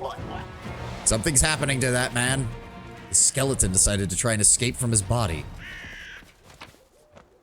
Come on. Not even masterwork weapons? Are you shitting me? These are high-level bandits even, and they still don't have anything. Nothing. Oh my God. Worthless.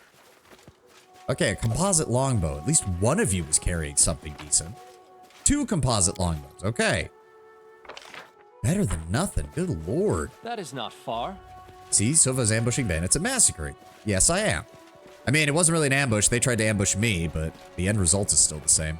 Right here, my friend. Kristen, go ahead and give me a heal. Can't tell who's the bandit here. Well, they ambushed me, so it's entirely on them. Give me a heal. Thank you. All right, let's keep moving.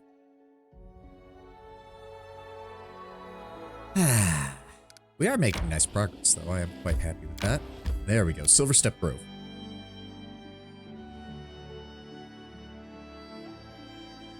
This sounds like a false flag. I mean, it would give me a good excuse to annex this area, wouldn't it? Oh. Alpha wargs. Oh, dear. Oh, alpha wolves. You've lost a chance to resolve this peacefully. Oh, they're going after Mary. Oh, God damn it. Really? They're connected? Oh, fuck you, game.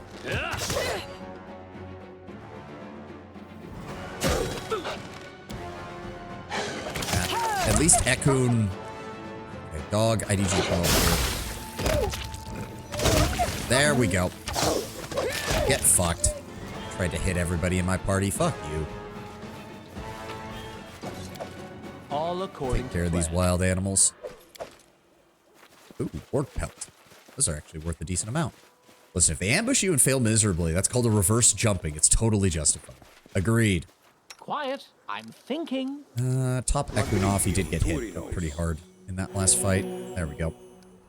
I'm also going to go ahead. Let's throw Rome Fists and Bless on everybody. Ever since Sova got the taste of hunting man, nothing else compares. Hey, my character's lawful evil. He has no qualms with eating people. He's a dragon. He's a dragon disciple, but he's working his way to becoming a dragon. My character's got no problems with that. He understands that it's not something you do in polite company, but if you offer him a little long pig to get through the day and nobody has to bother with him, you know, there's no problem there. Don't come closer. Don't. I can't. Stop it. Oh, right. He's a werewolf, isn't he? Strike when settled. Oh, he's oh, that's not good. Move. Yeah.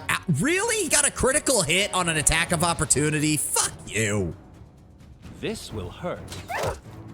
Mary, rage, smack him. Dog, are you shitting me? You got pulled over by the wards. Left yourself exposed. Ekun, I need you to deal with these guys, please. There we go. The werewolf's powerful body shrinks and contorts, the beastly features transforming back into the face of Ivar the hunter. There are deep wounds all over his body. Finally, this is how it ends. You've defeated him. That is enough. Baron, please stay your hand and do not let anger control you. Tristan looks at the werewolf, sadness in his eyes. Please, at least speak to this man before passing your sentence. Tristan is right. Tell me the truth about what happened to you, Hunter. Let it be my last fairy tale then. Once upon a time, there lived a stupid hunter named Ivar. He loved his family, his wife, his son, his daughter, very much. Reginald's writing a wrath. It's how you make a lawful evil character that's not comically evil or psycho. Yep, looking forward to getting to that, because he's one of my favorite characters too. He loved making up fairy tales for his kids. One night, he came up with a foolish story about a silver dragon that could only be spotted if you climbed to the top of the high cliff as the new moon rises. And that very night, his children snuck out of the house, and their bare bodies were found at the base of the cliff the next morning. His wife's heart couldn't bear the loss. Lisa, she was gone not long after. So Ivar cursed himself, cursed his own blabbering tongue, cursed his reckless mind. Standing over the graves of his family, he could only mutter to himself that I am the monster. I'm a monster. And he felt the self-inflicted curse begin to melt him from the inside, turning him, burning him, transforming into a beast. He became a werewolf, swore to protect the village to honor the memory of his wife and children. He wanted to serve the people, to bring them good instead of evil, at least once. Reginald was just born in the wrong setting. He would have made a hell of a commissar in 40k. He'd have made a hell of a guard officer in general. From what I understand of the Order of the Godclaw, he's actually harsher than most of his orders. Sort of confirmed because I think he's a transfer from the Order of the Nail. Yeah. The main thing with Reginald is that he is willing to work with you using other methods. He just always is going to tell you that he thinks his way is proper. And if you called yourself a pig, you'd have grown a snout. That's exactly why it's so important to always think of yourself in only the best light. Anger and pain invited a beast's soul into a human body? When I was a kid, the old crones talked about shit like this. Thought it was just a fairy tale. Were I to spare you, what would you do? I've stopped looking to the future long ago, but I don't think I belong here anymore. If the village discovered the truth, then if you were to spare my life, I'd leave. Leave and try to find a new reason to live. Reginald's the kind of guy the enemy fears on why not to target the commander, because if the commander goes down, then there's nothing holding Reginald back. Yeah, true. How did you serve your people? There was always someone trying to take from our village. Their property, their lives. Many's a villain who became food for worms in the nearby woods without ever approaching our people. The only danger I haven't gained much ground against is the gang holds up in the nearby caves. Since I started hunting them, but it seems I'm out of time to finish the job. Wait, the gang in the cave? Yeah, they're not big, but they're well trained. They're very familiar with the woods around here, and they made their den in one of the caves to the west near the lake. Why not work for me? Lay down this title of Dragon's Voice and become the Baron's Voice. Though in time, the two titles may as well be one. I'm sorry, Baron, but no. I'm not interested in working for anyone else. Besides, the village would never accept me if they learned who I really was. So either finish me off or let me go. Choice is yours. You sought to make the most of what you had left, and sought redemption for what you believe you had done. Your only crime is attacking me, though given the nature of lycanthropy, I suppose I can't hold that against you too much. You are not to die. He stands there, holding his wounds on his side. I was not expecting mercy, but I'm grateful. Tristan lowers his head. I hope you can come to terms with your loss. May Sarenrae's light guide you. And thank you, Baron, for showing mercy. Head forward, then take a right, and if you're looking for work, my advice would be to find a traveling circus. I'm sure you'll fit right in. Jubilos, you and I both know goddamn well that a traveling circus is probably the last place that wants a werewolf. You already get enough bad stories about traveling circuses in D&D settings. Why the fuck would you tell a werewolf to go work for one? That's just asking for trouble. Go and earn redemption, and mayhaps you will return to these lands once more. A word in parting, if I may, Baron. Consider it my lycanthropic instincts talking. I can tell you'll be the subject of stories and legends yourself soon. I'm sure they'll be told far and wide. Whether they'll be tales of terror or of hope will be up to you. You can play as a werewolf in Wrath. Isn't that the Shifter class or whatever, right? I think it was a werebear model in the game. He'd have turned into that, lawful good and all. Fun fact, lycanthropy is a template where you meld an animal and humanoid, but more than one bestiary has dedicated entries for specific ones. The ones that have entries have dedicated cultures and presence in the world, but as a curse, other lycanthropes can still exist. And there's the ad. Were-touch Shifter can play a were-rat, were-tiger, or werewolf. Ah, interesting. And to be fair, Lord Brownbear, he was cursed to become a monster. So of course the curse manifested as him becoming a werewolf. So I don't think he could have become a werebear because it was the act of the way this land works with curses, not a natural occurrence or even a curse from a god. Also, the ad is playing. I'm going to run to the restroom real fast and we'll continue in a moment. 1 sec.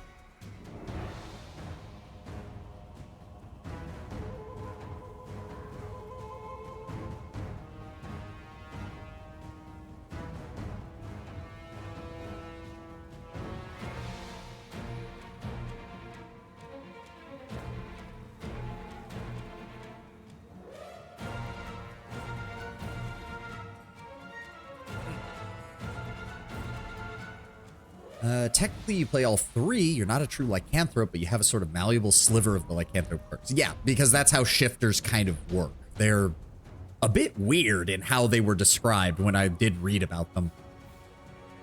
Though from what I've heard, they are they're pretty much the best way to do a natural weapon build. Like without having to access a whole bunch of other things like Blood Rager or Barbarian to get the claws, or Sorcerer with the various claws and bites the different bloodlines can get. Because shifters just get them, like just as basic class features.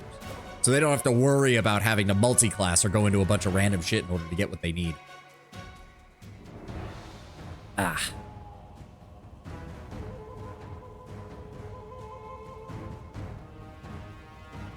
All right, we're just waiting on the ad to finish so we can talk to this. I should have killed the remaining ward before we did this conversation, though, because I don't think I'm going to get experience for it, and I don't think it's going to stay in combat with us. Yeah, nope, yeah, I missed out on experience for both of those. That's a shame. What does he got here? 2 small graves hide at the foot of the rock. Wooden grave markers whittled and painted with loving care are placed That atop is not both. far. Confide in me. Tristan, go ahead and heal us. Just enough. Let's make sure there's nothing else here. Shifter's basically a warrior druid eschewing spellcasting in favor of weaponizing their wild shape. However, some of their archetypes go off the rails, including the ooze shifter, weretouch, and other stuff that doesn't seem especially druid. In due time. I mean, that's understandable to a certain extent, though. Because they're not technically, like, they're not truly druids. They are something else, so I guess it makes sense that that's the case.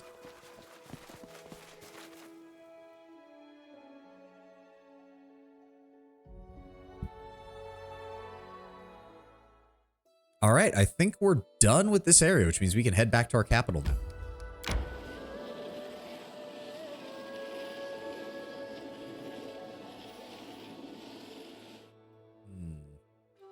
Oh, we could explore this side of things. Maybe not just yet. We've got Act 3 stuff to deal with. We need to make sure that everything's good at our capital, rest up, and then if we're still not getting any events, we'll go out and head in that direction. Yeah, our capital's actually starting to look good.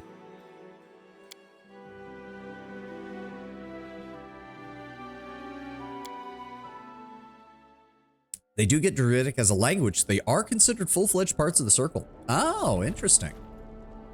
I did not know that. All right, so Ancient Curse Part 3. We have 275 days before Part 3, which means we got to get all of Act 3 done before that comes around. Temple for the People. Nothing we can do about that. Testimony of Loyalty. Waiting for Ragongar on that one. Oh my god, we have so many projects. Can any of these get done? No, because we don't have the money for it. That's 100 BP. That's not as bad. We still have to save up money to get the Southern Gnarl Marches. Like, at 400 fucking building points. We don't have the money for that. Okay, hold on.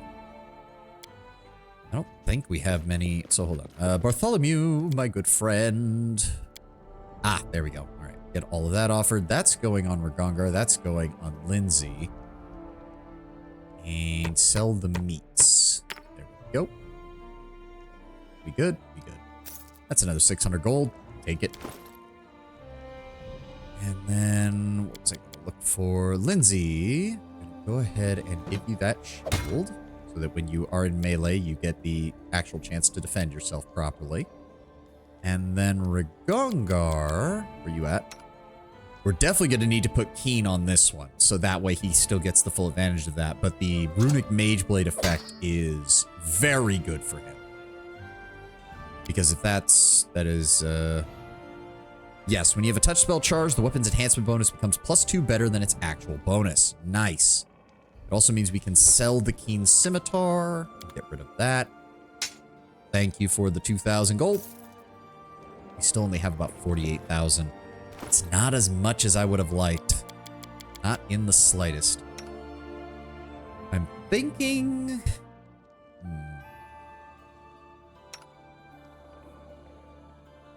See. +2 enhancement bonus to intelligence, +3 enhancement bonus to wisdom. I've got a +4 on that. Mary's got a +4. She doesn't worry about that. I'm thinking I actually think maybe, I don't know if I want the stag helmet to be her main headpiece though. Like, but we haven't found anything that's good for her otherwise. What classes are your characters? Let me see here. We've got my Sorcerer Dragon Disciple, which is my main character. We've got our Imperial Sorcerer Mystic Theurge Tristan, so he combines both Arcane and Cleric classes.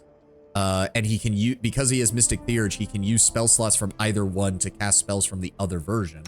Jubilos is a Preservationist Alchemist, but he's also our Grenade Specialist and deals a lot of damage with those. Ekun is your classic Ranger. He gets a pet. Amiri is an Invulnerable Rager, so she has damage reduction and all of the rage abilities. Valerie is a Fallen Paladin, which in Pathfinder, one of their versions of Fallen Paladin is called the Vindictive Bastard, which basically just means she gives up the good side of things to double down on the lawful side of things. Lindsay is a Bard. Jathal is an Inquisitor. Harim is a Sacred Fist, which is basically a combination of Cleric and Monk. Octavia is an Arcane Trickster, which combines Wizardry and Rogue damage. We've got our 2 Kineticists who deal with elemental stuff. We have our Gongar, who is a Eldritch Scion, which is a Magus, so they use melee and stuff. He's also got 4 levels of Dragon Disciple, but he's going to be doubling down on all of his Eldritch Scion levels after this. And then we have my Crafting Lady, who exists exclusively just to upgrade our gear. Which is why I'm wondering if I need to improve anything else. Maybe Bracers of Armor? I don't really need an upgrade there. I'm thinking maybe we do Valerie again. She's got a +4 enchantment on the shield. Her belt is already kind of as high as I can get it right now. The deflection bonus wouldn't be that high, but honestly, the displacement ring is the most important thing, and she's got that just fine.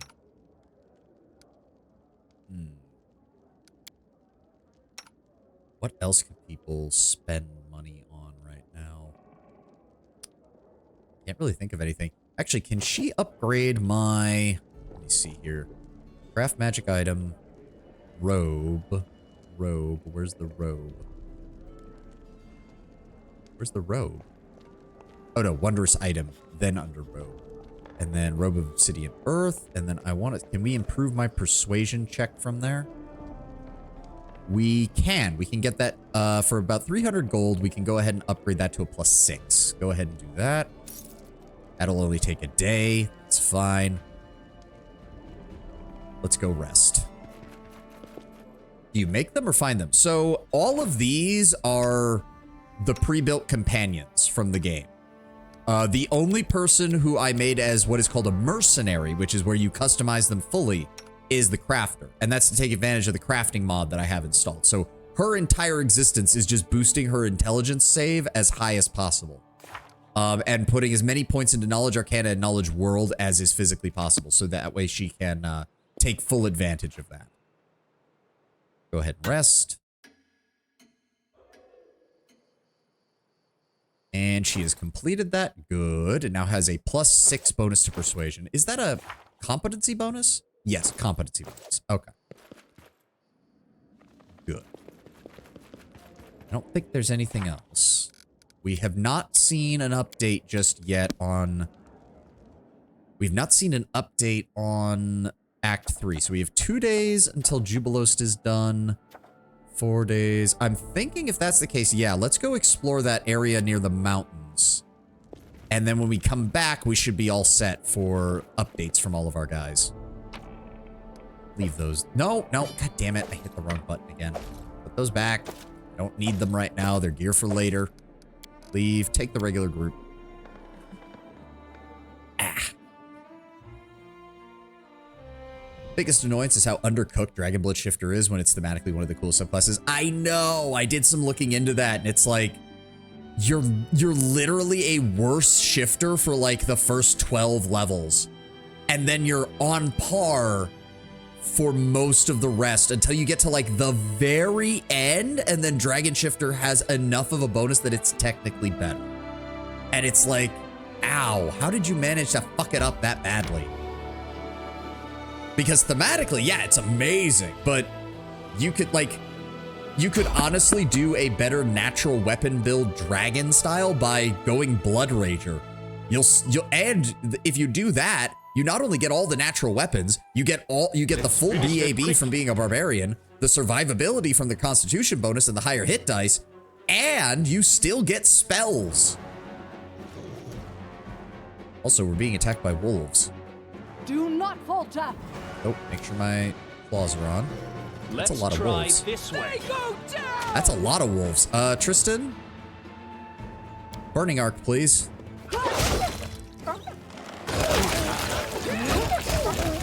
Well, that wasn't very hard. Never mind, Tristan. Don't waste your spell. I thought that was going to be a problem there for a second, but then we proceeded to one-shot every single one of the wolves that ran up on us. Collect all the pelts and let's keep moving.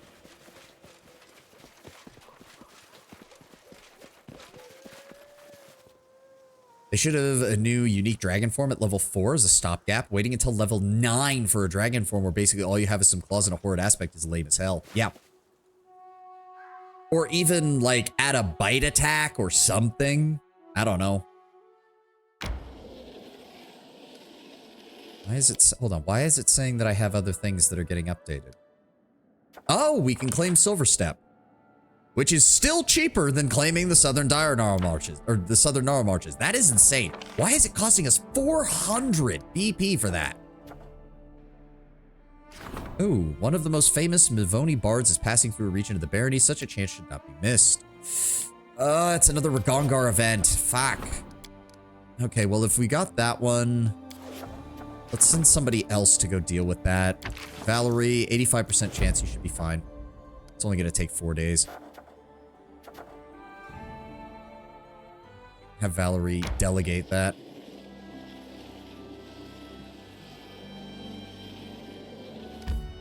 Alright, let's see about the rest of this area.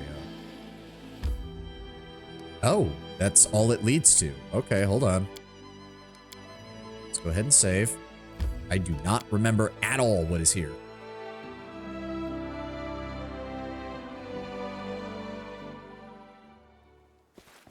Follow my lead. Where are we? What is here?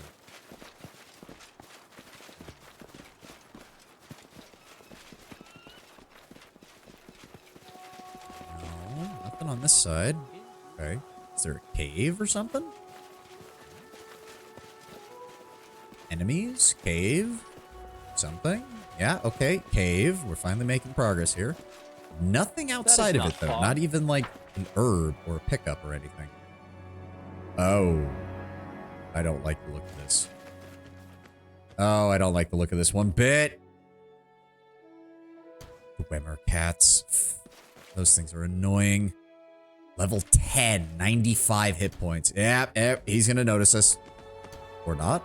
Don't hesitate. Okay, Valerie, move forward. We'll do it the hard way. Who are they focused on? They're still focused on Valerie. That's good. And see, that's what I mean. My dog moved slightly in the way. And suddenly he shifted, moving the way again. There we go, knocked him over. Fuck you. No. Tried to charge Tristan. Tried to get into my back line. Get fucked. Your stream just jumped and went back like 3 seconds. Oh, that's not good. Bitrate and everything's looking fine on Steam. Or not Steam, stream. On Twitch. Is anybody else having any issues? Go ahead and sound off. No problem with the YouTube side of things, so it's not that causing an issue. Might have been something on your end. Yeah, maybe just try... Okay. I didn't realize that I had a keyboard shortcut for that shit. That was new. I didn't even realize I could do that. Alright. Must be me. Yeah. Sometimes Twitch do just be stupid like that. Hey, a Dwemer cat pelt. That's actually worth some money. All according to plan. There we go. I'll take that. How are we doing on experience? We're about halfway to level 11. Nice. In due time. Oh, that is just a fucking portal. Oh, dear. I don't remember if this is something we're supposed to save for later, or if this is something we can just do. I think we could just do it. Okay. Oh, God. Welcome to the first world. This place fucking sucks. I'm open to your orders. Ekun, I'm not even gonna... We need to be buffed. We have to assume this place is gonna be a pain in the ass, because that is usually how this game goes with these areas. Welcome to the jungle. Yeah, that's putting it mildly. Buff it up, people. Take no chances with this place. None. Started playing Baldur's Gate 1. It is unbelievably jank. Yes. It's jank in like a cozy way, though. Everyone gangster until the tree starts speaking Fey. Follow my lead. Yeah, that's putting it mildly. Quick question, do you have a method of applying negative energy as damage? Technically, I have channel positive energy damage undead, but that's only for undead. The name of the language is Sylvan.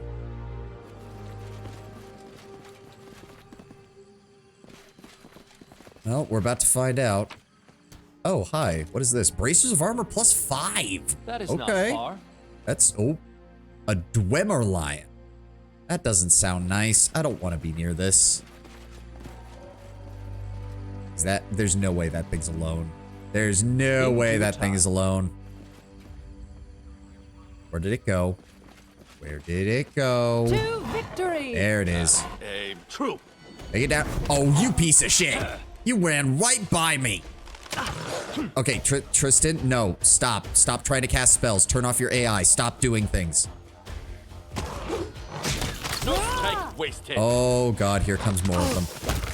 Okay, Tristan's gonna die because this thing went right past everybody. Go ahead and channel. Oh, are you serious? It's... Echo, target that one. Dog, come over here and attack. Or keep attacking that. I don't really care. This Just stop them from attacking Tristan. Oh, come on. Grant me strength. Oy vey. Require Jubilos. my assistance? You have a... There we go. Cure critical wounds. Please put that on him. There we go. Good lord. Bloody things. Oh, and an amulet of mighty fists. That's probably why. The Dwemer lion hide is worth a lot of money, though. all according to plan. So why were you asking me about negative damage, Brown Bear? Especially because it doesn't look like that matters here. Looks like we're good. Huh. Really wish Owlcat could touch this game with patching and not have their hands tied. There's so many things that could easily bring over from Wrath. To be fair, the Call of the Wild mod does bring over quite a few of those things. Like the Blood Rager class is not in the base game, but it is in this. In due time. With the Call of the Wild mod. They also brought in a lot of feats that would end up in Wrath of the Righteous. There's a reason that there is no Call of the Wild mod for Wrath of the Righteous, because 90% of what Call of the Wild adds to this game was added in when they got around to doing Wrath of the Righteous. Okay, I guess we're done here. That was just far. I mean, it was a cool combat event. We already have an Amulet of Mighty Fist for him. I think we already have one for Harim too, so... I mean, mod. Follow my lead. Never tried it, definitely a hard recommend with that patch. I mean, mod. So far, I'm enjoying it. The main issue, here's the main issue, Compelled, that you got to keep in mind. It changes a lot of the base stats of companions. So, like, it's not really many here. Like, Valerie having a higher int so she can take the various feats needed to improve shields. Amiri being an invulnerable rager rather than a baseline barbarian. Jaethal having a really high constitution score, but losing her decent charisma score for it. Like, it does change a lot of aspects about the companions. I knew that, but I didn't, like, process how much it changed when I first started this. I'm just kind of winging it now because we've actually reached the point in the game where those small differences are not that bad, all things considered. The first world is layered with positive energy, so a lot of things in the plane are absolutely vibrant with life. Really just innocently asking plant the idea of negative energy damage into your mind. Don't forget. Yeah, innocently. Sure, Lord Brownbear. You mean it makes the companions actually playable and unfair viable? To a certain extent, like, I don't know, because I'm not one of those crazy people who wants to play the game in unfair, so... Oh, we can actually go further into Varnhold than I thought. Okay, but how do I get here? That's the question. Also, I hate traveling through the mountains in this game. They're almost as bad as the Gnarl Marches. No, they're giving us updates on the kingdom. We need to go. We'll deal with this area when we get around to the proper vanishing in the next act. Probably why that mod did that, so people didn't have to make a bunch of custom companions for the unfair runs. It definitely does help. It definitely does help. Like, you'll notice 2 of the companions that didn't get changed much, actually 3 of the companions that didn't get changed much are Tristan, Ekun, and Jubilos, because they're already kind of built for that. Laughing Bag of Tricks. Yeah, to be fair, Toy Box and the Bag of Trick mods throughout the various Owlcat games have been quite useful. Quite useful.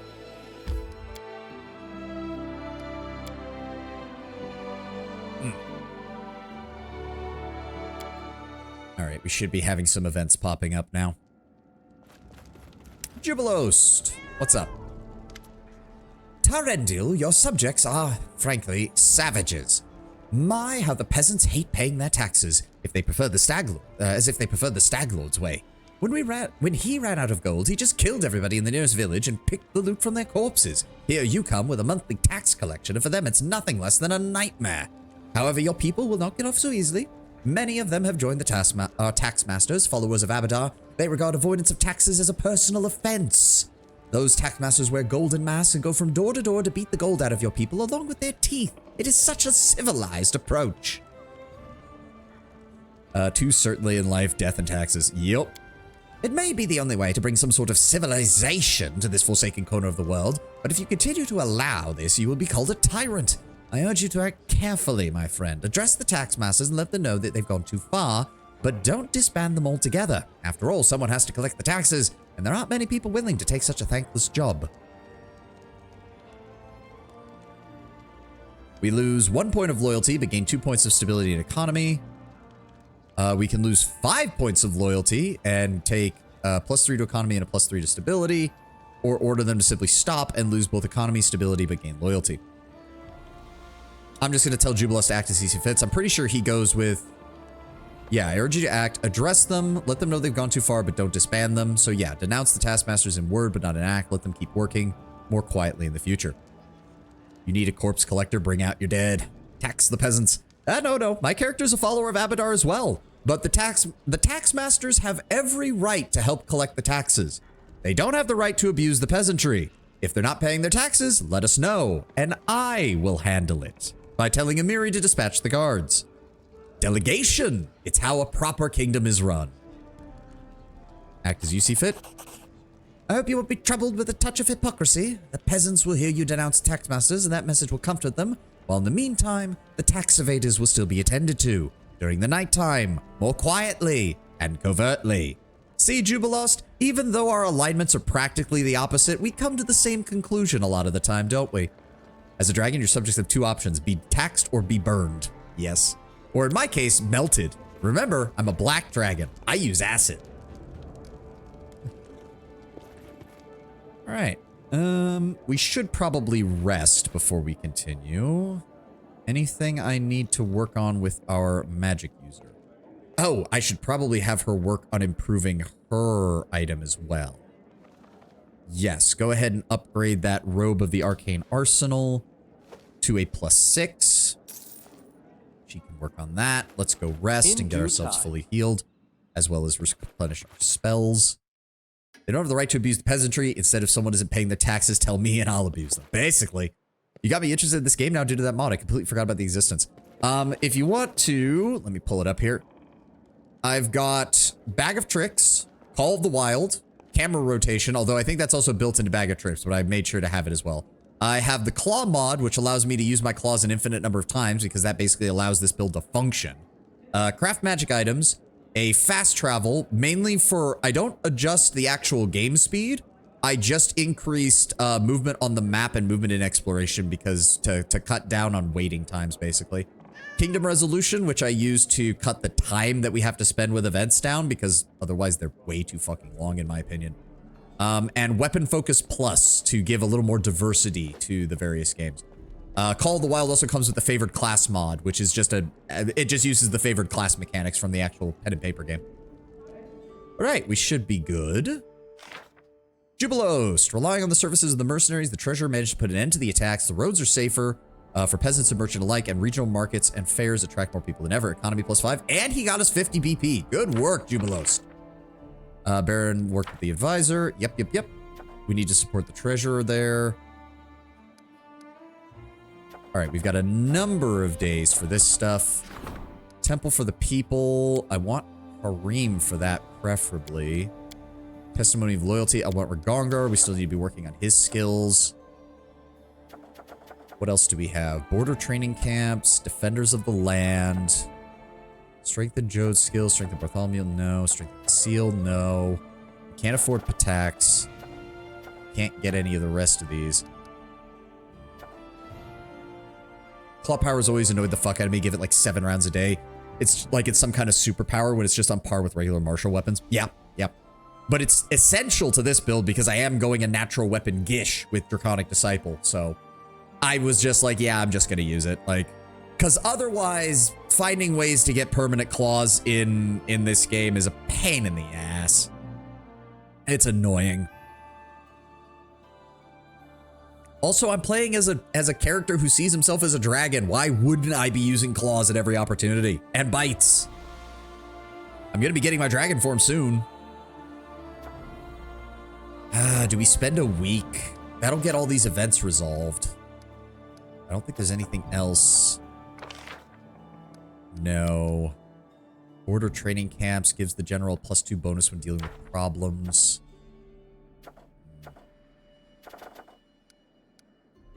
I really want to save up so that we can get the rest of these lands, but they're so goddamn expensive. Like, hold on. What does 2, 4? Yeah, 32,000 gold to get the Southern Gnarl Marches. Do you have any idea how long it's going to take for us to recoup that fucking cost? But I need it because we need to take as many lands as possible and get the villages and towns set up.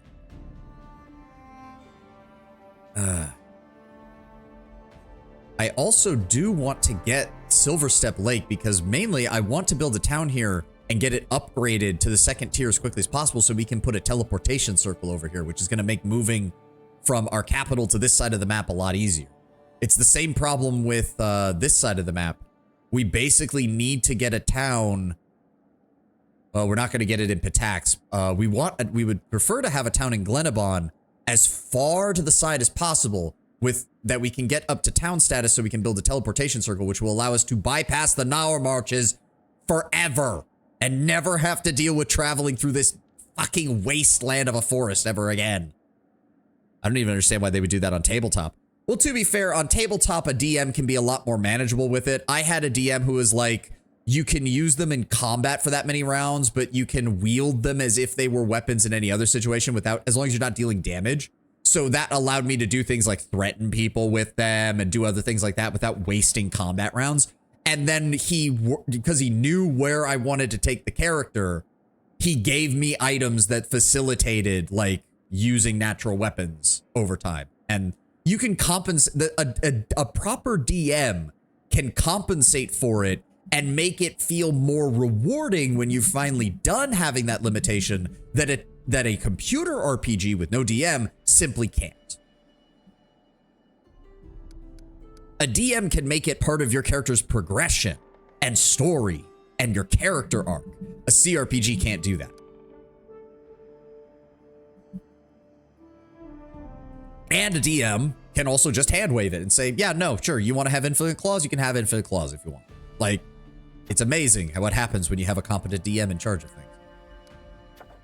Okay, do we support... Hold on, let's double check. We have the support the treasures endeavor. We have... I still have not rebuilt the Temple of the Elk. I would like to, but it costs money and it takes 30 days to solve. Research into the nature of curses, the Scythe Tree. We should have gotten... wait a second. I need to check something. A whole month. Yeah, I know. Hold on. I need to check something. Why? I could have sworn... No, where is it with curses? You have to do a certain number of the curses in order to get this shit proper.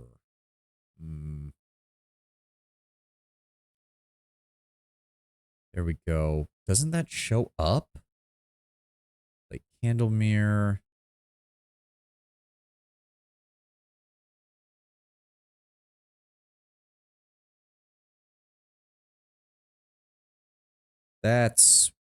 Did I not qualify for that? Because if that's the case, we're in trouble. Okay, yeah, there are 16 curses. There are 16 curses in the game, so we can afford to miss 3 of them to unlock the true ending with Nyrissa. Okay, I need to keep a very close eye on that. I'm hoping it comes back. I don't want to lose out on that. All right, moving on. Octavia, you're still working on that. Can't do anything there. But I'm just trying to figure out as they were writing the rules thinking, yeah, that's a good idea. Well, to be fair, most sorcerer builds don't care and don't use it. Gotta love losing this game on the meta level where your character's a god on the ground. Yeah, it can happen sometimes. All right, I don't think we can do anything else. I want to save up to get these. So I don't want to spend any more. I just don't want to spend any more money. I just don't want to spend any more money. I want Harim to do that event when he gets the chance. I want Ragongar to do that event when he gets the chance. So yeah, there's nothing else I can do. Support the Treasurer's endeavor. Let's rank up. There we go. Economy is now at rank 5. We get another BP. Very nice. Event of the month, Divine +5. The luxurious ritual procession fascinated the locals. Congregations have flocked to the temples and our citizens devote themselves to mindful contemplation. The Grand Diplomat, unable to shed light on the shady case, decided the inaction was the widest course and threatened a harsh punishment for any investigators from Patax who would trespass on the barony's lands. Relations +5, stability +2. Nice! The regent convinced the bard by inviting him to give a concert in the capital, and the event was a success, community and loyalty. The warden provided an escort for the esteemed guests of the barony. The Bavoni ambassador and her court were greatly impressed by the hospitality and the contentment of the locals. Community, loyalty, relations, and stability. Good job, guys. It appears that Tartuk truly had been cursed. As usual, very little actual magic seems to have been put into the curse. How such a meager magical force could have such binding and dramatic results is beyond comprehension. Still, the research has advanced our knowledge of arcane magic. We have acquired a deeper understanding of the nature of curses. So we have, yep, we've gotten those handled.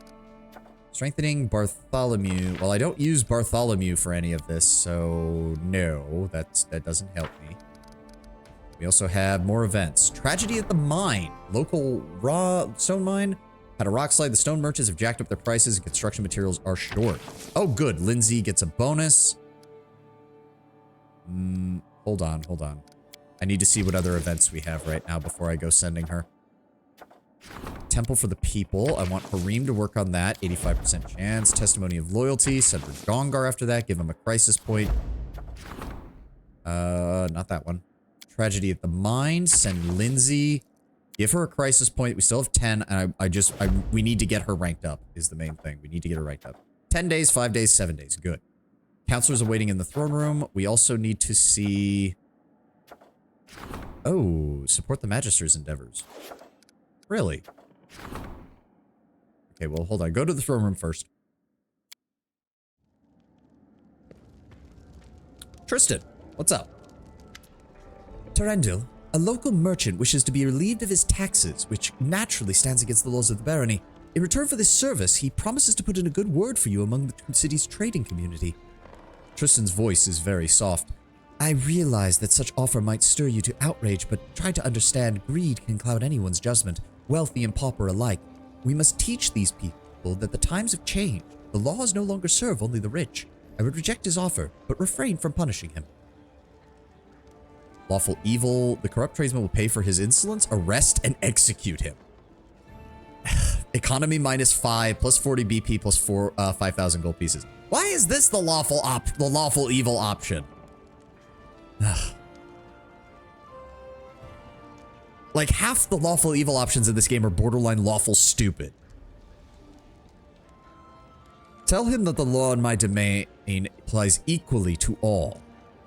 And remind him by having a few guards get stationed outside of his merchant facility for the next, 2 to 3 months. If they catch even a whiff of something going off in his place, I will descend upon him with the force of a god. You'll have to turn down many similar offers, but eventually people will come to realize that the Stone Lands have changed. Henceforth, all are equal before the law. Well, except me, but I'm in charge. It's a different story. Really, that was it? I kind of was expecting more, I'm not gonna lie. That's fine. Alright, we're actually saving up some decent money. Support the Counselor's Endeavor. Okay, before we do that, Counselor's Endeavors and the Magister's Endeavors. I want to get the Magister stuff up. Do we need to enchant anything is the question. Should I just get Amulet of Mighty Fists leveled up? How long would that take is the question. Hold on. Lady Didalia, craft magic item, wondrous item, amulet, Mighty Fist plus 4. Mighty Fists. Getting it to level 5 is not doable right now. She cannot get the DC just yet. Interesting. Maybe we should add a second. So this counts as a plus equivalent of plus 5, which means I do, if this is counting as my weapon enchantment, essentially, that means I have an additional plus 5 to apply to other things. The best choice would probably be, where is it? Ghost Touch, Corrosive, because we can add that. That's the plus equivalent of a plus 1, and it gives an additional 1d6 points of acid damage on a successful hit, or Corrosive Burst Weapon functions as a corrosive weapon that also explodes upon a successful critical hit. The acid does not harm the wielder. In addition to 1d6 acid from the corrosive damage, the Corrosive Burst deals an additional 1d10 points of acid damage on a successful critical hit. If the weapon's critical multiplier is times 3, add an extra 2d10 points of acid damage instead, and if the multiplier is times 4, add an extra 3d10. So that's only really good for crit builds, because I do not have the reliability to hit that. Vicious deals 2d6 points of energy to an opponent, but 1d6 points of damage to the wielder. Oh, that's not good for me, but if I throw that on Amiri, her damage resistance, I think, would negate that. So as long as she has a high enough damage resistance, she wouldn't get harmed by that, and it's basically a free 2d6 damage. What does Thundering do? Thundering causes sonic damage. Frost causes frost damage. Furious gives a higher enhancement bonus if they're raging, which doesn't work for me. Brilliant Energy ignores non-living matter. Armor and shield bonuses to AC do not count against the weapon as they pass through armor. Dexterity, deflection, dodge, natural armor, and other bonuses still apply. A Brilliant Energy weapon cannot harm undead constructs or objects. So that's a problem because undead are going to be continuing to be a problem throughout most of this campaign. So that's not really a viable option. Agile is weapon finesse. That's worthless for me. Holy bypasses damage reduction and deals an extra 2d6 points of damage against evil alignment. There are a lot of evil aligned Fae. So that's not the worst idea. Does make me think that maybe Fae Bane might be a good enchantment bonus on here. The other choice would probably be Human Bane. Oh, that's right. We're going to be running into a lot of human enemies in the next act, aren't we? The next 2 acts, really, because we have the barbarian invasion, and then we have the problems with Patax.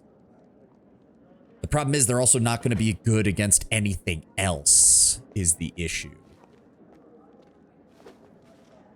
Axiomatic would give us bonus damage against anything chaotic.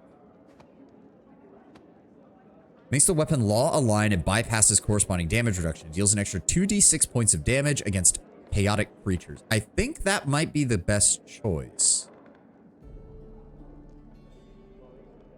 Oh, Crafter must be of lawful alignment. Wait, what did I put as her alignment? Shit, I didn't realize that. I made her neutral, didn't I? Oh, I made her neutral good. Son of a bitch. So worse, that means she's useless for casting Axiomatic or Anarchic. Fuck.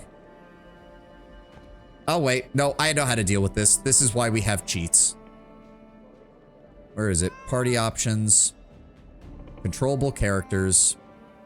Where is she? Where is she?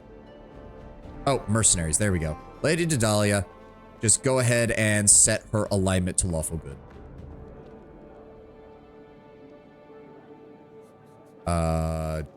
Please tell me that didn't. Did I just fuck that up? Nope.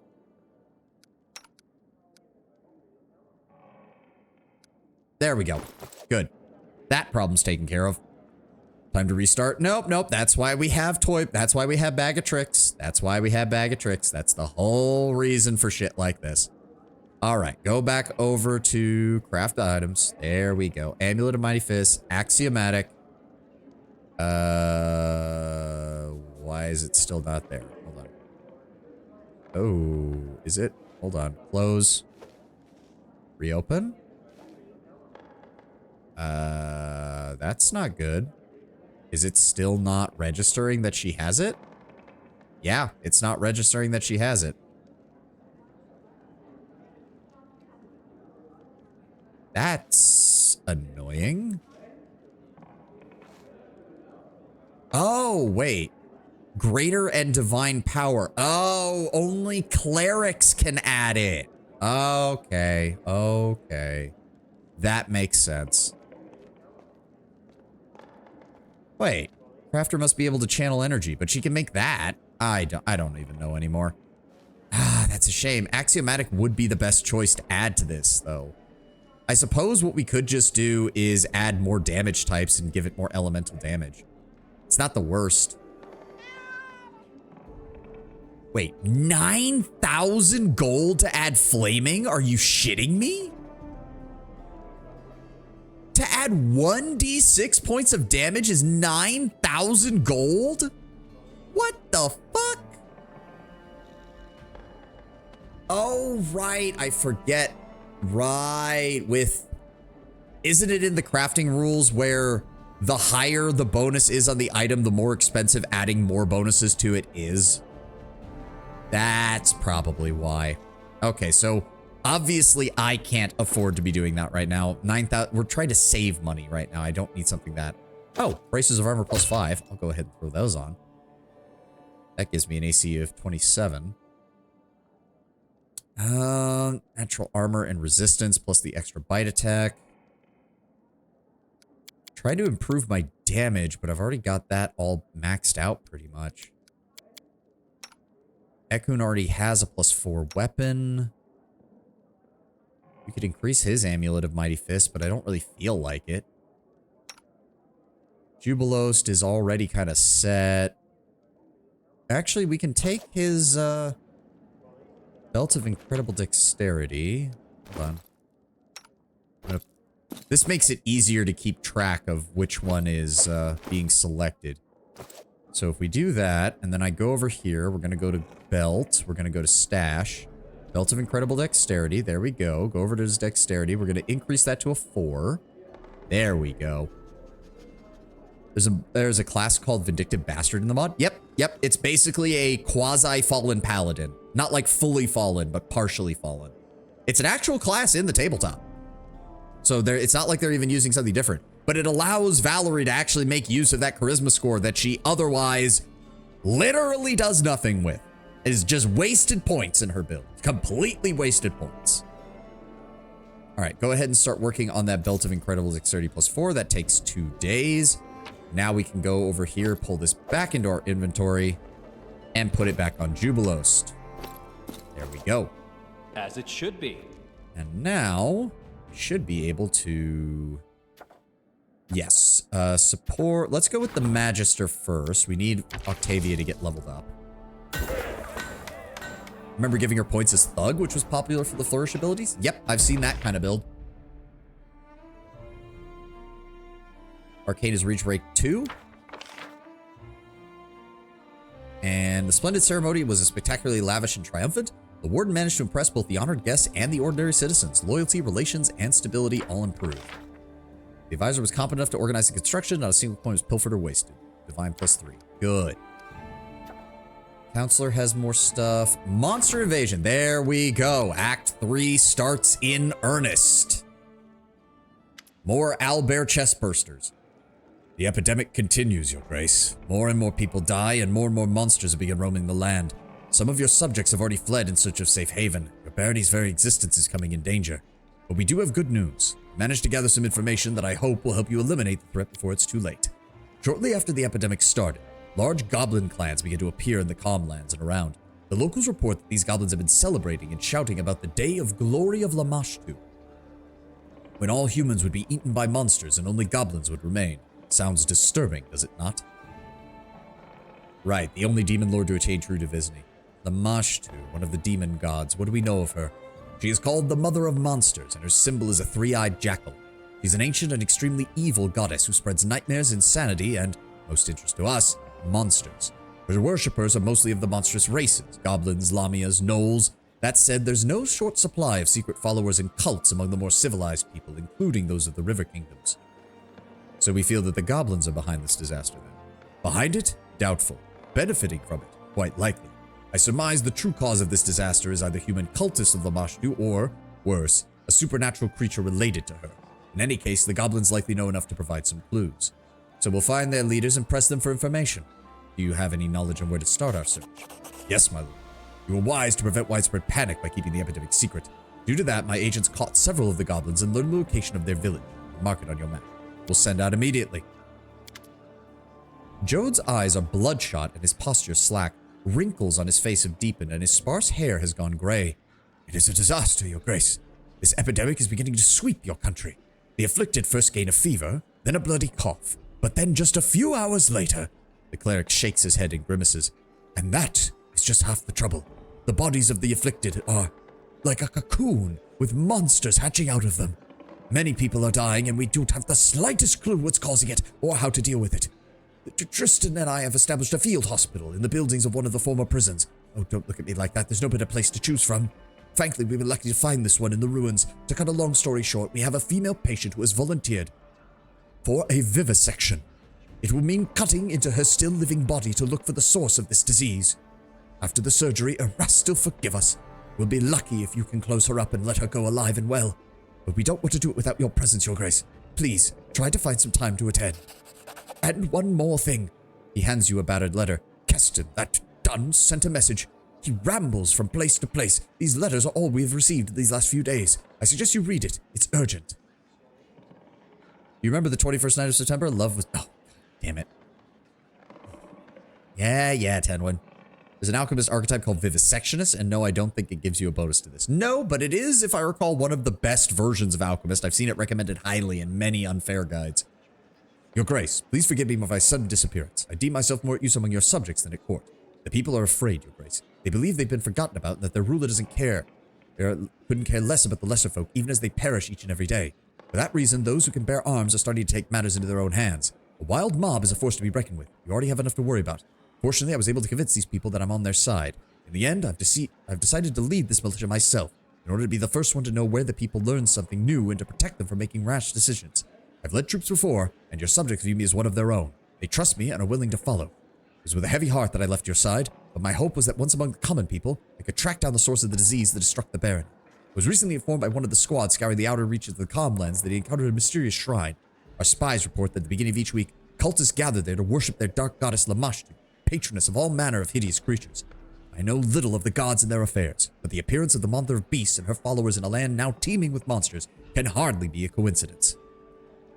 As soon as I finish writing this letter, I'll lead a squad of my best men there and await your arrival.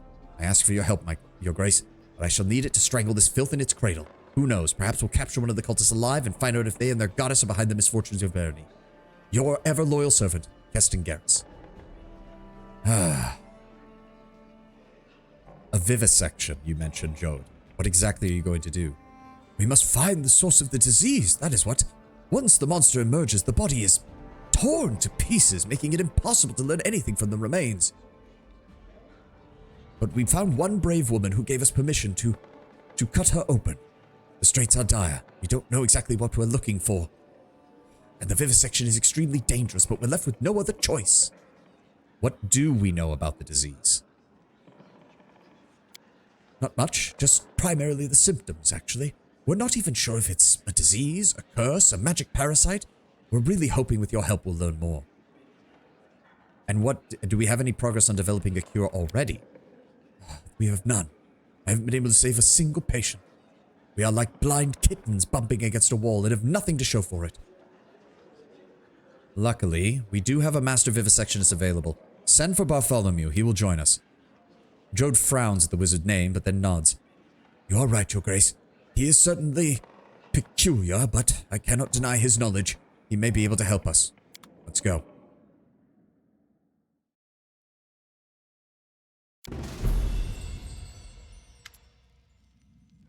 This is our field hospital. Jode shows you around the bleak, comfortless building with its barred cells. The prison is not the best location, nor the healthiest, but with the manner of this disease, it is better than nothing. And it may be cruel to say this, but considering the nature of the malady, It would be safer for everyone if the patients were kept behind bars until they were healed. Was no place more suitable? If the city had a proper clinic. Even if it did, prison was still the best choice. Do not forget that at any moment, a patient could die and become a monster. It is safer for everyone if we keep them locked. Where are the prison inmates? Luckily, there were not but a few pickpockets locked away here. We put them to work cleaning the place and then set them free once they'd worked off their debt. Still one here, though. He was not a petty thief, but a seasoned highwayman. What have you already tried, Jode?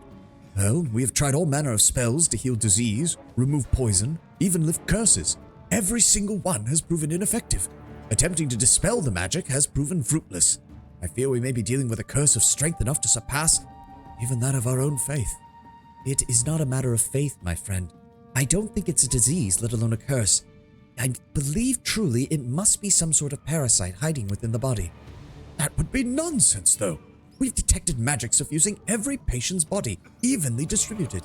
If it was some kind of parasite, surely it would be a simple matter to detect. Then it's able to disguise itself. Perhaps it's poisoning the blood supply with its magic. By Serenray, we return to this argument over and over, Jade. It has been days. We must stop talking and do something. The Draconic Druid actually has the stopgap feature of a partial dragon form early on, like I was saying how the Dragonblood should have had. Yep. And if I recall correctly, the Draconic Druid is also seen as one of the weaker Druid subclasses. So this seems to be a running thing with Druidic Draconic subclasses. Oh, and the Dragonborn Scion for fighters is also seen as a weak version of the fighter, because it gives up a shit ton of its bonus feats for not much. Who is our patient? Her name is Madla Stasek, a peasant woman from one of the nearby villages. We hadn't seen any prior cases of the diseases there. I pray for this brave woman. She's the first one to mount the courage necessary to volunteer for such an invasive surgery. We can't let her down. Where is the surgery taking place? That room was previously a torture chamber. There was already a suitable table. Oh, shame. I wasn't aware we were lacking in a torture chamber. The cleric frowns but remains silent. All right, give me a moment to look around.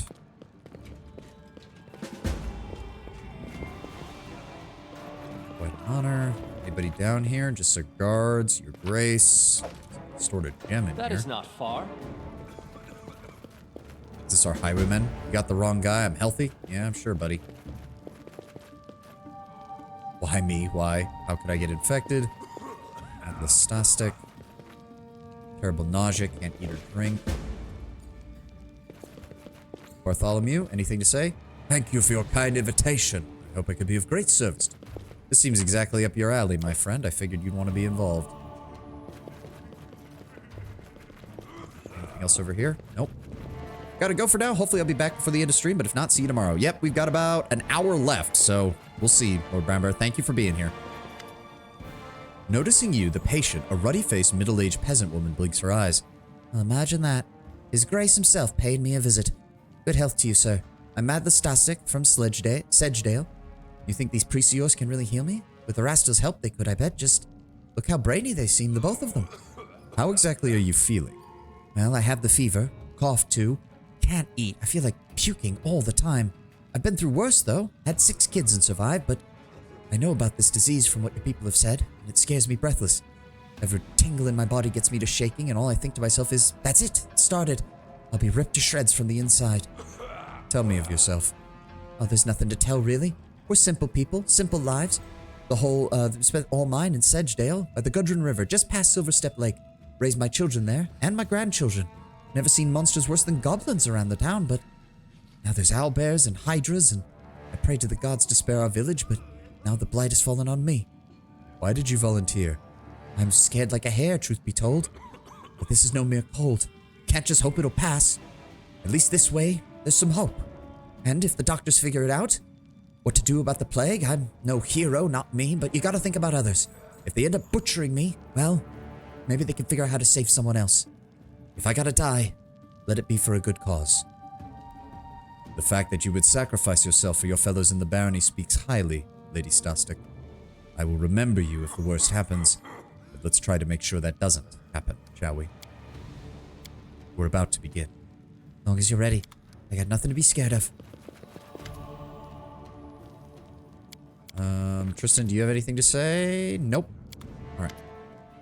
All right, Jode. Begin. Jode breathes in deeply, then exhales slowly. May Ra still be with us, And Serenray help us. Glancing nervously at the various medical instruments, the brave peasant woman gets up on the operating table. Just don't butcher me, is all I ask. She muttered in a trembling voice. Meanwhile, the foremost medical experts in the room still couldn't agree on what exactly it was they were trying to do. Stop arguing with me. Coughing up blood is a sure sign the problem is in the lungs. We should start there. No, it's nausea we should be focusing on. We need to examine the stomach.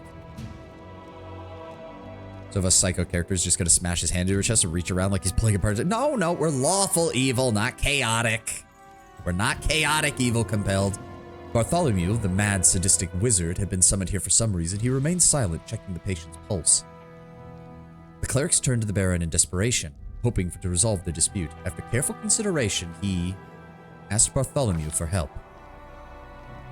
Common manner of dispelling is useless here, I assume, the wizard said pompously. So then, let's try it at a higher level. He took out a magical scroll from his bag and solemnly cast the spell on the patient. Jode used magical sight to see if there were any changes. Wait, it worked. The magic is gone from the organs, save for the stomach. Ah, you were right, Tristan. Hurry, hurry, hand me the scalpel. Candlelight reflected off of the surgical instruments and potion bottles. As Jode's scalpel made the first incision on the woman's skin, I could hear her inhale loudly through clenched teeth. I confess I lacked the courage to watch the surgery. Even after I turned away, I couldn't help but tremble from hearing her screams, the air filled with the acrid scent of medical potions, while Tristan mumbled prayers to ease her pain, simultaneously scanning her body with his magical sight.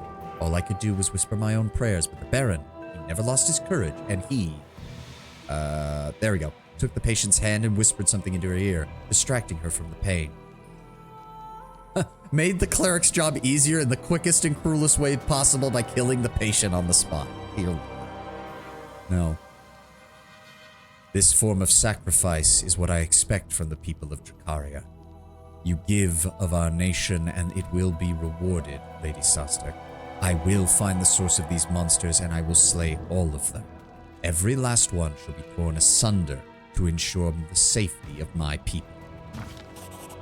I couldn't hear exactly what he said, but whatever it was, it worked. Charmed by his words, the peasant woman managed to stay still and let the cleric perform the surgery. The poor woman's screams and crying were unbearable, and I couldn't imagine what she was going through. I'm such a fool, Jode exclaimed. You are right, Tristan. Ah, I'm glad we listened to you. Tristan quickly cast a healing spell to close the wound in the woman's stomach, and Jode showed everyone the strange item he'd managed to extract. It was some kind of seed, a glowing, pulsing, thumb-sized seed. Before anyone could say anything, it flashed in his fingers, and he dropped it to the floor just in time, as on the spot where the seed landed, a portal opened, and a roaring monster jumped out of it. And that's where we'll hold for right now. Final ad break of the stream. I'm gonna go run to the restroom real fast, and we'll continue in a moment. Be back in a second.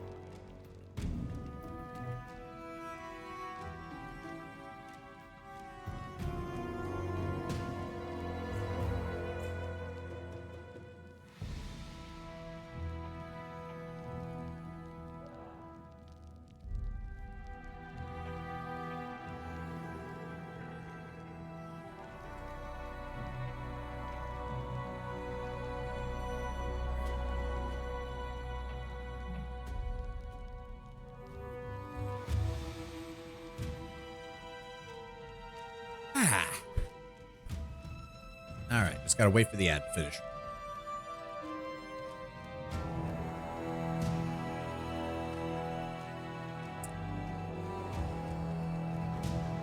See, I remember this act pretty well, so none of this is, like, surprising me again, because I remember specifically this act very well. It is kind of memorable to just have monsters literally chest bursting out of people's stomachs. Also, one hell of a cruel way to do it, because you know those final moments are absolute agony in the worst way possible. Quite literal aliens chestburster style situation. Except it's a fucking owlbear, so it's literally large enough that it just collapses your entire body in and on itself in a moment. Gonna snap her in half like a Slim Jim. Not her. My ruler gets a lot of his anger issues out from all the dumbasses who try to attack him on the road. Guide my hand. All right, the guards are here, which is good. We've got our claws out. Madla's over there. Tristan will assist. Bartholomew's gonna spend... Knowing Bartholomew, he's gonna spend the entire fight casting protection spells on himself, which is gonna be annoying. A calculated risk. All right, engage. Yep. Luckily, it is stunned coming out of the gate. I do have the guards here to help. And he missed. Wow. Acid arrow dealt 2 damage. Nice going there, buddy. How much health does this thing have? There we go. For I am not. There we go. Jode wipes the sweat from his brow, not even noticing the blood still on his hands. Rust, let Sarenrae be praised. They were truly on our side this day. It's a miracle. Tristan hands Jode a clean towel, and Jode pulls himself together and wipes his hands and face. All right, so what the hell did we learn? We have learned that I was a pompous fool, and Tristan was right all along. It is not a disease. It is a parasite, though one of a vegetative origin. It resembles a seed. Sorry, my friend. I should have wagged my tongue less and listened to you more. Oh, do not mention it, Jode. It was a lucky guess, not worthy of your praise. Do you think you'll be able to cure others now?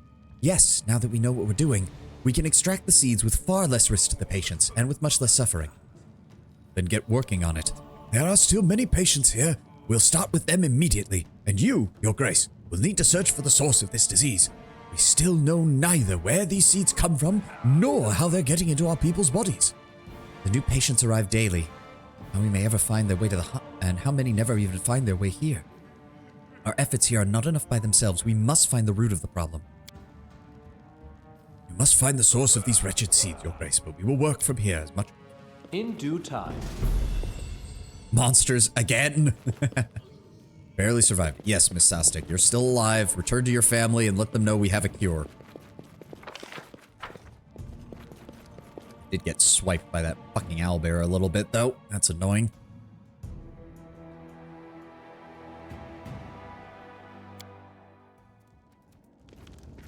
Oh, Boken! What's up, man? Unfazed by the awkward silence, Boken searches through his bag for quite a while and finally pulls out a sizable brown paper package. There you go. Little something from old Boken. Acid oil. Okay. If you ever need anything particular, just let me know. No, just, yeah, just go ahead and work on whatever you want. I'd like for you to get working on your magnum opus that every crafter has. Because if I recall, Boken's is really good. Oh, who's... Oh, Sherelle. Right, the half-elf. Bears to be in the palace. He shuffles his feet and bows shyly. Greetings, Your Grace. I've brought you something. Unnatural robe. Oh. Here we go. I need something from you. Sturdy cape. Need some new clothes, a decent robe for a mage, a sturdy cape. You know what? Just work on whatever you feel is the best. You've done so much for me, Your Grace. You cleared my name of slander and freed me from jail. You gave me a chance to do my job with honor. Someone wiser than I would simply settle down and live quietly, but there is a reason I was arrested on the outskirts of your domain. I don't want to discuss them here, please. If you could come to the village when you have a moment, we can talk there. Believe me, I have quite the story to tell you. Why can't you just tell me it here? Why do I have to travel out to that stupid village? None of my fists, braces of armor. He already has braces of armor +4. Does anybody else need one of those? Actually, Octavia does. Yes, go ahead and give you that. Lesser braces of archery, we don't need those. He's already got the better one, so yes, we can sell that. Harim. Oh, Harim does not have an Amulet of Mighty Fist. Okay, we'll give him that then. And then we can give the +2 natural armor to you, and we'll sell the +1. Nice. I don't think... No, she was just upgrading her own, didn't she? Yes, +6. Knowledge Arcana +6. Good. I'm thinking, actually, the only other one that I want her to do then... Hold on. Lady Dahlia. Oh, right. What did he give me? A natural robe. This grants a +2 resistance on will saving throws and a negative energy resistance of 10, and the ability to cast Phantasmal Killer once per day as an 8th level wizard. Not bad. I'm back. Thing was faster than I expected. How was the vivisection? Went fine. We killed the owlbear that tried to tear its way out of her stomach because we got to it before it started doing so. All right, so give me that headband. Put the headband... Oh, whoa, what the... Cloak of Heroism. Where did this come from? Cloak grants its wearer the ability to cast Heroism spell once per day as a 2nd level wizard. I mean, that's nice of it, but... Alright, so what I want to do, Lady Dahlia, I need you to craft in the stash, helmet, headband of vast intellect. We're gonna rename that so I know which one it is. So headband of the arcane arsenal. And that's going to get intelligence boosted up to a +4. Oh, we can't rename it when we do that. Oh, that's fine. Whatever. Yep, 2 days. Fine by me. Then we take that. We put it back in the inventory. We put it back in on her head so she still has it. You know, a Pez dispenser, so I'll turn her into that. I mean, we yanked it out of her stomach before it went off. So, you know, that was thankful. And then my character got his anger issues out over the whole thing by slicing an owlbear to pieces with his bare hands. We'll keep the unnatural robe. Might be able to find a use for that on somebody. There we go. Sell all the skins. Sell the book. Preston's letter. Right. We need to go find him. And there we go. 2,400 more gold. Rip and tear until it is done. Yup. As I said, I like the dichotomy of the lawful evil noble who's actually quite, you know, rational and sane, but his chosen method of combat is to quite literally run into the center of the melee, tear a person's throat out, bite their spine in half, and then throw the corpse at their allies. All right, let's double check to make sure there's nothing else that we need to get updated here. Yep, +1 community, +1 loyalty. Good. Support the cat. We don't have time for any of that. How much money do we have? 212. I'm still saving up for... we're gonna save up until we get enough money to get the Gnarl Marches and the Lake Silverstep in check. Like, we need to take more of these lands. We don't have a choice. Like, look at this. Our barony is these 4 areas. We need to get these under control because in total... What are we at? 1, 2, 3, 4. So we need another one to unlock the next part of that quest because we need 5 regions. And then I know we don't get Varnhold or Dunsward until the next act. Same thing with Glenabon, if I recall correctly. And then you got Pitax, 1,000 Voices, and I think that's it. So 1, 2, 3, 4, 5, 6, 7, 8, 9 more areas that we have to get. All right. Is there anything else I need to do that isn't a strengthening stuff? That costs money. That costs money. That costs a shit ton of money. That costs a lot of money. And that costs... Oh, that costs a little bit of money, but we're not pillaging it. We want to restore it. And that costs a stupid amount of money. A truly stupid amount of money. And it takes 30 days. Fuck that. He's a reasonable, pragmatic asshole. Exactly. And lastly, the counselor stuff, but we're not doing that just yet. Again, we'll save the rank up projects for a bit later. We need to get moving on the Act 3 quest. Time to go farm by robbing bandits. Well, in this case, we're going after the... Oh, did I click on you? Didn't realize I clicked on you, Harim. Nobody else has any updates for me, I don't think. Right, Mother of Monsters and Witch Hunt. Meet Keston near the Shrine of Lamastu on Moon Day, the first day of the week. I have no idea what time it is. Oh, I think I clicked on the one to go outside. That's fine. We can swing by the merchants, because I think if the act has officially started, the merchants update their wares. Oh. Stop yelling and listen to me. I'm trying to talk some sense into you. It's not that I talk about our love. This is our home. I was born in these lands and I'll die here. You don't. That's what I'm saying. You stay and you'll die before your time.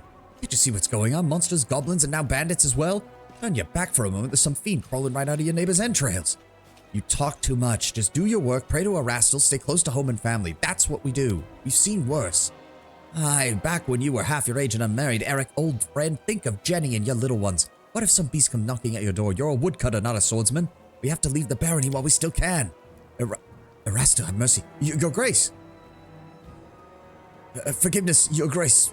We were just, discussing the crops.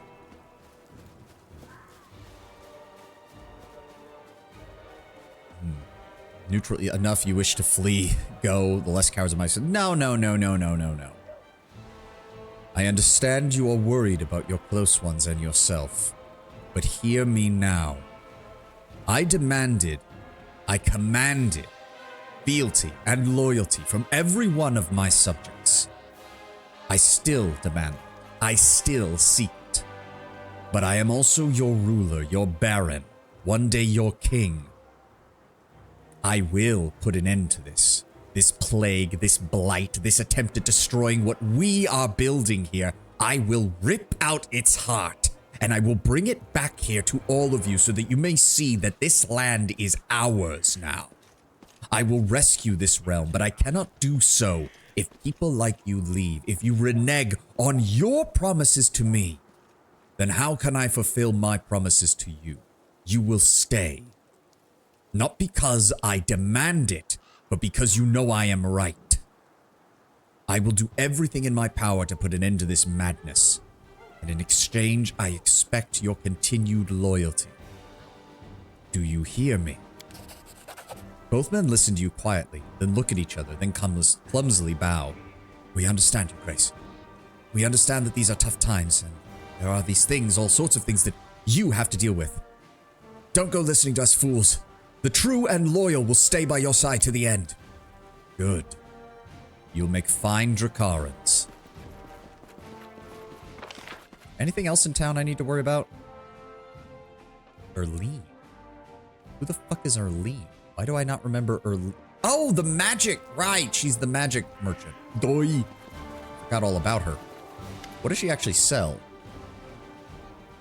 Greetings, Your Grace. It's an honor to have you here. We deliver all kinds of magical rarities from all across Galarian. You might have to order something specific if you so choose, or I can act on my own accord.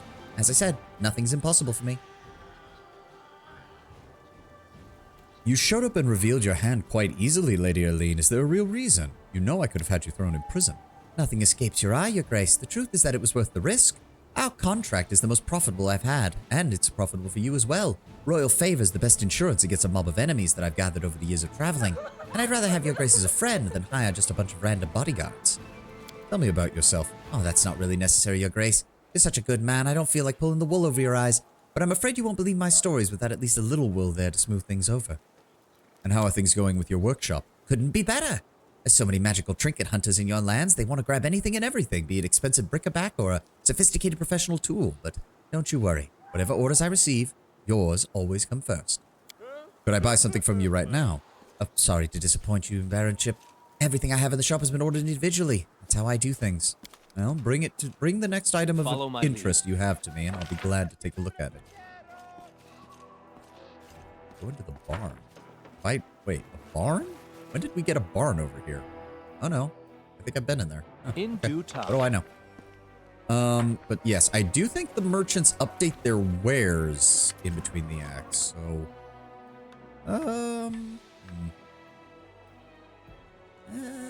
doesn't look like it. God, I've sold him a lot of shit.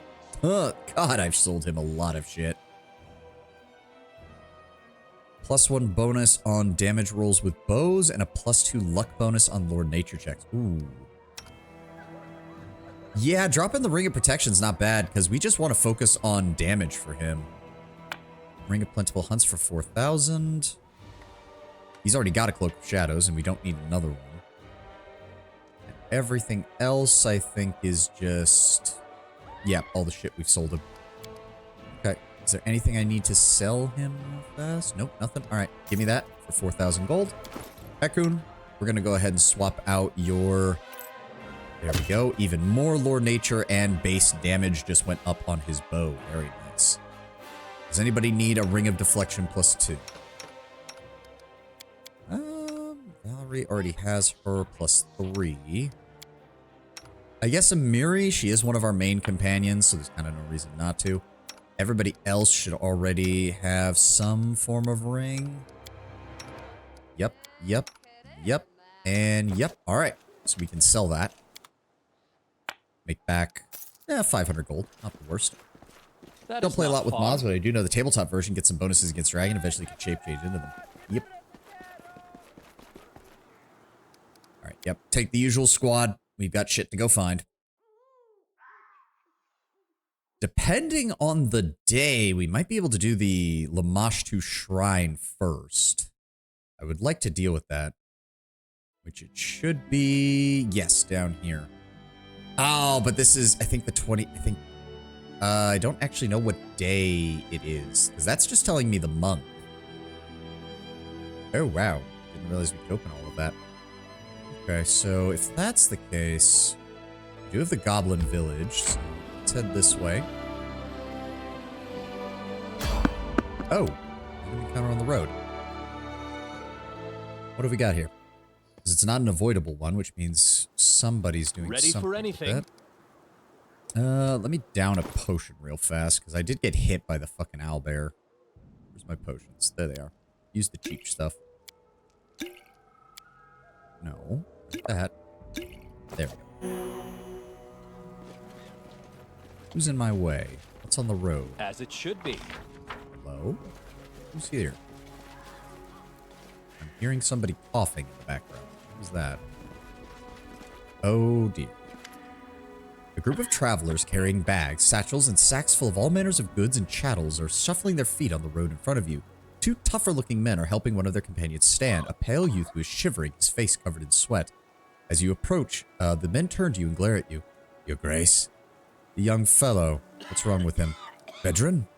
He must have eaten something. He was fine just a day ago and then fell sick with fever and all. And then he started coughing blood. Master willing, he'll make it to the border. We'll find him a healer there. Veteran gives a few deep, muffled coughs. The feverish glint in his bloodshot eyes, the glow in his cheek, the distant look on his face. You've seen this before. This is what the unfortunate servant looked like just moments before a monster erupted from his body. I'm afraid there's nothing you can do for your friend. His signs are like the other afflicted. Any moment, a monster is going to tear its way out of him. I would suggest keeping your distance. Urquhart pales and looks at the others. Shit. Listen up! His voice is hoarse. All back! Get behind the Baron! I'm sorry, Vedran, but I have to think of the others. Enemy approaching. I didn't even have time to read that guy's lines. He just exploded. Okay, come on, dog. Boot. Please. Okay. Dog, fucking get into combat, please. Thank you.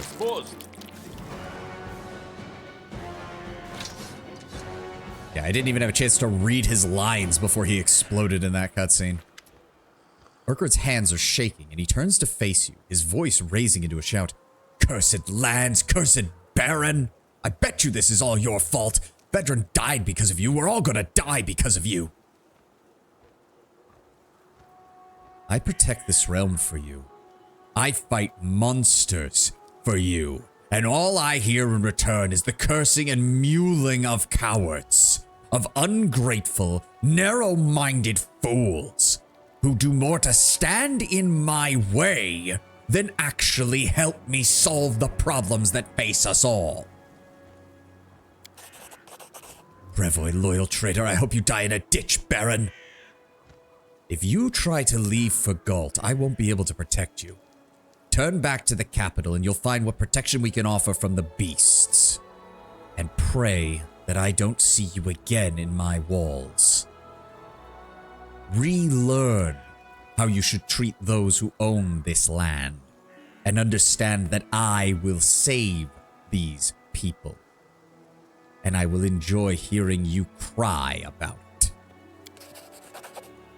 The wrath on Urquhart's face gives way to disbelief. Is that so? You want to sweep us away from our neighbor's sight? He wipes away tears. It's all the same. No matter where we breathe our last, be it away from home in a foreign land or on your city street, just let us die in peace. We turn back. Good. We always have needs of hands who can work All the according fucking to farms plan. if need be.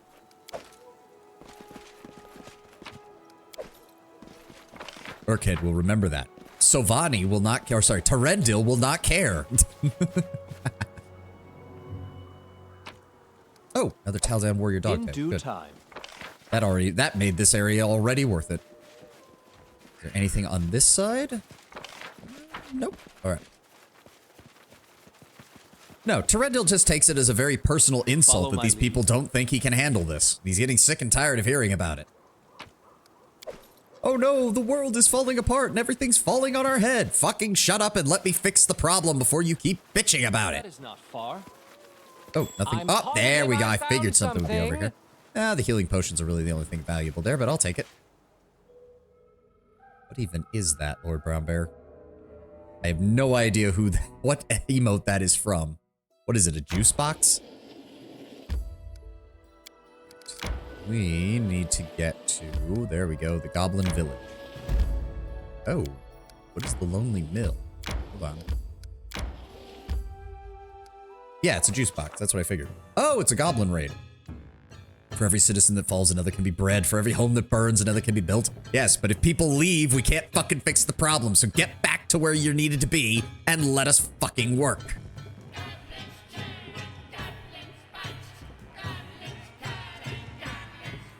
I didn't realize they actually put music in here with the goblins singing. While passing the windmill, we saw the most curious thing.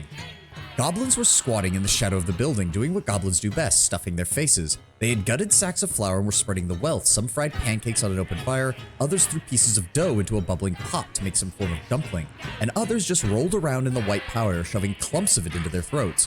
All of them, without exception, were guzzling ale from the kegs nearby, spilling it over each other and bellowing songs. When they spotted us, the merry goblins, possibly due to the ale, stood their ground. Instead of fleeing, they started to whistle and wave, inviting us to join their feast. In response, the Baron, goblins love singing, and if I'm not mistaken, this is the same song they sing in the first book of Rise of the Rune Lords. Goblins are basically gremlins. Yes, Pathfinder goblins specifically are gremlins. Yeah, unfortunately, the lawful good option is the closest to what my character would actually do. Yeah, frowned, bared his weapons, and charged. Shrieking, the goblins scattered and ran, kicking up clouds of flour. When the clouds settled, of the goblins, there was no sign. Oh, really? We get nothing for that? Fuck you. Fuck you, game. We are also on the very border of lawful neutral, so we're probably gonna have to get a redemption or a whatever. There's an alignment reset button, basically. All right, well, it's a good thing we already know where the Goblin Village is, otherwise we would have had no chance of finding it.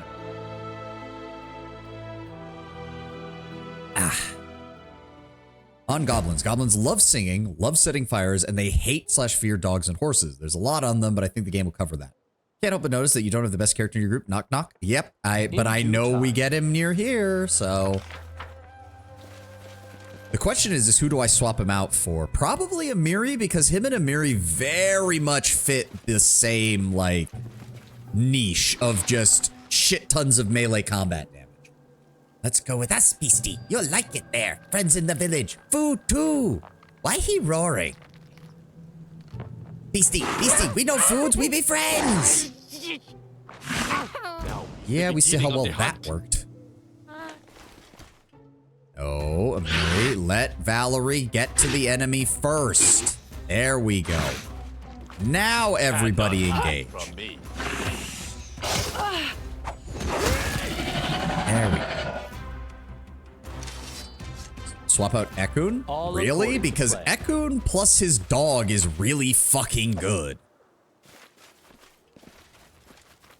Like, don't get me wrong, I know that Knock Knock is one of the better characters. He's practically optimized to an insane degree. But I like having Ekun in the party. I was telling Compelled his name. Oh, no. Too bad I can't ride Amiri's wolf, or I mean okay, I completely missed that you had said that. I usually make Amiri a sacred hound master, forgot he had the ranger in the group. Yeah. I have Ekun with his wolf.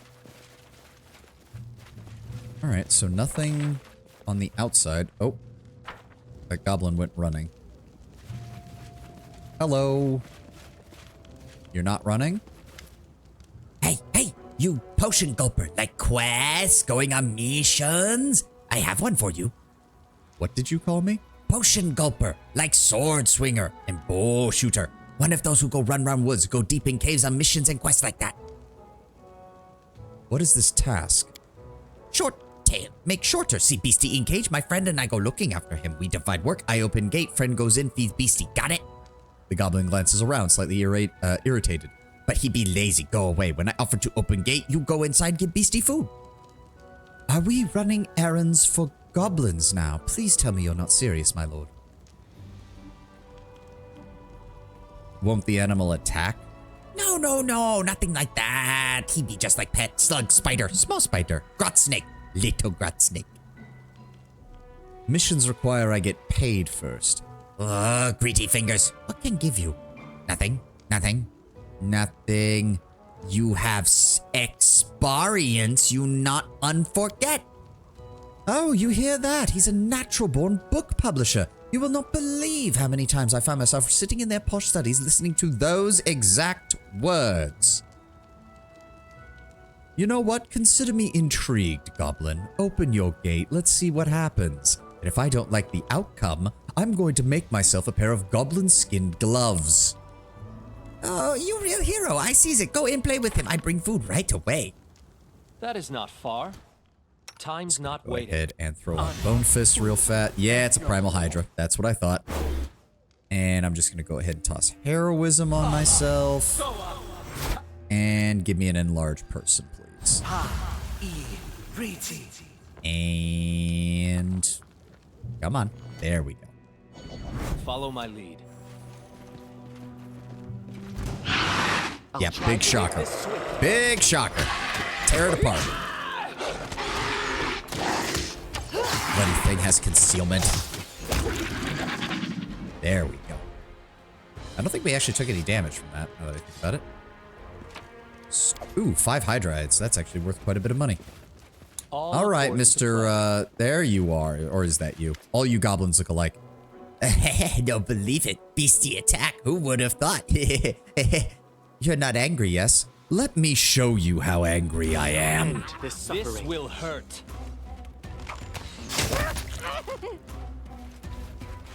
And that is exactly what happens to goblins who waste my time. In due time. They come, come on. Here they be, beastie. Bite them. Flee, run, hurry. Goblin meat tastes horrendous, I hear. I wouldn't be surprised, but my character doesn't really care. Dead is dead. Nope, that's another Primal Hydra destroyed. More Hydra eyes. Those are always worth a decent amount. Ooh, they've got a Primal Manticore in that one. As it should be. Ooh, is that the enemies? Is that the Lamashtu? Yeah, that's a Jackal Skull with 3 eyes. That's definitely Lamashtu. Interesting. Well, I'm not going to leave this thing here. Let's just open up the door and get it. Let's try this way. Go. Oh, reduce damage. Really? There we go. Skin it. Thank you. Manticore pelt. That is not far. That's no problem. Only got about 30 minutes left. I think we can clear this area for the most part. If I recall correctly, most of the goblin encounters in this game... Oh, yeah, they let out another monster. The real danger with goblins is just that I think most of them have sneak attack levels, which does make them a problem if they can surround you, because then you just get sneak attacked to death. Just over and over again. There we go. Bite it to death. Thank you for the 112 experience points, game. Skin him and take. We killed that. Wasn't there... Yeah, there's a... There we go. There's a barrel over here. Child's play. Hey, there we go. Some gems. Thought you should have enough lore to identify them as they come, but it'll show if you inspect them. Oh, right. I haven't really been doing that with the goblins, have I? As I said, I know it's... I don't know. I just remember when I last played this game in this act that I did remember that the goblins, again, as long as you don't let them surround you so they don't just get constant sneak attacks, they're really easy to deal with. But if you do lose All track of according that, to plan. they can be a pain in the ass. Down. Yeah, Better open the gate, ones. kill the Hydra. Why can you This not? should do it. Okay, yeah, I know Amiri can't reach. Okay, apparently I can't reach Let either. the strike is won. Do There we not go. falter. There we go. 2 more Hydra eyes. Follow my lead. That leads up to where we need to go, I'm pretty sure. Oh, Hey, you Jumbo, come here. I punch you hard. Cluck, cluck, stupid Hulk, you lame potion gulper. Hey, you Jumbo, come here. I punch you hard. What's that? yep, traps. Jubilost.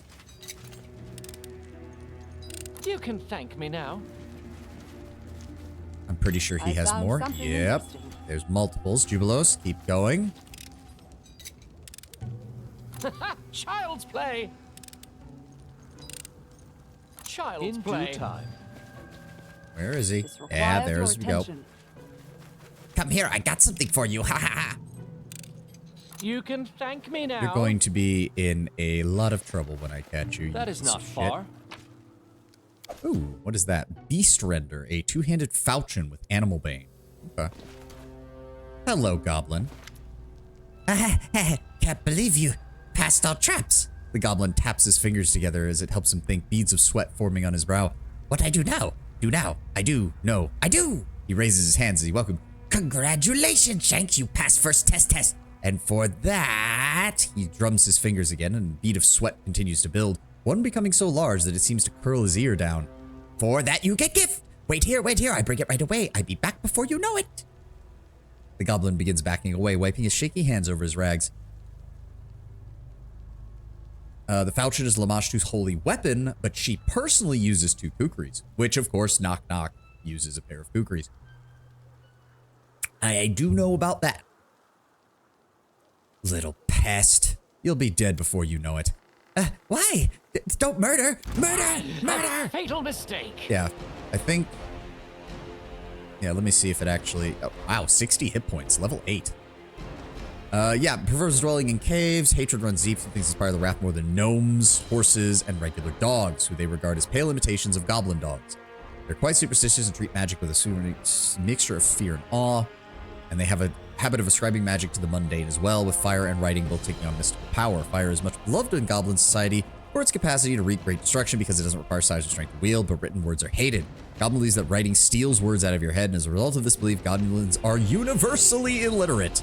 Goblins are voracious and eat their body weight in food daily without growing fat. Goblin lairs always have numerous storerooms and larders. While they prefer human and gnome flesh, a goblin won't turn down any food except perhaps vegetables.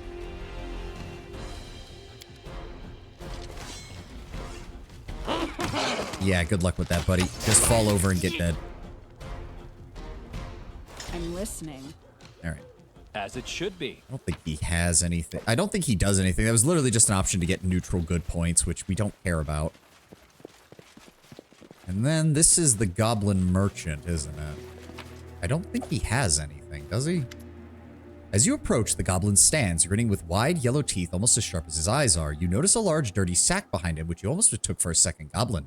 Ah, adventurer, greet welcome. I chook, I buy, I sell, I trade. Whatever you sword swingers need, I offer. Want buy something? See in your eyes, yes you do. 5 money pieces. Not got that much? 10 then. No, twist my wrist, I give discount. Just half 100. So have deal? Deal? He sticks out his palm, trying to shake your hand. Why even talk to these vermin? Can we just cut them up and forget about them? Show me your wares. Ah, yes, the fearsome mace of Twerk. It is literally a mastercrafted mace that he's selling for 123,000 gold. He sells camping supplies for that. Yeah, no, buddy, we're just, no. What are you even selling? Everything you need be needing for adventure, spellcasting, sword swinging. Look at yourself. Who can beat with metals and crafting? Only today, only for you. Bestest weapon made by Goblin, bestest crafters. Goblin reaches into his sack and produces a stick with a rusty nail on the end. He swings it a few times with a swish, almost hitting his own ear. This one, bring whole troll down, take it. Not me many coins, not like it? Fine, I sell you Hydra. Good Hydra, all teeth claws, have giant house of money pieces and yours. He puts on a grim expression as if afraid of being cheated. Delivery cost you, though. There exists a somewhat rare goblin variety called the oversized goblin. When a goblin gets an abundance of food, they swell in size and become medium-sized. They look fat, but their build is more along the lines of a power lifter. And though normal goblins have a +4 to strength in their abilities, oversized get a +2 to strength, +2 to dex, likely having a more ape-like agility. Okay. And how is the merchant trade? Not good. One can't trade with them. Stay no money, not single sieve, shiny or copper circle, only teeth and rock. The goblin suddenly brightens. What about you? You have money? Just suddenly he narrows his eye. Maybe you try fool me. See where's take, where's run. If so, I be seeing money first. I just want to see what this does. Deal. Yeah, you can definitely feel it crawling on his chin. Oblivious, he continues to shake your hand with enthusiasm. Great, we rich now. Deal of all lifetime. Wait, hold on. What we dealing about now? And this, ladies and gentlemen, is precisely how most merchants in Absalom do business. I could have sworn this guy was supposed to have some decent stuff on him, but I guess not. Oh well, time to die. Ah, hold on! No claws! Wait, really? He vanished? Oh, fuck All you, game. according to plan. Buy the Mace of Twerk? No, I am not spending 124,000 gold. I don't even have 124,000 gold. Thank you very much, Lord Brown Bear. Hey, Taldown Horseshoe. Good. In due time. All right, so that's cleared out. Does anybody need a Belt of Dexterity +4? No, we got his upgraded. No good for you. Valerie's is already upgraded. I'm gonna save that and put it on somebody back at camp, because it's not as useful for these people. Can somebody run in there and grab that item real fast? Thank you. Alright, hello, goblins. That is not far. You can't go in there. Get lost. Don't come closer. I poke you with spear. Strike when set. Well, this is gonna go badly for you.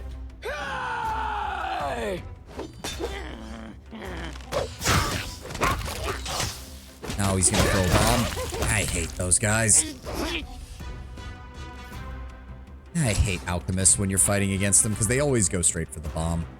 Oh, well, at least they both had rings of protection that I can sell. Those will be worth a nice chunk. Oh.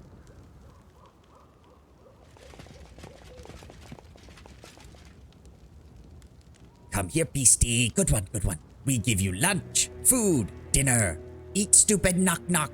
Fools, knock, knock, laugh at you. Ha, ha, ha. Lamashtu herself protect. We already touched you and kicked you and tied you. We seeing how Goddess protects you. Why you stop? Release the beast on him. He has all the bombs. It's not like he's going to use them later. Yeah. Not here, stupid animal. Take your muzzle off me. You eat, not hit. Not eat, you eat him. And then it ate him. Heh, told you. Ah, why it be? How it be? Well, here are my orders. Strategical wardrobe. And they run away. What? Don't leave me here. Fucking goblins. We will prevail. Oh, right. We have to kill this. Onwards. Oh, really? The very first attack, you're still getting hit? Okay, Valerie's getting her ass kicked now. I guess we need to raise her AC again. Alright. Jubilost, I would appreciate it if you could just go ahead and heal Valerie real fast. There we go. Knock, knock. Madhu. Ha! The Shatshanks not believe knock knock. Poked him with words and spears and torches. Bite him, kick him. Who be survivor now, huh? Knock knock. Me. Always me. Hail Lamashtu. The goblin tied to the pole has definitely seen better days, covered in filth and a wide variety of burns, bruises, and claw marks, as well as a bite mark or two, yet smiling widely as if in triumph. Greet and meet heroes. Seen how I dealt with them? They were like, we be smashing you. And I snarled back, no, I be smashing you. And the beast was, rah, and bite again. That's it. Who are you? I be the ear of Lamashtu. No, not that. I be the seer of Lamashtu. That's who I be. Her favorite of many. I bring her message. She protects me. Sends me offerings to eat and whatnot. I be important. Very important person. And what makes a goblin thinks that he's the seer of the mush? I had a dream. Llama told Knock Knock in her big white arms, rock me, let me suckle her skulls, pet my head and sing. Who's smartest? Who bravest? Who favorite? Knock Knock, that's who. And the next day, proof. I found nest, untouched with eggs. It be a sign. And bigger sign? Llama just saved me, right before your eyes. Why did they want to kill you? It be because of that half-head shaman. Bees bite his back.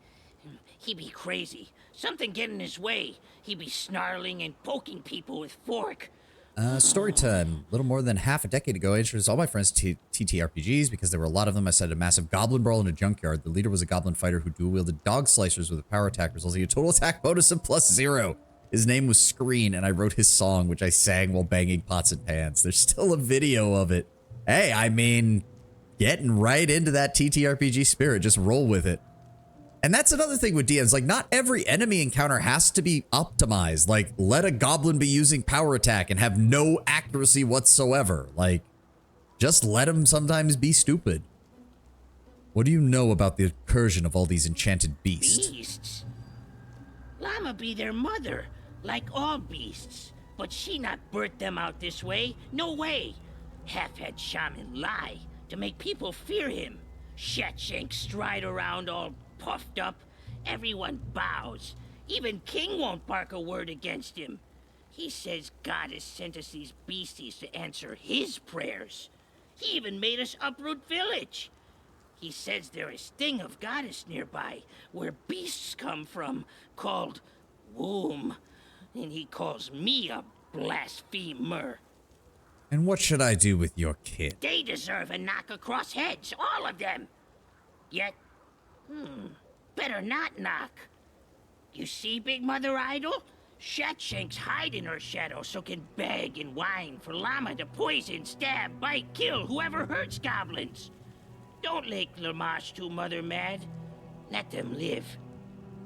Hobby didn't stick with all of them, but one of them very much did. He took Screen as a companion pet. I kid you not, just a few months ago, he even mentioned missing his goblin friend. Most people grow past kidnapping monsters as pets. I still remember a Scion campaign. It's from it's from White Wolf, the same guys who did World of Darkness. Scion is all about playing the children of the various pagan deities and pantheons. The main enemy are Titan spawn, which are basically humans that have been birthed by the Titans, who are the enemies of the gods. The whole thing. But we ran into a group of Titan spawn in the very beginning of the game. And my character got very lucky with a critical hit, killed one of them immediately. The other one bailed. We managed to convince her to join our team, and she became like an NPC that she basically became a ranged support character because her whole thing was utilizing a fire elemental abilities. So she started just lobbing fireballs at people. It's nice when you can turn an NPC or a monster into something that the party enjoys, one way or the other. Huh. Really? I suppose I should thank you for this information. Letting you go might be more beneficial since you seem to be causing problems for your fellow goblins. Hey, where are you going? Wait till I untie myself. I go with you.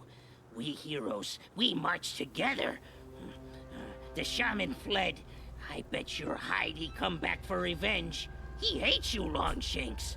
Hates your guts. Mine too. Let's follow him, then kick him hard in his guts. Teach him a lesson. We kick the king in his guts too while we be there. You want to join me? See for yourself. Heroes need muscle, right? Also need brain for plans. Someone with pretty face to charm everyone. And needs leader, heart of the group. I can do all of that. Goblins refer to their notable specimens as goblin heroes, and they even have a pantheon of goblin hero gods. Oh. Why not? Join us. Onwards for the adventures! Adventures. Alright, we'll drop a Miri for right now, and we'll take Knock Knock. Because, as again, they kind of fulfilled the same purpose of brutal melee combatant. Let's go ahead and reorganize there. That put him in the front? It did. We also need to get gear for him, I just realized. He already has a +2. Let's go ahead and give him another one. Give him a ring of protection. We got to get him outfitted properly. Oh, and he's only got masterwork kukris? Oh, fuck. We need to get you some better shit, my dude. Aren't there like a couple of kukris in this act that get dropped by somebody that are really good for him? I just don't remember when or where. Weirdly enough, despite being descended from the demon lord Lamashtu and even residing in the abyss, more than one of their gods have the lawful evil alignment. I don't think any of them even are chaotic. To be fair, it kind of makes sense. Chaotic evil goblins probably just largely die, whereas lawful evil goblins actually, you know, actually work. Huddled behind the statue of Lamashtu, a large batch of goblins cast angry glances at you, muttering threats and curses. One of them, apparently the bravest, steps forth, shaking his fist and howls at you in a quavering voice. You not come closer. Catch one of your kind before Lamashtu curse him. Terrible curse she do same to you. Hey! Knock knock pulls your sleeve. They may be right. Bunch of stupid, loud, smelly, greedy worms. If you kill them under statue of goddess, she might get offended. He points his finger at the corpse of the goblin you see how goddess punished blasphemes? You run now or she get you. Oh, now they want mercy. When prisoners begged them, did they ever listen? You must now make a choice between justice and mercy. Do not fear the wrath of an evil goddess. It is not her who will judge you. This will stay between your soul and your own deity. Lamashtu or not, you will be responsible for anyone these vermin kill or maim. Do not press your luck. Cleanse your lands of these monsters.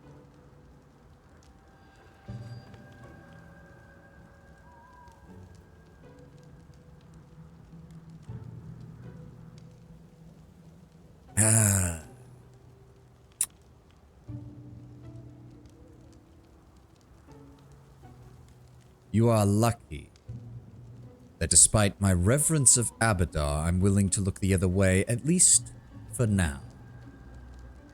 I will show proper respect to the goddess Lamashtu, and you should praise her and me for sparing your pathetic lives. By default, goblins are neutral evil. Each goblinoid, bugbears, hobgoblins, and goblins represents a different evil alignment. Hobgoblins are militarized and form armies. Lawful evil. Goblins are primitive and impulsive and just sort of do whatever. Neutral evil. Bugbears represent a more personal, sadistic evil, their name being synonymous with boogeyman in many places in our game. In due time. Okay, that makes sense.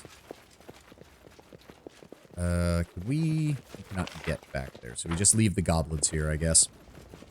I'm mainly only doing this because I'm trying to justify working with Knock Knock. Otherwise, I probably would have killed him too. But I don't like killing player companions if I can avoid it. So let's just go with, let's get him leveled up. Now, they give him 4 skill points, which they suggest in Perception, Stealth, Trickery, and Mobility. All of which are solid. Oh, good. Now we have somebody with mobility, so we can go back and get those. Oh, I need to check his build. One moment. I forgot about that entirely. Where is... There it is. Okay.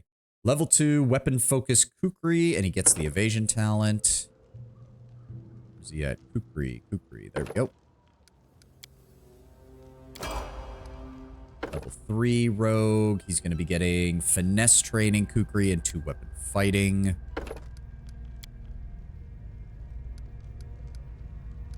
I don't really care about his Use Magic Device score. If we do lose a Miri, I want somebody with actually, Ekun has athletics, doesn't he? Yeah, Ekun already has that. Knowledge World is covered by Jubilost. Knowledge Arcana is covered by Jubilost. Perception's already handled. I love the fact that he has Persuasion as a class, as a class skill. But no, we'll go with Athletics in case we need to drop Ekun and take a Miri instead, or Brigongar or somebody else. So what we want to grab at level 3, 2 Weapon Fighting and Finesse Training Kukri. There we go. Level 4. Oh, right, because he is a Knife Master, so he is entirely focused on that. Bonus hit points.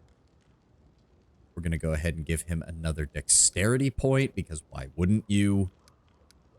Same as before. Let's go ahead and boost those. What does he get at level 4? Combat Trick Dodge is what they're suggesting. Which makes sense. He does pretty easily have the ability to do that. Debilitating Injury, very nice. Level 5. Let's hit point. Let's grab those, grab Perception. go. And toughness. Really? They're recommending toughness? That doesn't seem like it's very good. Well, he does have a fairly low HP, so giving us some additional HP is probably not the worst idea. I'm going to follow this build. We can always change it later if need be. Level 6, grab more hit points. Level 6, we're grabbing slow reactions. Right, because that disables enemy attacks of opportunity. Right, that's a good idea. And then level 7, bonus hit points. Level 7, they recommend double slice. Oh, there we go. What's it at? Double slice. There we go. Yep, add strength bonus to damage rolls made with the offhand weapon. Wait, how does that help him?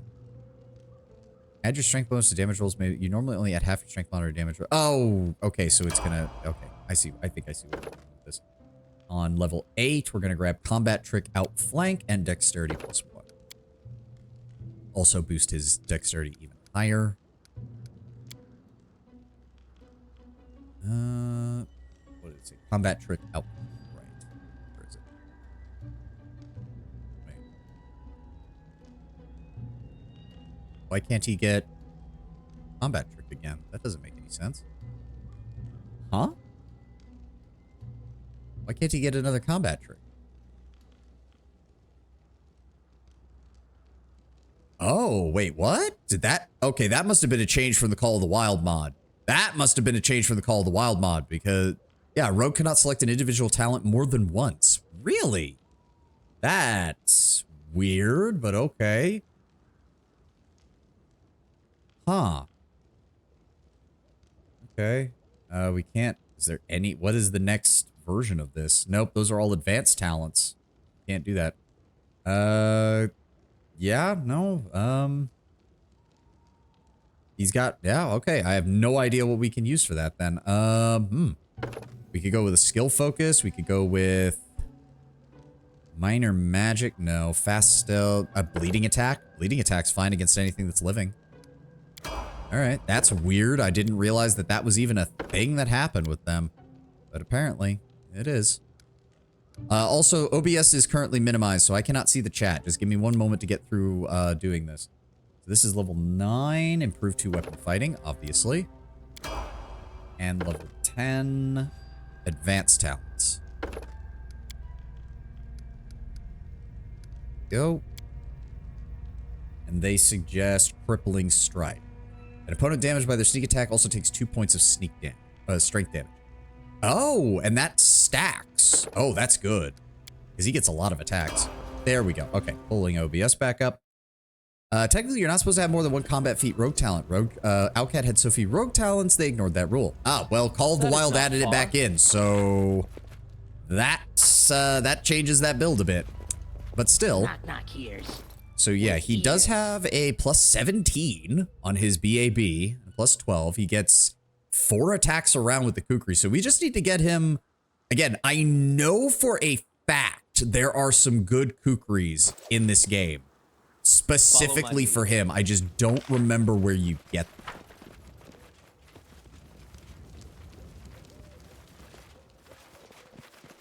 Regardless, we are pretty much done out here. Oh, snooze the ad. Ah, my wrist.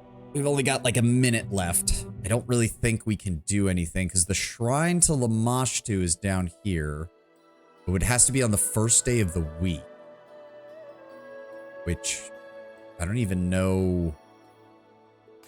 Is there a Lindsay Encyclopedia? Is there a calendar that I can read?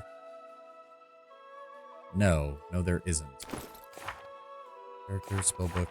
There's nothing in here that actually says when the... So I guess I would just have to wait. How would I... Trent on Moon Day. Okay, well, where does it even say what day it is? It doesn't. That's annoying. I mean, we could try to come down here and see what happens. Oh, good lord. Like, it doesn't say anywhere what day it is. It tells me what the month is. Do I just go off of the assumption that it's the first of the week or something? Oh, dear God. No, Valerie, go this way because they're all focusing on Knock Knock. Stay behind me. Yeah, Knock Knock, go. Knock Knock used to There we go. letting enemies on fire first. There we go. Perfect. No problems there. Skin all the wolves, take the experience, and move. All according to plan. It should say somewhere. Well, I have no idea where. There's nothing in the journal. Common terms. Nope. That's all character creation. Nope. Deities and domains. Nope. Magic, combat, bestiary, kingdom. Basics. No, there's nothing in the encyclopedia, which is where you would think that it would be.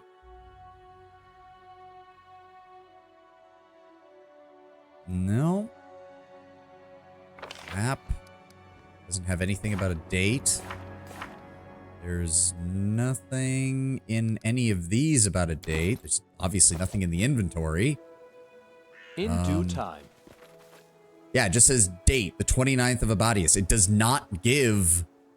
It just straight up does not tell me what day it is. So I guess we're gonna hope that when we get down there... I don't know how many... I think there's 30 days in the first month. Okay, well, either way, we're over the 6-hour mark. We're going to kill this random encounter, and then we're going to call it a day. And I'll figure... Or I'm just going to take the screenshot here. And, I'm just going to take the screenshot here, and this is where we're going to end.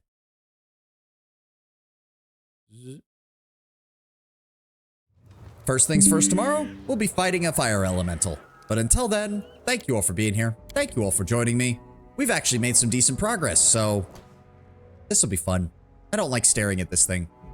It smug aura mucks me. But regardless, I will see you all tomorrow. Let's go find somebody to raid real fast because I've got to get going. And I hope you all have a glorious rest of your weekend. Who is up right now?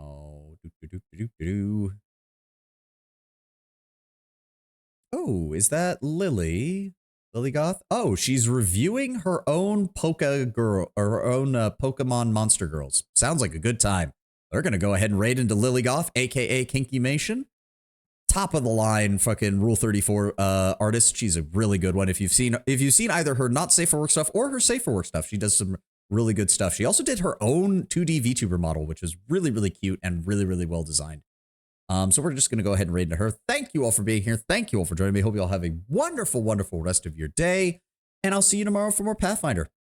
Have a good one, guys. Bye-bye.